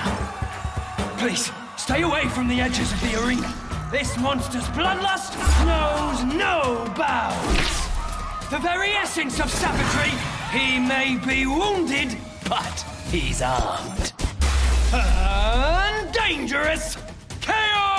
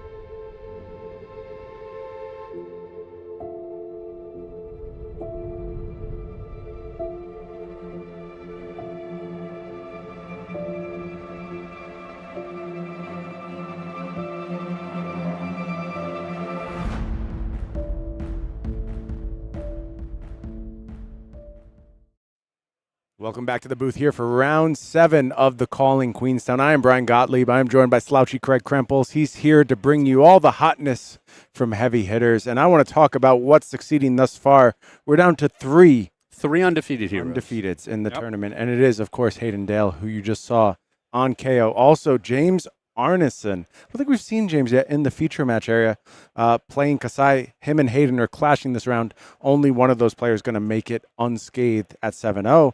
But our match that we're going to be bringing you, we're going to be taking a look at Khoi Din. Khoi Din thus far undefeated on Betsy. He's going to be taking on Darryn Ying on Kassai. So those 3 most represented heroes in the field, they are the 3 undefeated heroes left. Roast to the top for us here. Absolutely. And things are interesting, though, as we go further beyond that. Of course, we just saw Logan Boyd take his first loss there, so sitting at 5-1 on Olympia. A few more notable names in these 5-win players. Dr. Dan McKay sitting at 5 wins on Kassai. Who else do we have? Nick Butcher, 5 wins on Kassai. There's another Olympia sitting at 5 wins. So those Olympias, despite not all that many in the field, sitting right outside contention. Yeah, I've been just really impressed with, despite the small representation, all of the strong finishes out of a lot of these Olympia decks. Yeah, looking like a good format so far, and our players are ready to play some more heavy hitters. So why don't we head on down and we see what's the secret sauce for the last undefeated Betsy. Betsy's had somewhat of a tough run of it on stream today, I think. Of course, there was that very large attack from Kayle McCreet that stole a match. But other than that, I think Betsy's looked a little vulnerable at times through the games that I've been watching. But we know the ceiling's there. We know what Overpower can do. And, of course, Khoi Din doing so very successfully thus far. Well, and the other classes get the access to the agility token, which is definitely just the most impressive token we've been seeing throughout the week, throughout this weekend. So, Betsy has to do it the hard way, right? Where it takes a lot of cards. You need to put a lot of pieces together. You need a lot of resources in order to pay for all of this. And it definitely happens sometimes, and it's exciting when it does. But there's other times where it's just not as flashy, not as impactful as some of the other heroes. Yeah, looking through the deck list for Khoi, nothing really out of the ordinary. No wild cards here that stand out. We don't have anything like the Betsy spec, either the headpiece or Bet Big, but certainly very, very strong cards throughout. A good mix of reds and blues, as you always want to see when you're on the Guardian side of things. So I'm very, very curious to see how Khoi plays this matchup, how he navigates against that kind of ruthless onslaught of Kassai. And Craig, do you have any hints of a triangle meta starting to develop? Have you seen anything that leads you to believe one of these classes is advantaged against another and vice versa? Yeah, it's interesting because I'm trying to keep an eye on something like that where, like you're saying, maybe Betsy does better against Kassai, but Kassai does better against Kayo, and Kayo does better against Betsy. But until we start getting into the nitty-gritty of draft, I don't want to draw too many conclusions, right? Fair enough. We have to just get more sample sizes, larger pieces of data. Of course, we're going to be playing a lot more callings over the coming weeks. We have Calling Liverpool, Calling Hartford, where I know you'll be in attendance, battling this time, not commentating. Best of luck to you when you head there. So what was your favorite hero when you guys were working on this? You said you played a lot of limited games with these heroes. Which one was your favorite? I think it's Kassai. Just the gameplay to me is so satisfying. That kind of death by 1,000 cuts type approach, the Centauri Sabers, the uncertainty of every attack. Just really enjoy this hero in multiple formats. I think it's a real success. Both thematically, I love how it calls out to the original Kassai. I feel like it is true to the flavor of the hero. Of course, the culmination of the Kassai story arc, raising the army that has been her motivation for all this time. I'm just really happy with how this hero turned out in general. And I'll be honest with you, we started tinkering with Kassai abilities, and we come up with the first ability, and James and I are speaking about it, and we're like, look, this is the first draft. This may have to change over time. This is basically the first Kassai ability that we ever tried. And this doesn't happen all that often, but it was just an absolute slam dunk. It was exactly where we wanted to go with the hero. And of course, there are little tweaks along the way, but very, very close to the original intention for this Kassai. I think that these draw sword type cards are so interesting.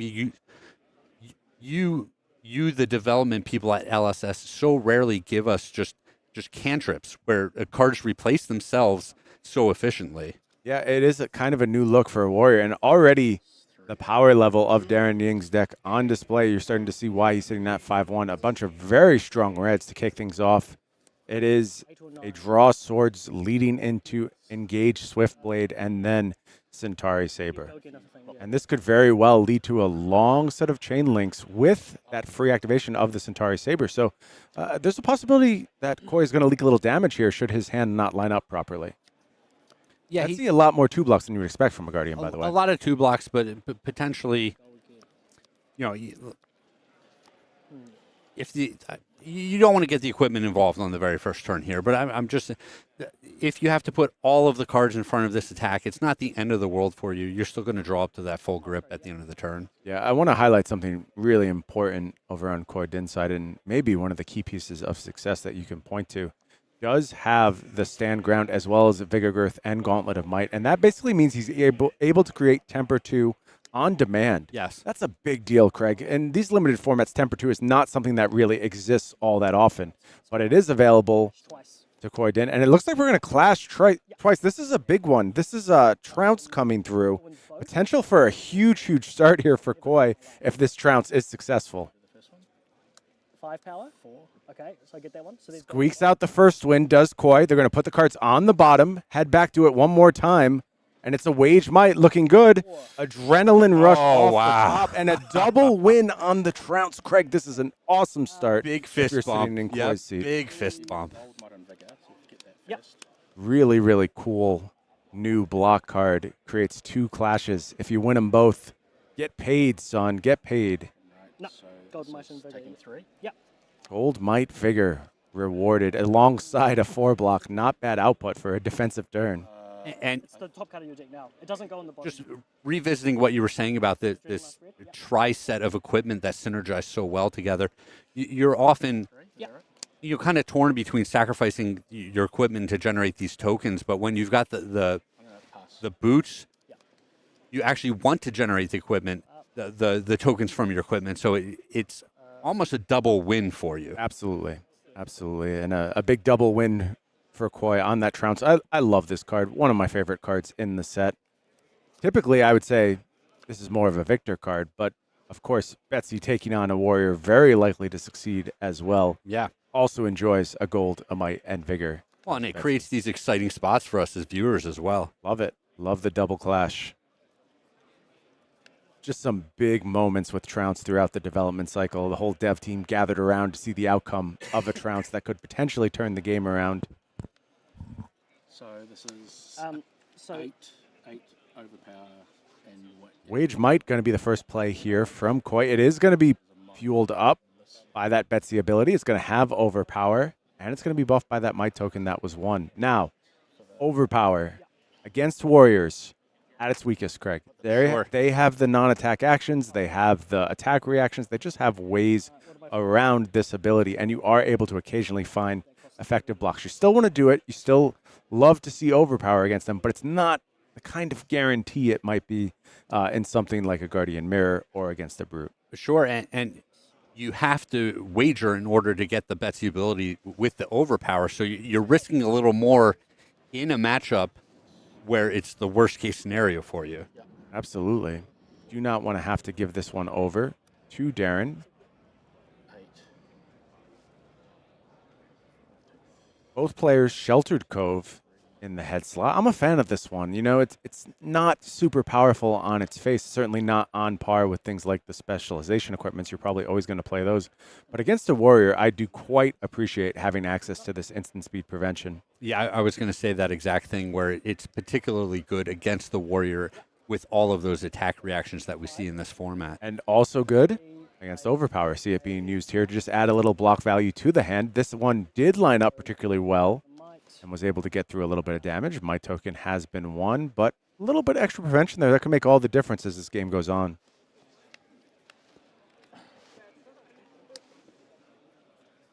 Double adversity set in the hands of Darryn. I believe this is going to go ahead and line up very well with the Guardian set. That is the ones that trigger off Might and the ones that trigger off Vigor. So perfect fit there for this matchup for Darryn. nothing. Special. Yep. 6, yep. Rally the rear guard is the clap back here. Brian, it was not too long ago that we had all of these dragons running around, and you would give anything for a 6-power attack. Mm-hmm. And there weren't any. Times are tough, man. Sometimes you're flush with riches. And Other times now you have to cobble it together. It seems like 6 is like the baseline. Like you start at 6 and you scale up from there. Heavy hitters. What can I say? It is an aptly named set. All the attacks come big. Most of the attacks come big. There are some exceptions, of course. Things like adrenaline rush, performance bonus, trade-in. The flavor Standing order comes through the set, though. Oh, yeah. I mean, it was a very intentional process from the beginning. And I think, talking about some things that stuck around from the beginning, a lot of other things changed. But one thing that never changed was the focus on the type of experience we wanted to create. Thunk going to be called up for defense here. Big numbers coming out of the deck there. 5 for 8. Always nice to see on the Guardian side. Particularly in conjunction with Vigors. It's so nice when you get to cheat and play a card like Thunk off something like a double Vigor. Mm-hmm. And it blocks for 3. Yep. Yeah, like I said, no real standout world-beating cards. Just good numbers all around Khoi's deck. So, Wedge Gold from us to Betsy. And we get another Betsy activation. So Khoi really bringing the heat thus far. Another 8 overpower being offered. Might be 9. Was there a might token to start this turn? Oh, sorry. I believe there was, so it should be 9. You are correct, Craig. So 8, 9. Yep, might plus Betsy ability. This was the mic from this turn. Yeah. Plus the base 7. This is gone. Yeah. Okay. Oh, it's a tank, so we can put it there. Yeah. Okay. Yeah. 7, 8, 9. Does Darryn have decent blocks here? Don't want to let that life total get too low. We saw what can happen up against a Betsy should she find that magical combination of cards. Yeah, this has been kind of Betsy doing it No vigor this turn. effectively, but also a little bit honestly. I think so, yeah. Yeah. Just generally putting on that extra buff off of those wage cards. And, if you watch James and I build a sealed pool on stream, we did start our Betsy build with looking at how many wage cards you have. It is very, very important to have the appropriate amount to go ahead and do the exact type of cycles that Khoi has done thus far, just consistent overpower. Well, and a lot of these attacks are very good on their own, right? Like Yes. where we see this wage goal, the 3 for 7. Listen, if you only have a 2-card hand, this is a great 2-card hand. But anytime you've got extra cards, those resources can just get pumped into Betsy for that bonus. Couple gold rolled up for Betsy now as well, with a lot of blues in the deck. You like to see that. Turn back over to Darryn. Why are the tokens tiny? Asks Matt Pullett. One of the coolest inclusions in this product, IMO, which I found out yesterday I was responsible for. I honestly had zero recollection of that. But that is what James said. They come off a little perforated card in the pack. You split it in half. It's double-sided. Just one of them gives you all 4 tokens you're going to need to go ahead and accurately represent the arena state. Or they're Hobbit-sized New Zealand tokens. Both of those could be the answer. No, choose whatever works for your headcanon. I'm not the boss of you. These are great because, like you said, it is a token card in the pack. It's one full-size card, and it has a perforation down the middle. You just rip it in half. And I don't want to overlook the fact that I actually appreciate that they're smaller because there's a lot of game states where both players end up with a lot of these tokens on the board, and being able to track them even though they're smaller without cluttering up the entire board is quite nice. Yep. Not only that, we're gamers, Craig. We know how it is. We shortcut things. We try and represent things with dice. We don't always have the proper stuff around. Just having these so readily accessible means that as we've watched these matches down in the feature match era, they've been very clear. They've been very well represented. The players putting out their tokens to represent their wagers, keeping them very, very clear in the arena without absolutely monopolizing all the space. I think these little tokens are a big part of what makes this heavy hitters format work.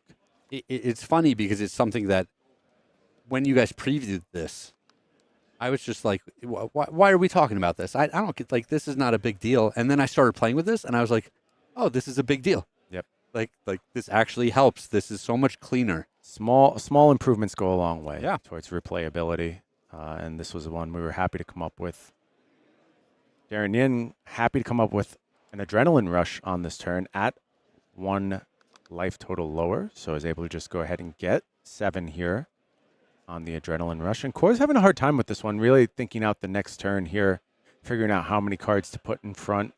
Also, on Khoi's side, we talk about how you want to keep your life total high against Betsy. I'd say that's equally true against Kassai. You really don't want to drop down too low. You start to get in those very uncomfortable ranges where the attack reactions can really punish you. Mm-hmm. Yeah, where you're forced to make those attacks where you're saying, all right, this will leave me at 2 or this will leave me at 1, and then you're just vulnerable to dying to the attack reaction. Absolutely. Another reason why I really like Sheltered Cove is it kind of lets you call the Warrior's bluff, right? Yep. You get to say, okay, if you don't have it, I come out way ahead. If you do have it, yes, I will crack my Sheltered Cove. I come out a blue down, but maybe I'm able to still preserve a turn despite that fact. 2 reds committed to the defense here for Khoi. And again, just impressed by the quality of the red cards in the deck. It just seems like some really, really good stuff we've seen thus far. Coming into this turn with a 3-card hand. See how the resources line up. What's going to be the clapback here? Now at a lower life total, sitting at 12 to Darryn Ying's 13.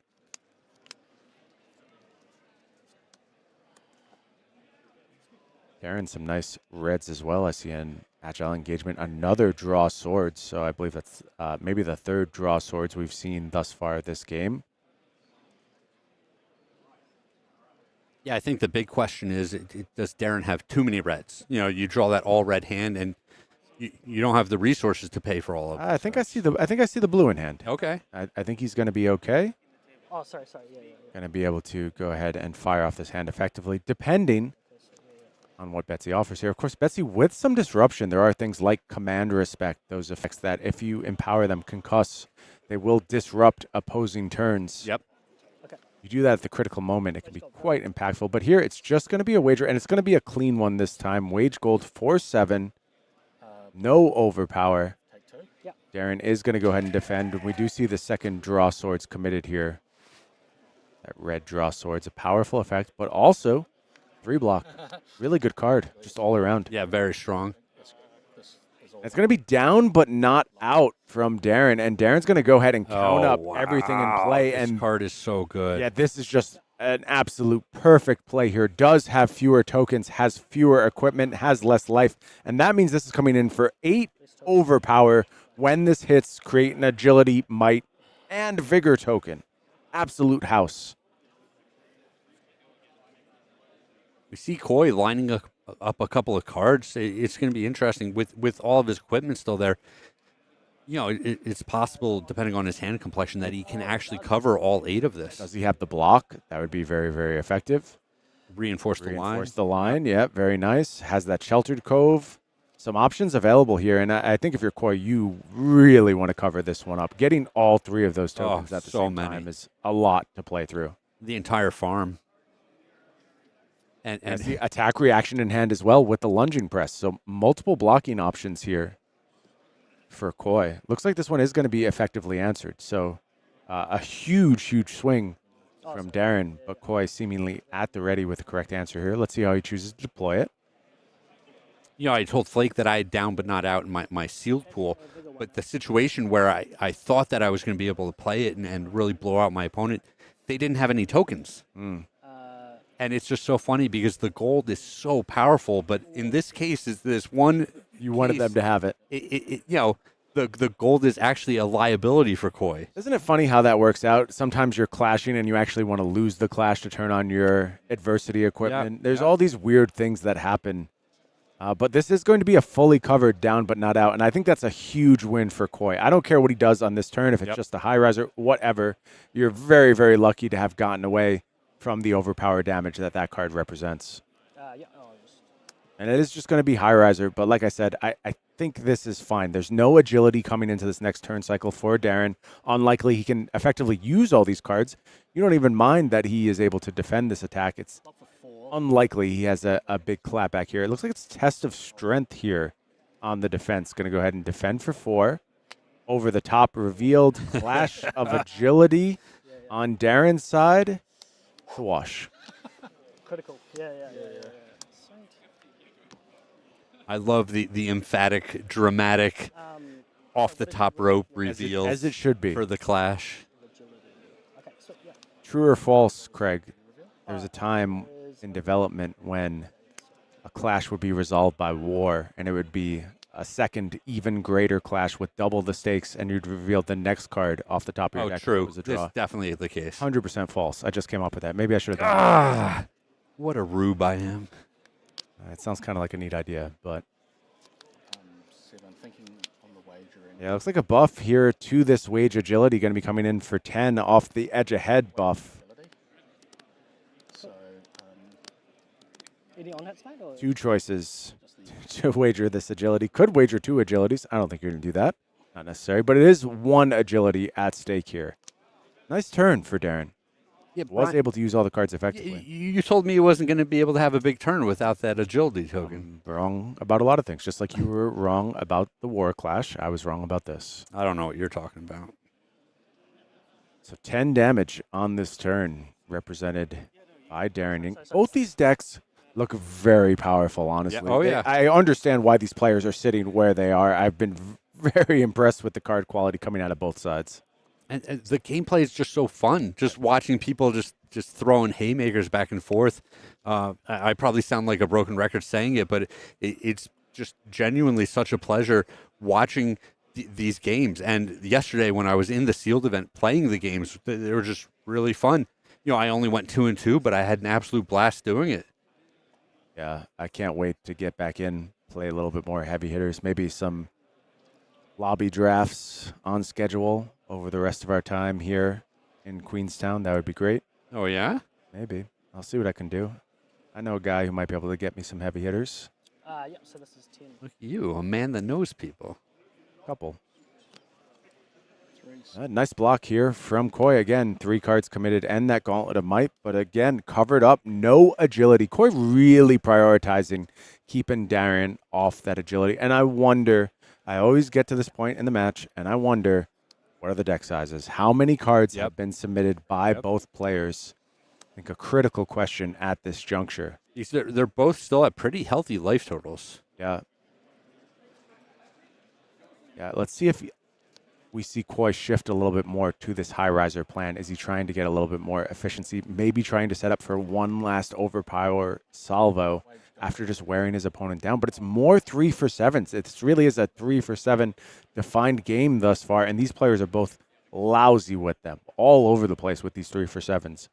Oh, Wage Gold is one of my favorites as well. Like the new universal ability means that some of the effects that normally wouldn't pump a generic like this are going to work on the Wage Gold. Yeah, I expect this card to do some stuff when we get back to CC. I think a lot of heroes are going to be interested in this. I've heard folks mention things like Royal Viscerae, another potential window to go ahead and produce gold to go ahead and use those powerful draw effects. There's really a lot of options here. Potential popper for something like, say, Dash. Absolutely. I think that's reasonable. Yeah. This is just a very, very powerful keyword. Obviously, a very light touch of this. I think we have to be very careful with where we assign universal. But in this case, it was just perfect for this limited format. We really wanted all the pumps to be able to work with this particular wager. And we're willing to go ahead and go with the universal thing. And once we started exploring the possibilities of things like Royal Viscera wanting to play this card, Dash getting an additional popper, we were happy with all those outcomes. And I think you said it just right, because you start by putting it on just Wage Gold right now, and the possibilities are endless, and it just it makes the mind churn, right? Just thinking about all of the things that you can do with this. But right now it's just one card. Yep. And I expect the rollout of any future universal cards to be very slow. I'll just tell you right now. It's not something we want to go overboard with. It's really got to be done with a light touch. It'll be special. But you'll see it again. I think this mechanic will be around. So big things happening in the game here. Yeah. Khoi choosing to just take 7 on that turn. Falls down to 5. We've talked a lot about life total thresholds against Kassai, how dangerous it is to fall low. That tells me Khoi has a heck of a turn lined up here. I expect big overpower shenanigans coming through for Betsy on this turn. Yeah, at a minimum, this has to be like a pump, a wager attack, and a Betsy activation. Yeah, it could just be raw numbers is another possibility, skipping the pump.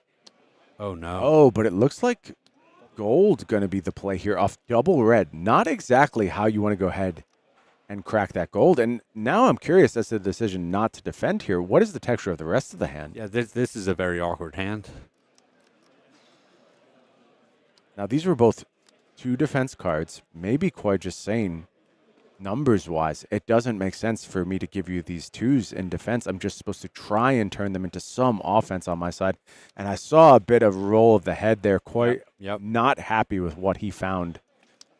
I mean, I think it's 3 reds, Craig. Yeah, anytime you're pitching 2 reds to cash in one of your goals, disaster. You're digging for a blue, right? This is an absolute disaster for Khoi. And what do? Do you go back to the well a second time and draw yet again, pitch 4 reds in the turn, and try and get, what, a high riser attack out of this? And he will have to do that. I believe the last card in his hand was a big bop.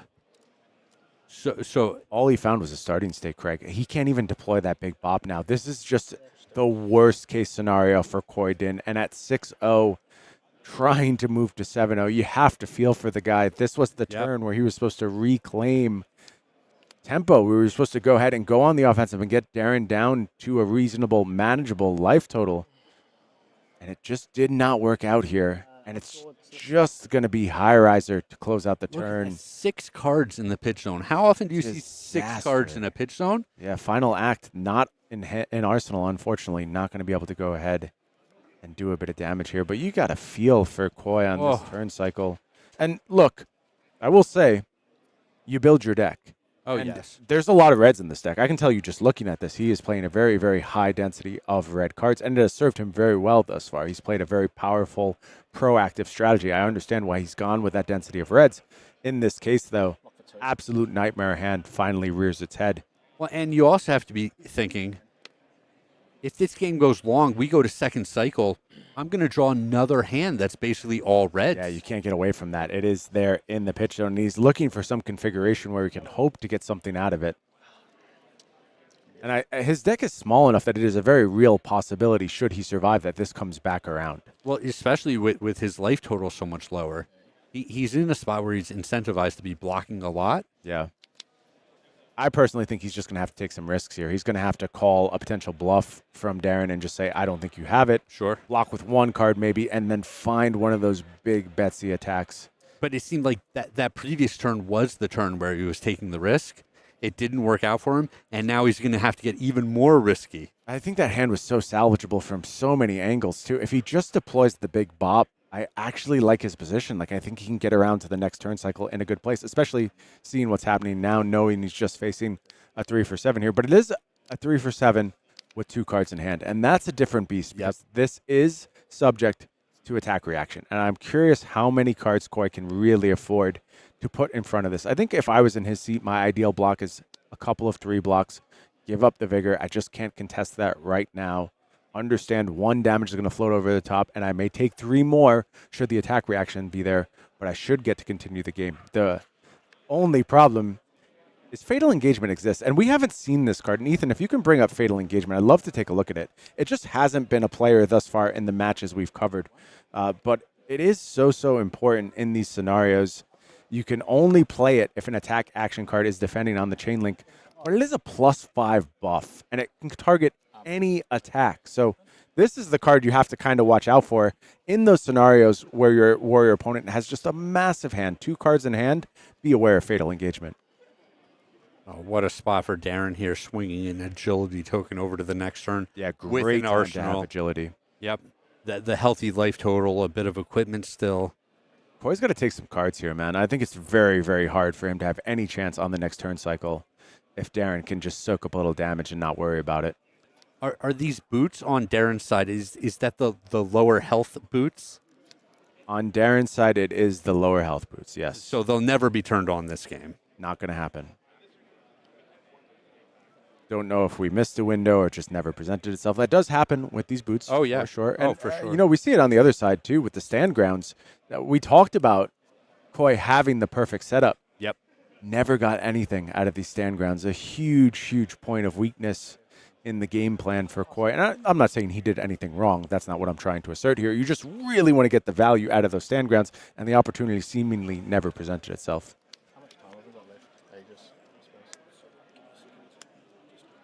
So it is going to be 8 overpower offered by this Wage Might.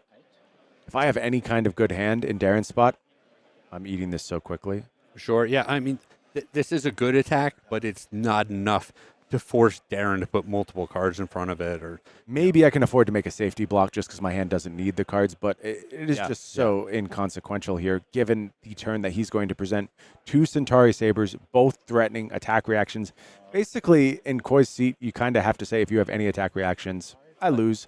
And now here's a blocking attack reaction. Even the gold sitting there just to help sculpt the hand if there is that extraneous blue card where you can go digging to see, for one more attack reaction, one more big attack to, combo with the Saber.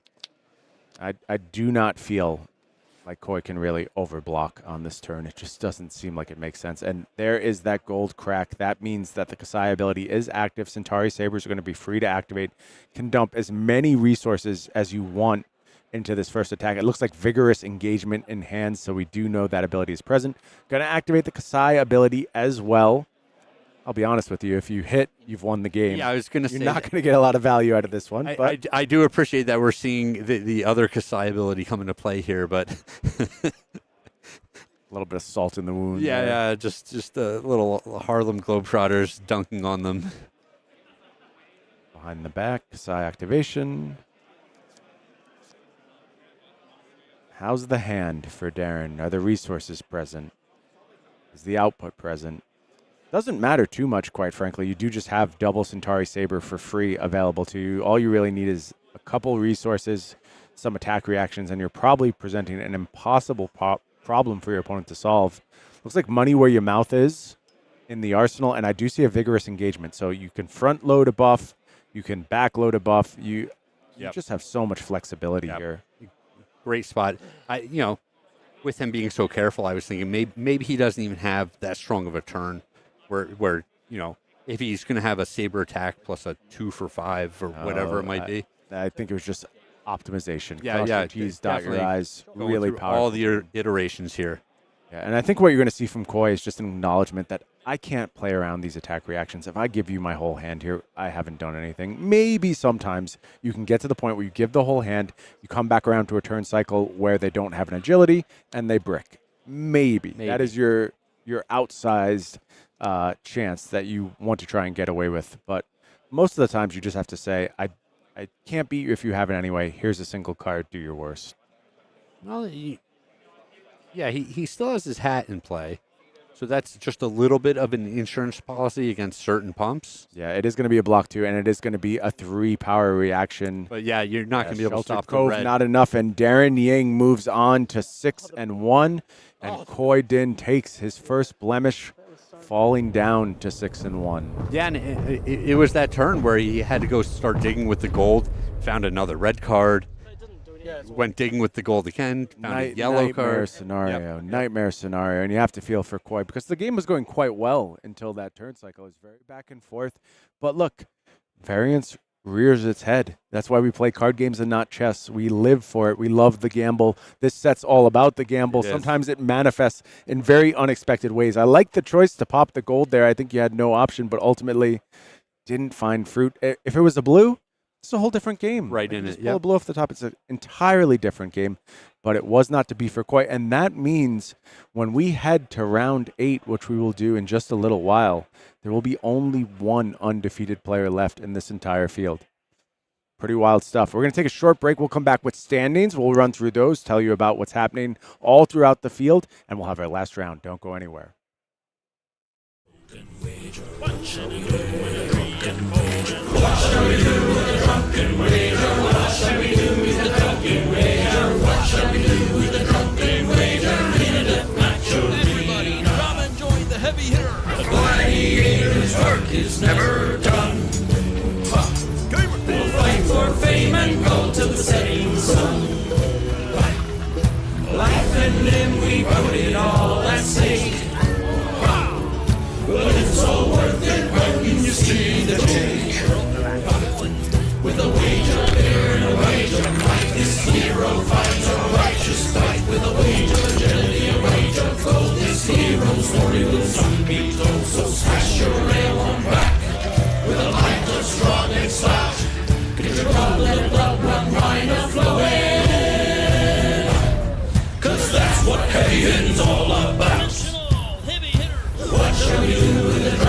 wager? What shall we do with a drunken wager? What shall we do with a drunken wager in a deathmatch arena?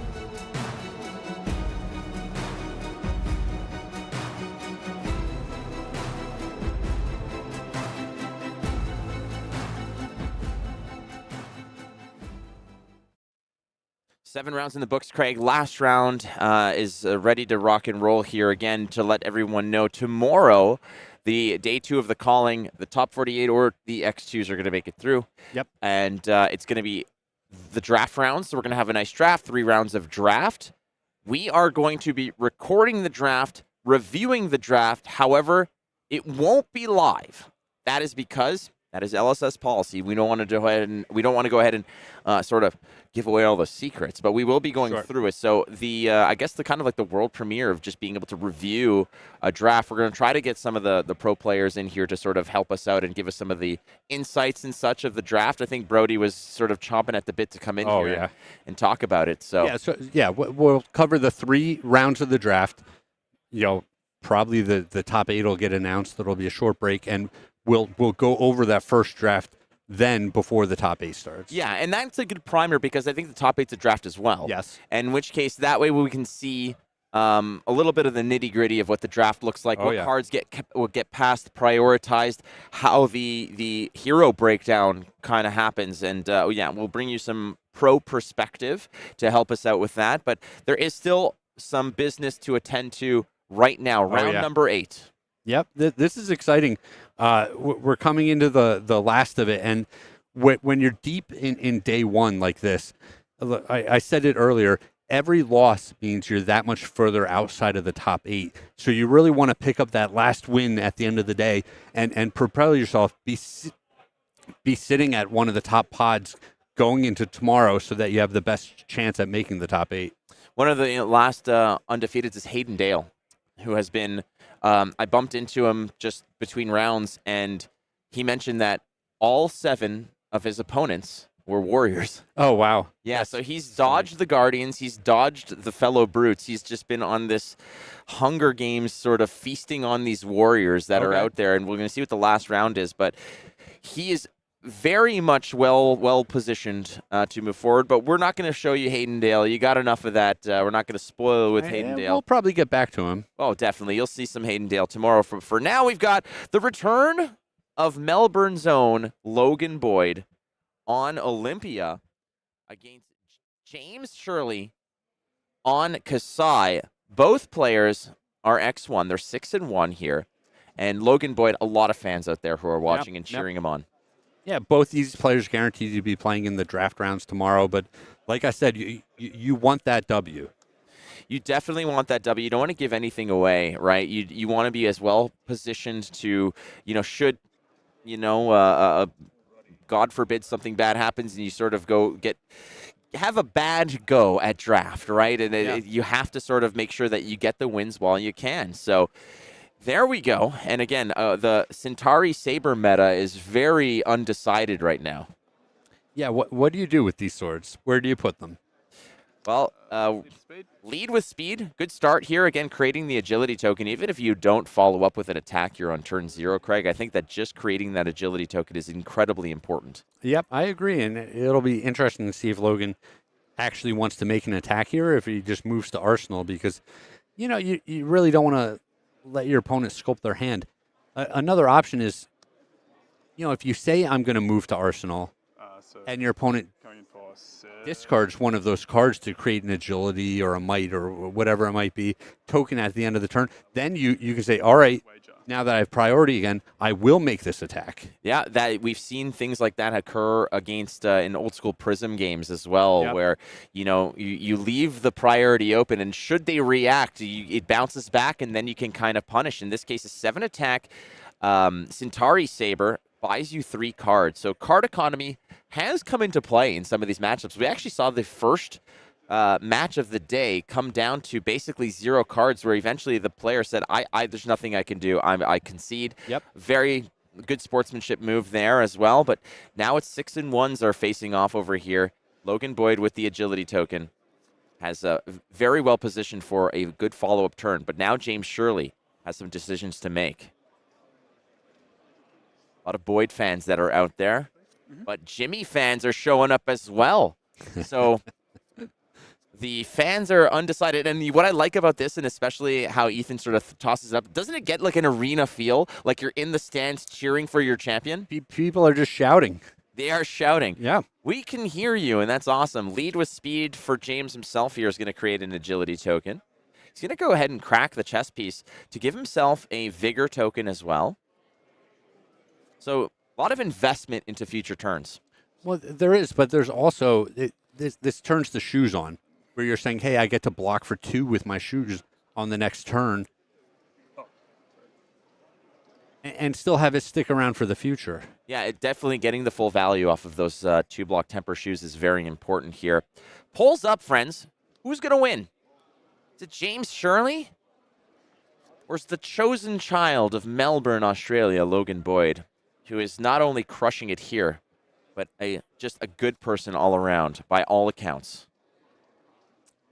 An organ donor, for sure. Oh, for sure. We heard the problem here was that the difficult aspect about getting to Queenstown for Logan was that he had to cancel his standard weekly reading to blind orphans. Yep. To be here, which was so tough because he had a streak going of I think it was something like 116 consecutive weeks of reading the classics to blind orphans. So he's going to be breaking some hearts, but he's going to hopefully come back with a big win to sort of celebrate. Yeah, and I'm sure he'll start building a new streak as soon as he gets back home. And a new school, actually. Oh, yeah. I heard he's going to be building a school, too. So, using part of his calling winnings in order to fund it. Of course, that is absolutely correct. So a lot of pressure now for Logan here, but he does get the agility token to pop. First attack's going to have go again. Did take a lot of damage here to sort of send it back. We're going to see what the return fire is for Logan Boyd. Reaching into the arsenal. 7 go. Ooh, okay.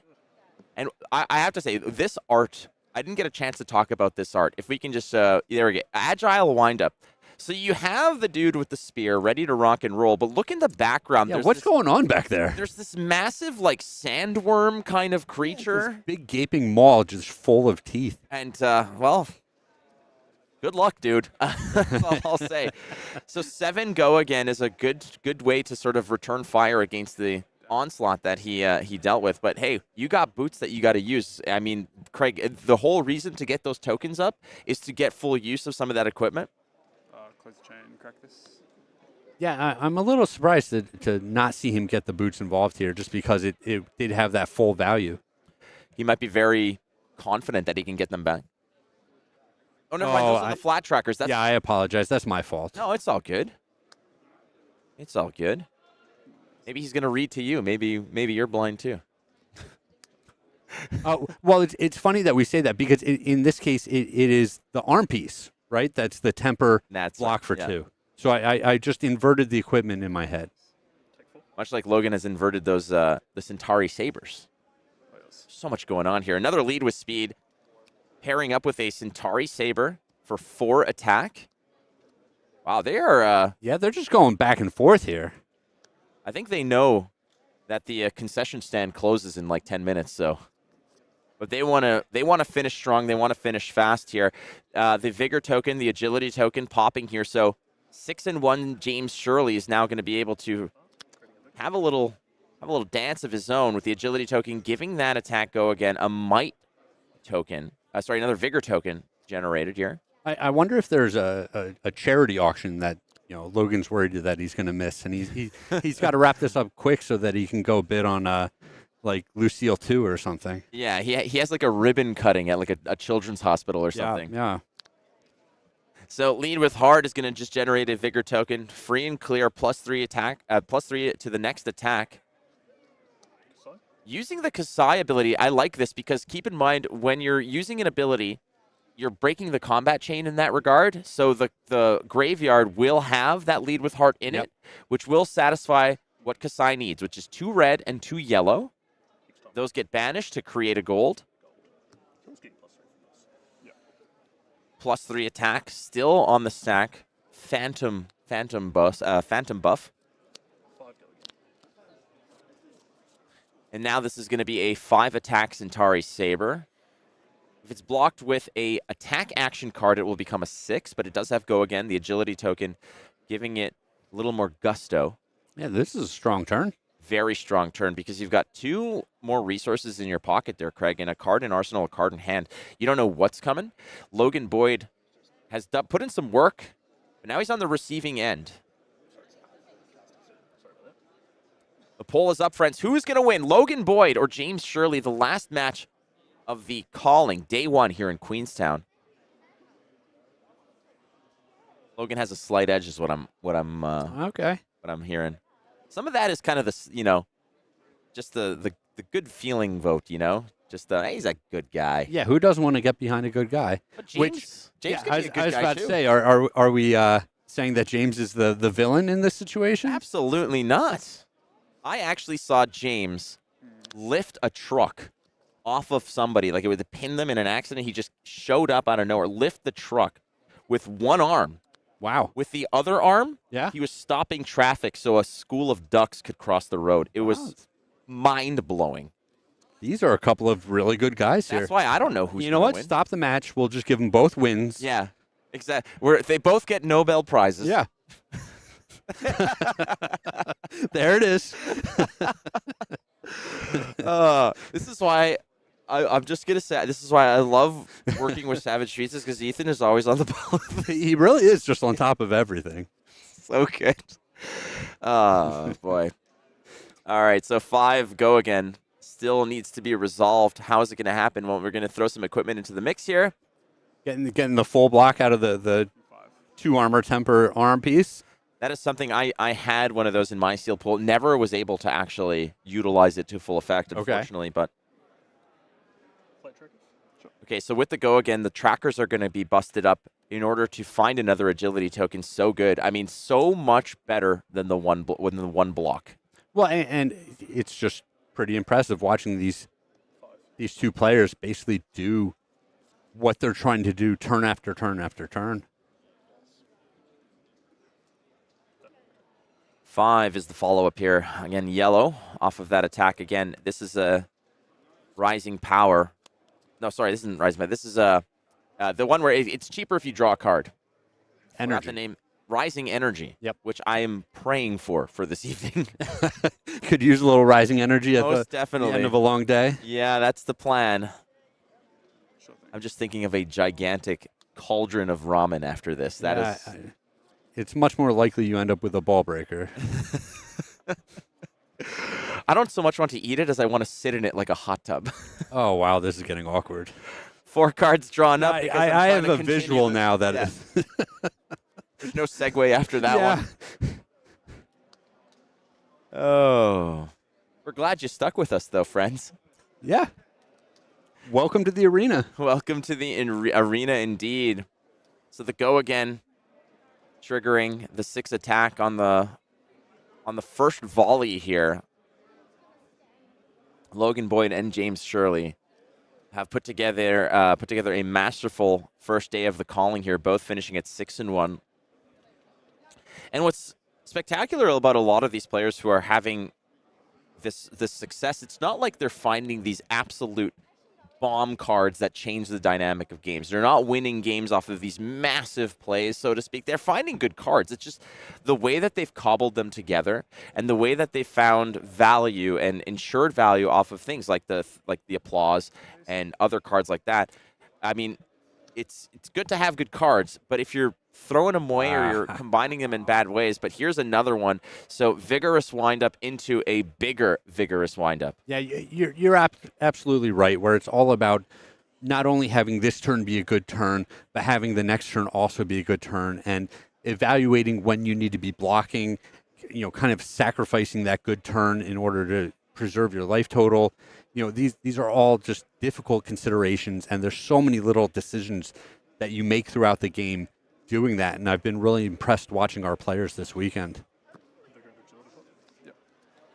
Another trigger of might token, of a vigor token, another trigger of agility token. So free pass of a little resource for free as well as a go again. How is James going to utilize it? Having 2 Centauri Sabers is so good to rely on when your cards just don't really sing to you the way that you want them to. But 2 cards in hand, 1 in arsenal, opening up with another big attack. Just again with the go again right on top of it. 6 go again is really, it hits different in this set because of the amount of 2 blocks. Yeah. Oh, it's so effective. 6 go again, no on hit, but representing a humongous chunk of damage with Logan down to 11 here. And the follow-up with 1 resource floating. Yeah, likely to be the Sabres and then Arsenal the last card. There's not many cards that really attack effectively for 1. There's a lot of non-attack actions that you can use that 1 for. But again, I think you're spot on here. I think it's just going to be a Centauri Saber and then pocket another card.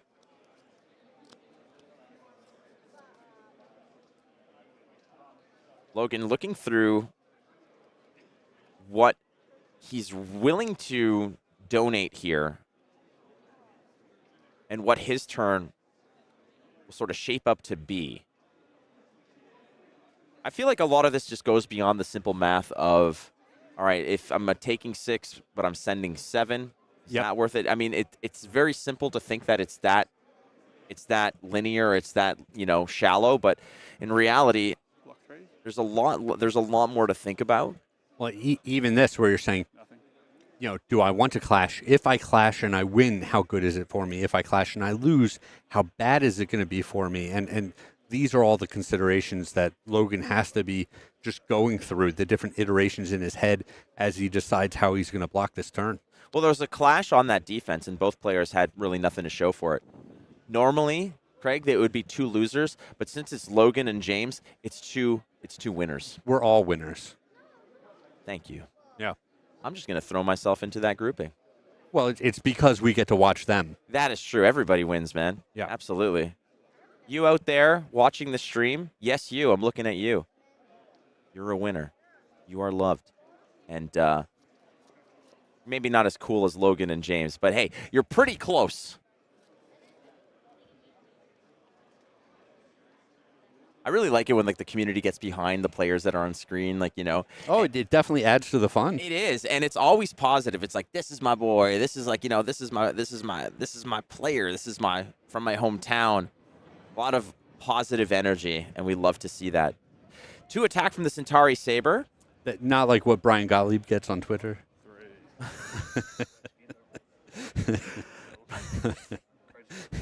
3. Clash of Agility. I mean, the results, I think, were already determined. We knew what the clashes were, but we're going to do it anyways. What are you talking about? Brian Gottlieb is only on the receiving end of the most reasonable, well-crafted, down-to-earth, within this universe takes. Only tempered opinions. Most definitely. So, again, both of these players are locks for day 2 for sure. But again, nobody wants to give up anything here as they want to get the best record possible to go into tomorrow's 3 rounds of draft. 2 resources floating off of a Centauri Saber. And when you're Kassai and someone sends a Saber as their only attack and they've got resources floating, a card in their hand, you know exactly what could happen here. There can be a little bit of, sneakiness if you want, but I think that at this point, Logan just happy to actually poke through for 2 here. He's going to have an Arsenal card ready to go. 2 pieces of equipment left. Same for James Shirley. Logan Boyd at 8. James Shirley at 5. Round 8. These are the type of life totals we've seen at the turn 6 or 7 portion of the game, but they've been actually quite freewheeling with their life totals here to sort of trade damage, but we're going to see a lot more pensive looks and really calculated responses as we progress here. Draw swords is going to go +2, draw a card in terms of beefing up whatever the next attack is. And again, we have to clarify here, there's a lot of cards that would buff attack actions, but heavy hitters is about attacks. Yep. So those weapons count. And it makes sense. Again, the thematic aspect of heavy hitters, you're in an arena, they all come in with their weapons. They want to be, that's what they're going to lean on. That's what we're going to rely on. Another non-attack action here. +3, allowing you to wager a vigor token with whatever you're going to follow this up with. No wagers yet in this game. But James really building to a large attack here, which, we knew he had to, right? If he's just taking that Saber attack from the previous turn, going to 5, which is starting to be that scary life total, that danger point, then he's got to utilize all of the cards on his turn. The way James has curated that discard pile and using the his Kassai ability gives me a little bit of like Levia vibes of filling it up just enough to guarantee that you get the hit of the 6 off the banish every single time. He's been very good of just making sure he has the right recipe in there in order to effectuate the gold generation. Now he is going to be wagering a Vigor token. It's going to be a 7 attack off Centauri Saber. There's no go again off this, but there's a Vigor token on the line. Logan Boyd doesn't want to eat 7. That's for sure. But does he even want to eat 1 to give James Shirley the free pass of the 1 resource? Cool. Well, it represents the Vigor token and the Kassai ability coming to fruition, correct? That's true. Yeah, and beyond that, let's think about what can potentially occur here with 1 floating on a wagered attack. Those are dangerous waters to be treading, because there's a lot of attack reactions in this set specifically, obviously, for Warrior, but there are many that are contingent on the fact that you're wagering on that particular attack. So Logan has to be very aware that that 7 might not get him, that might not end the game for him, but there are definitely opportunities for James to go over the top here and end the game. We've seen games where 1 attack, but players have been at 10. 10, yes. And got just pushed out of the game. Yep. Lost on that turn where they were at 10 health. Blocking 4. So he's going to block a little bit here, and so far it's a 4, but here it comes. Up to 10. Uh-huh. So pumping it up to 10, the +3. So the lethal aspect was there. And Logan knew that he had to play around certain things, especially given the fact that, hey, there's resources floating. So cut the deck is going to go +3 over the top.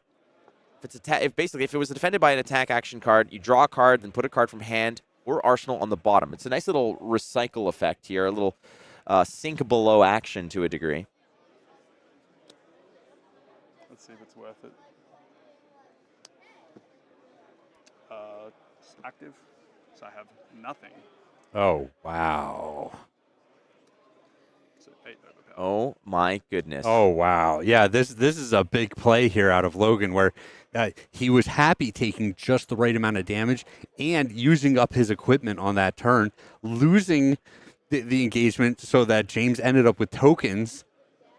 And in reality, that +3 over the top is what got him to the position where that card is actually online. That's kind of wild. In the moment.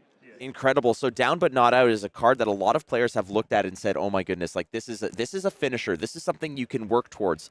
But look what's on the line here. Let's be real here. Tokens be damned. This could potentially be the game, because if you do not have the opportunity to block this out, obviously there's still equipment block. You have the token necessary, I believe, in order for the applause to be online. So the applause would only get bumped up 1. I believe he only has one of the right. requisite tokens, and it has that -1 armor token on it already. So he's in a little bit of a world of hurt here, because he has to figure out how he can get around this.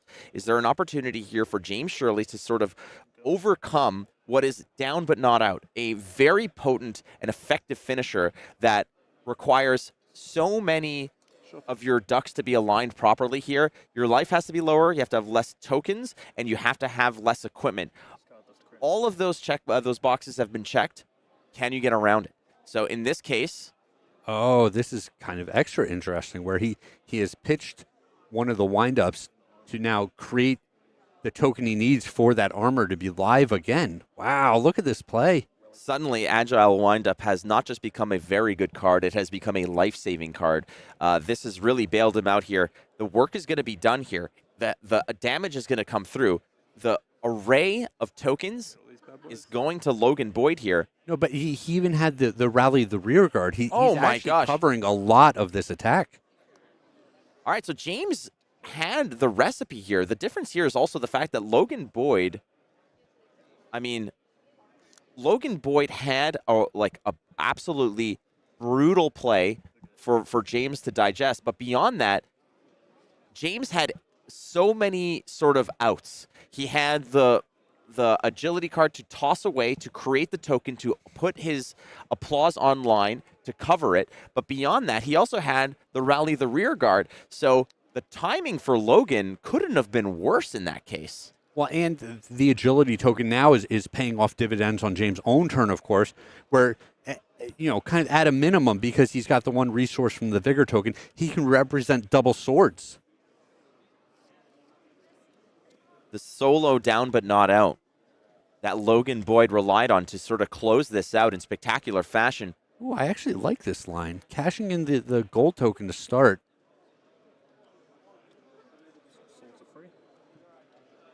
On the other end here, having a look at James's list, there's no down but not outs in his list. But even if there were, Logan Boyd having 0 equipment basically insulates him from what that can do. There's a block of a non-attack action. It's money where your mouth is, followed suit with,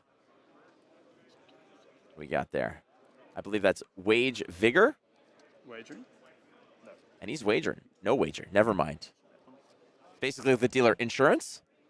And this is so funny because, you know, if Logan lives through this turn, he's going to have a very similar turn coming back at James where he's like, all of these tokens represent 2 attacks from my sabers.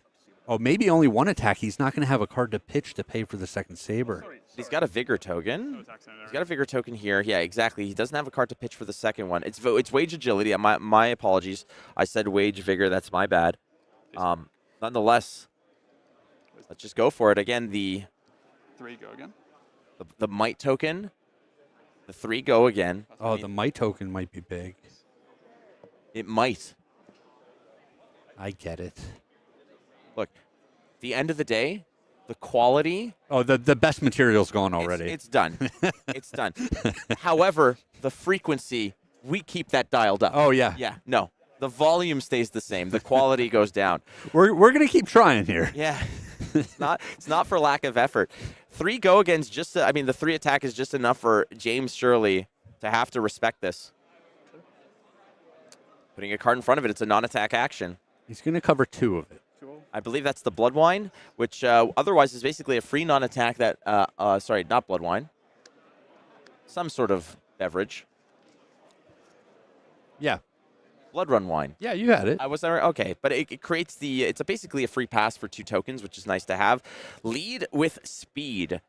Quickly becoming an all-star opener for a lot of attacks, just getting the agility. The +3 feels good too, but I mean, having the ability to get a go again on a follow-up turn is big. 5 attack from this saber means that it's a 2-card block.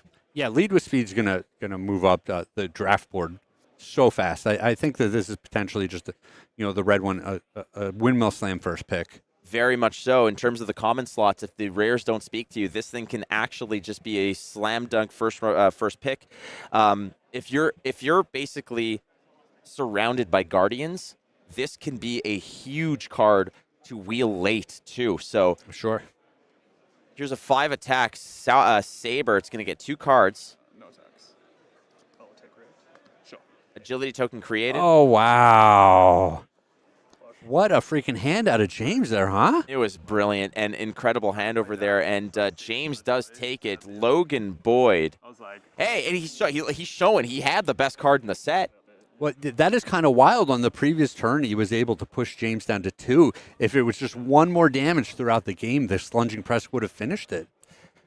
yeah, I just felt like I've said that a million times. I mean, I've been in situations where lunging press would get you there. Unfortunately, sometimes lunging press is just a brick in your pocket, right? It doesn't get the job done because it doesn't connect with weapons. And warriors want to be swinging those weapons like crazy. They go full General Grievous with it. So you definitely need. Lunging press is less. It's less effective when most of the heavy lifting gets done by Centauri Sabers. Sure. All right. Well, there you have it. The game is won by James Shirley, and Logan Boyd falls to 6-2. James Shirley at 7-1. We're going to give you word as soon as we get it regarding the other top seeds. We know that there was at 7-0. Hayden Dale has an opportunity to go perfect, and we're going to see how that one basically shakes out. But day 1 has been unreal fun. I mean, I have to say, watching the solo heavy hitter CC from a few days ago, I was really hyped about the set. Watching a few of the matches unfold, but just playing it is a completely different ballgame. As fun as it is to watch these players clash and wager and go over the top and create these really incredible, fun and funky play lines, playing it is a whole different ball game, and I highly recommend that you guys go check out your own pre-releases that are happening next week.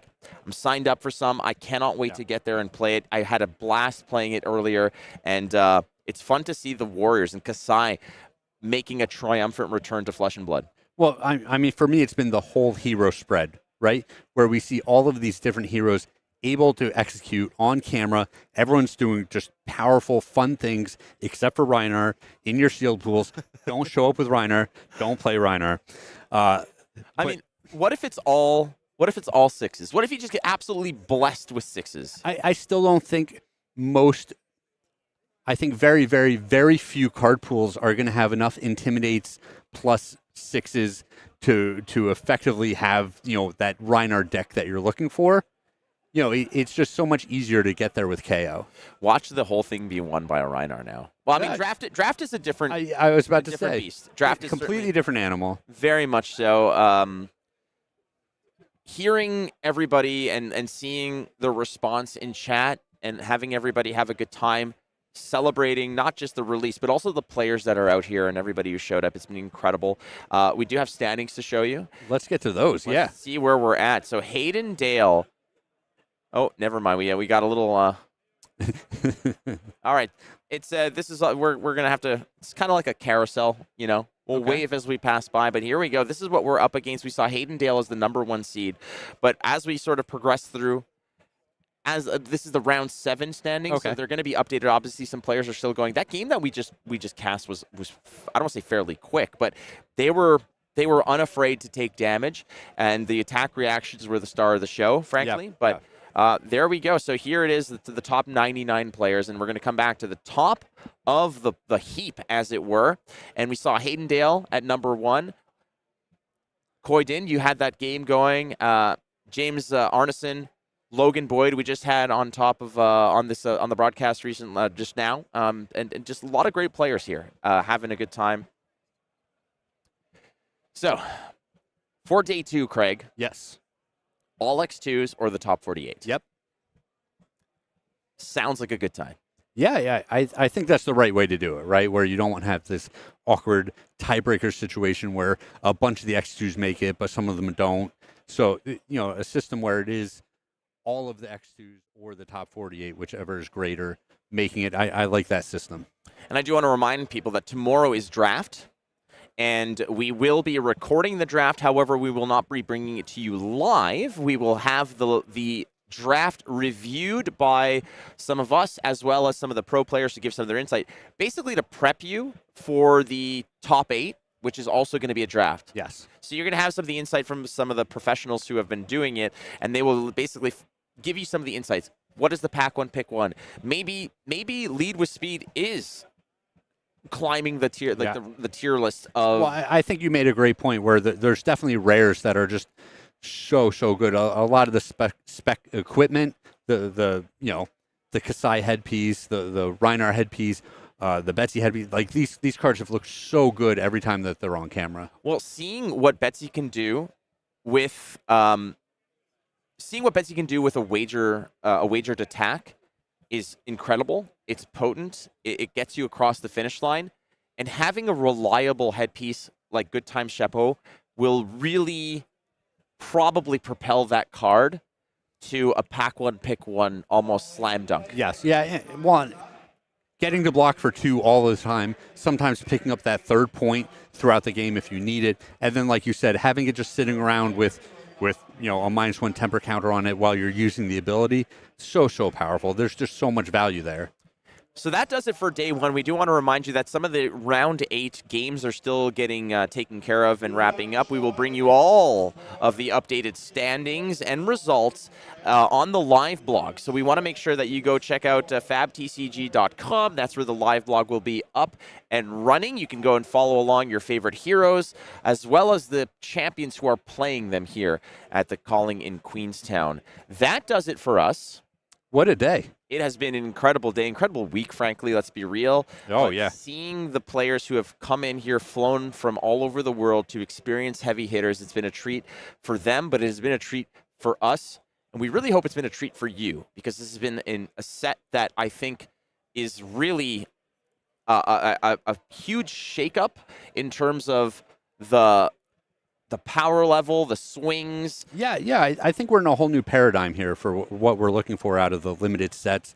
And I mean, honestly, I think it's a 10 out of 10 when it comes to the enjoyment, the fun of playing it. I cannot wait to draft. So thanks again to everyone here at the venue. Thanks for you for watching. We invite you to come back tomorrow to watch the draft and the day 2 of the calling, as well as the calling champion will be decided tomorrow. On behalf of myself, Craig, Brian, Ethan, see you tomorrow.